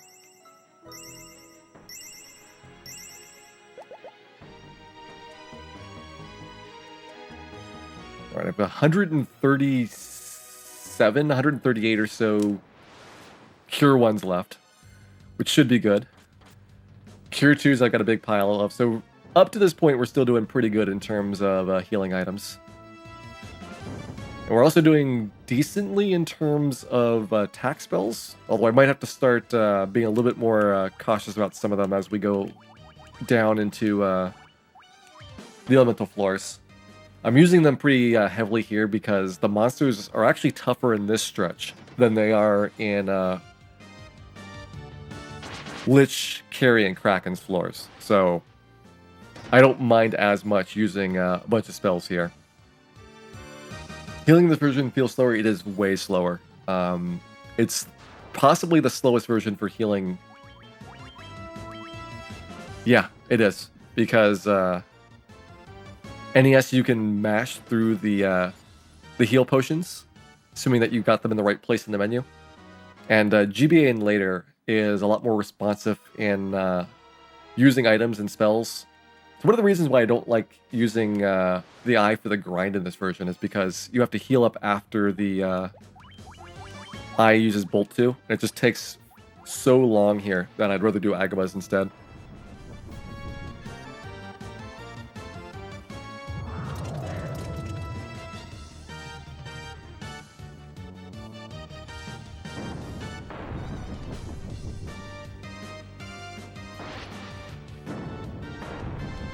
I'm going to regret this probably and say I should have had Ace use the gauntlets. We still got 3 of them.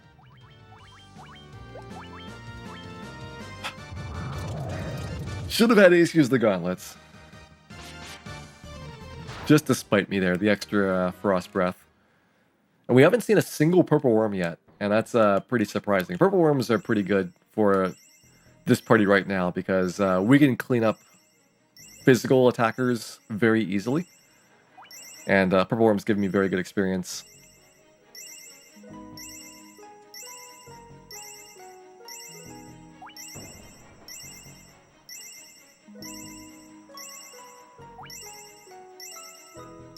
Hey Corpus Cav, this is so slow using these cures. I totally agree. I wish they were as fast as NES heals. Although they're probably pretty close to speed of NES cure 1s. It's just the heal potions that you can turbo through.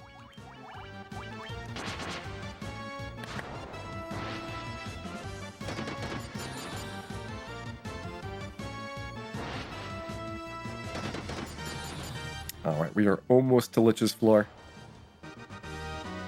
I will not be doing petrification strats to protect against flare. Even though that could be a lot of healing afterwards. I guess just use items. Mage Staff is the one that I want to have come off, because that is the Gurmaduce's weakness. A lot of Earth creatures are weak to fire.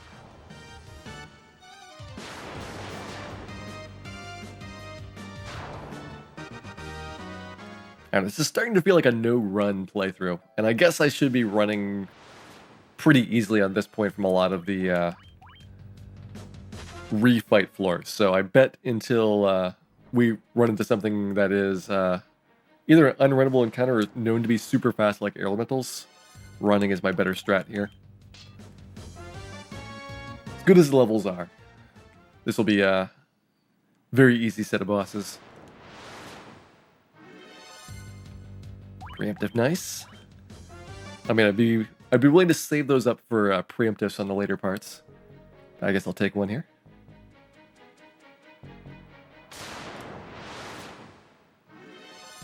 All right, these guys are unrunnable.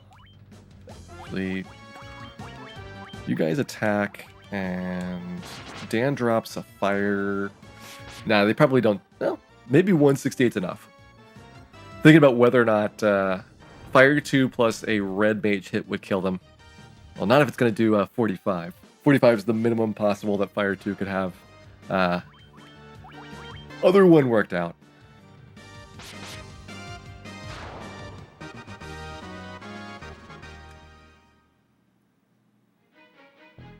Almost there.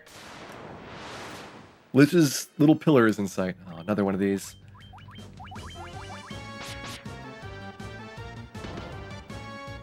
So the first 3 Fiend fights, it's pretty obvious where they're going to be. Kraken might be a little bit of a surprise because he's not by the stairway, he's further up the hallway. Lich and Carrie, though, are right by the stairs. And so it's not until you get to Tiamat that you really get ambushed by where she's standing. And I wonder what they were kind of thinking about for the placements for it. Like, why didn't they just put them all by the stairs and have maybe even nice little conversations for them instead of the trap tile approach?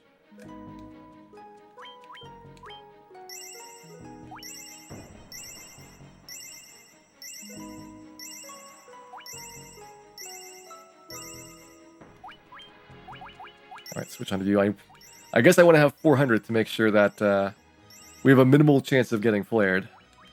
400 is the maximum that flare can do. But at these levels, which are ridiculous, we're going to have a decent chance of magic defensing it. Yeah, let's just go ahead without Giant's Glove. Not really much of a point for it.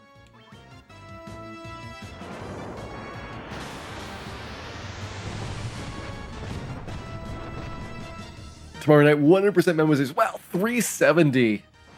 Well, never mind. We didn't get those magic defense checks after all. Bill getting rocked by that flare.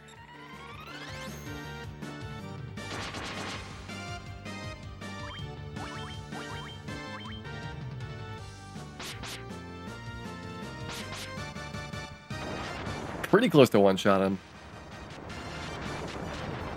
About 200 damage short of it.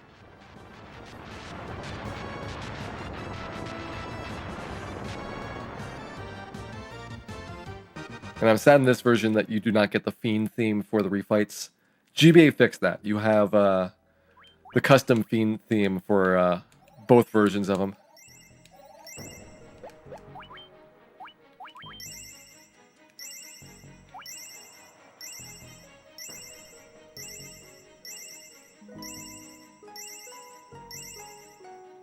Alright, Lich is out of the way. That's the biggest sink for damage in this dungeon here. So, even though I am at a very uncomfortable level for healing at this point, I was expecting to have, you know, 100 spells cast left over at the end of the dungeon. But instead, it looks like we're going to pretty much be using all of our healing by the end of it.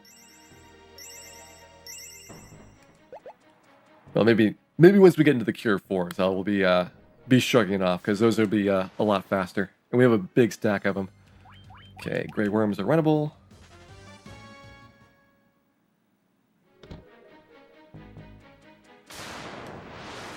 Let's see what else we get here.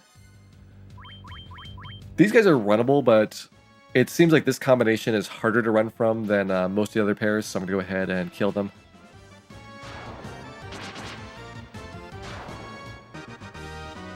+40 Cure 2 sounds like a lot. However, you go through those pretty fast as well. I don't think it's until we get to the Cure 4s that I have a much better stance on it, because of Cure 4 being max heal, as opposed to doing like little incremental bits at a time.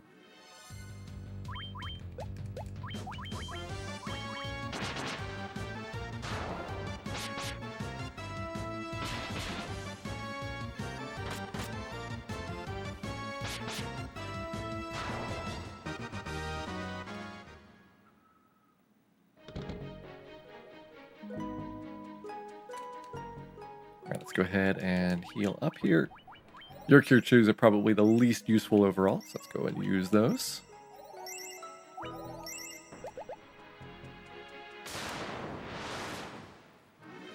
Alright, carry fight. Again, I'm not going to bother with Giant's Gloves here.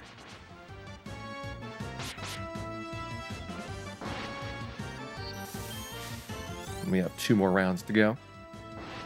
Assuming that we don't get bad turn order for both of them.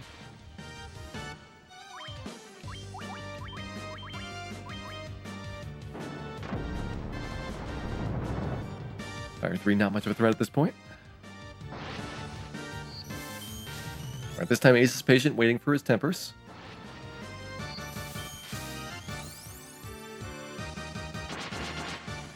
Very good. Alright, carries down. Next up is Kraken's floor. And this is the first floor where I have, in the elemental floors at least, a big damage dealer, which would be the... it's either 6 or 7 water elementals. Might be 6 for the max, but whatever it is a painful fight. That one's only 3. It's not as bad.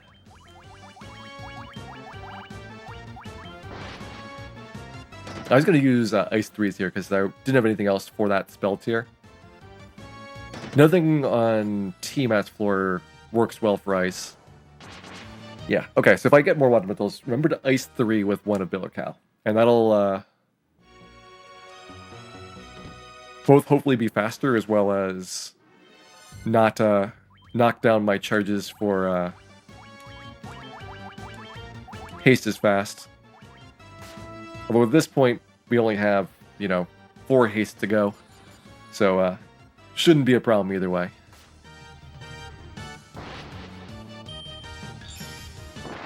Oh, the rarely used Dice 3 animation. That is some good damage.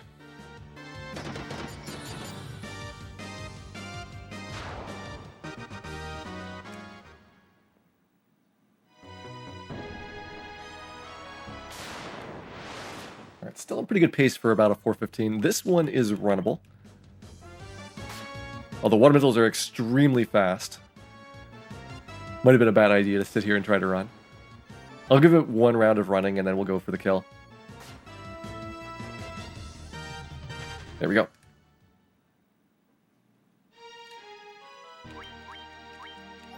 Alright, if we can run from water mentals, then we can probably run from everything that's runnable at this point.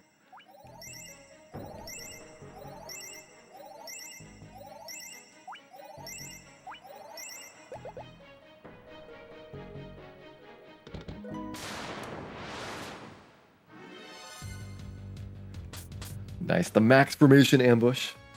So I've got some free time for the next minute or so. How are you guys doing?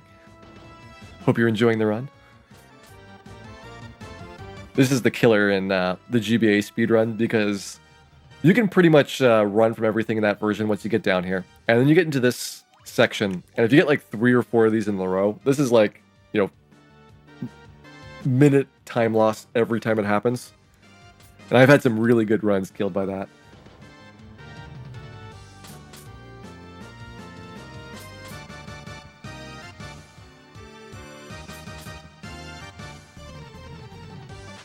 Here we go. Of course, it's the last one.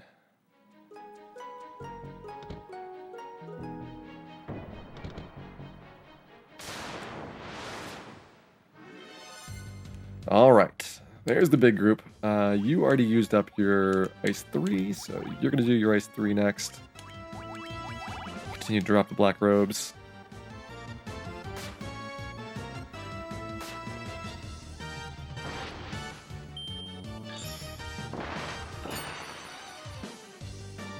Ooh, that's so good. Well, I'm surprised that more of them don't take the double damage criticals from it. It's actually fairly common with Ice 2, it seems. But both times we cast Ice 3, it was only like 1 or so that took extra damage. Maybe they're not taking as many Ice 2s as I'm normally seeing on NES as well. Though also it could be just a small sample size.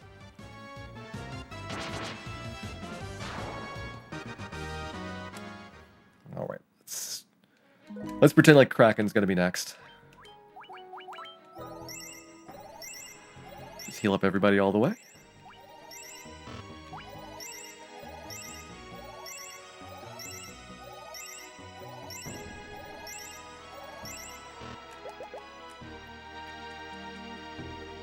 And he is. Alright, let's do Kraken fight. So, with plenty of life ones, I don't worry as much about individual people dying, but who knows, once you get those first couple of rounds off, he just picks people off one after another, it gets scary. Bolt 2, not a good move for him.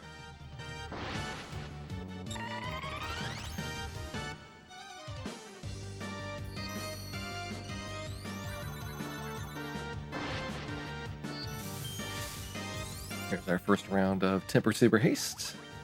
Go for the attack, Temper, and not really anything to heal there for a Lit 2. If it was a physical attack, then I would probably drop a Cure 3 or even a Cure 4 on somebody at this point. It's so weird having Cure 4s. That is not something I'm prepared to think about for what to do in the route.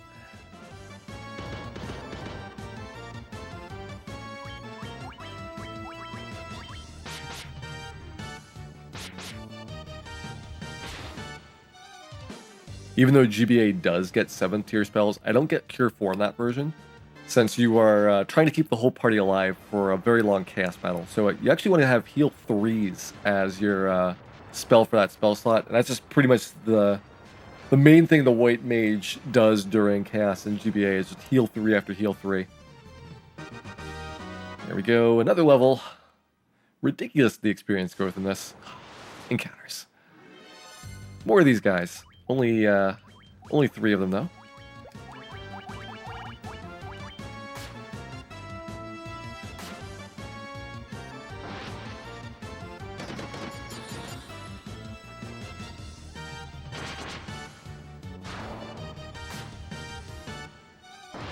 Is Heal 2 bugged where Heal 2 does the same as Heal 3? That's the NES version that has the bug.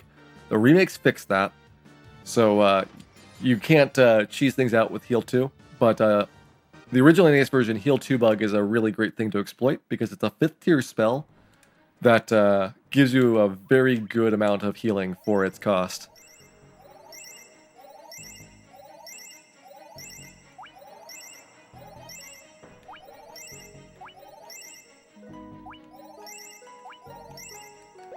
There we go. Out of Cure 2s in the White Mage. We still have plenty of other spells, though, so not a big worry. Not getting Mazmune. Right into the Tiamat battle here. Giant's Glove, Temper, Haste, and whatever. I didn't move the ribbon. Okay. Never mind. We got the Aegis Shield in this one. I was thinking of one of my other routes where you have to have the ribbon on Ace to prevent him from getting baned. It's like, no, we have an Aegis Shield here. This is okay.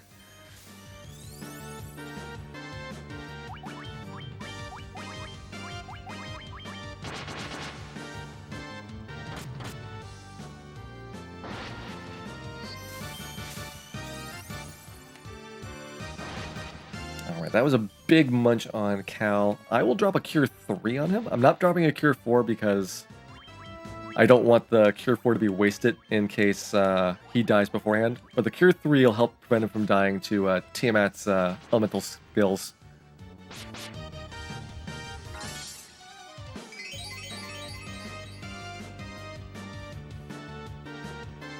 And Ice 2 is a really whippy spell. So the spells are actually weaker than the skills. You actually want to see her do that unless you have, for some reason, not gotten Bane protection, because she will eventually get around to Bane a second time. There we go, all the Fiend reflex done. One last boss to go. Will we get there in under 4:15? It's going to be pretty tight for it, but it's possible.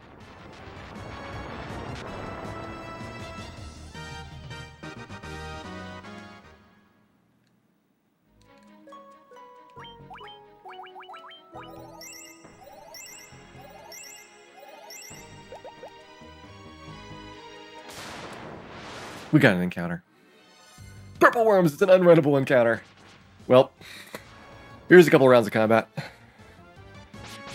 This is the formation that really scared me into redoing the route for world record strats.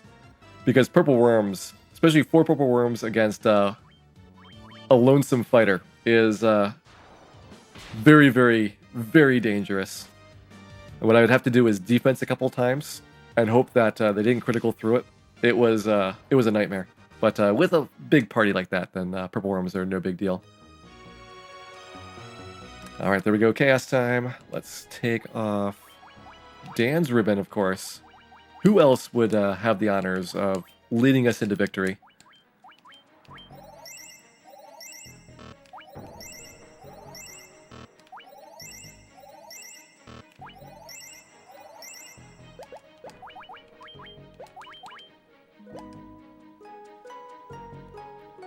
The rarely seen white wizard sprite on the overworld here.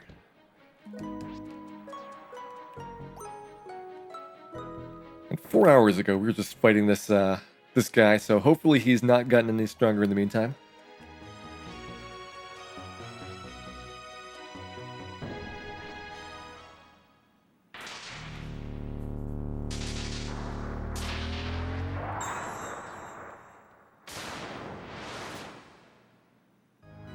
Dan's terrified. He's running.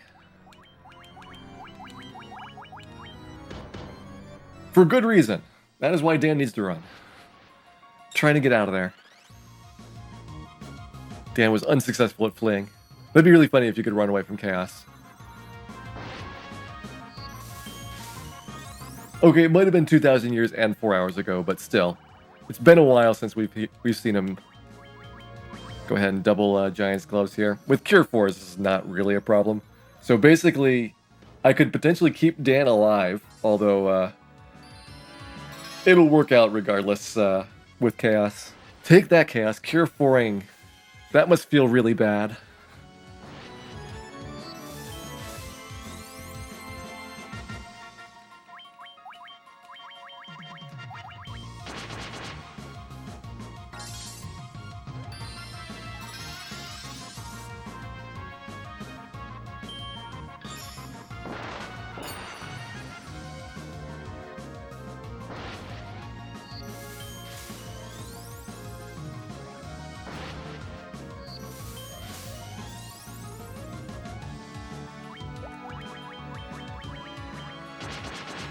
Pretty good damage. So 800 more to go.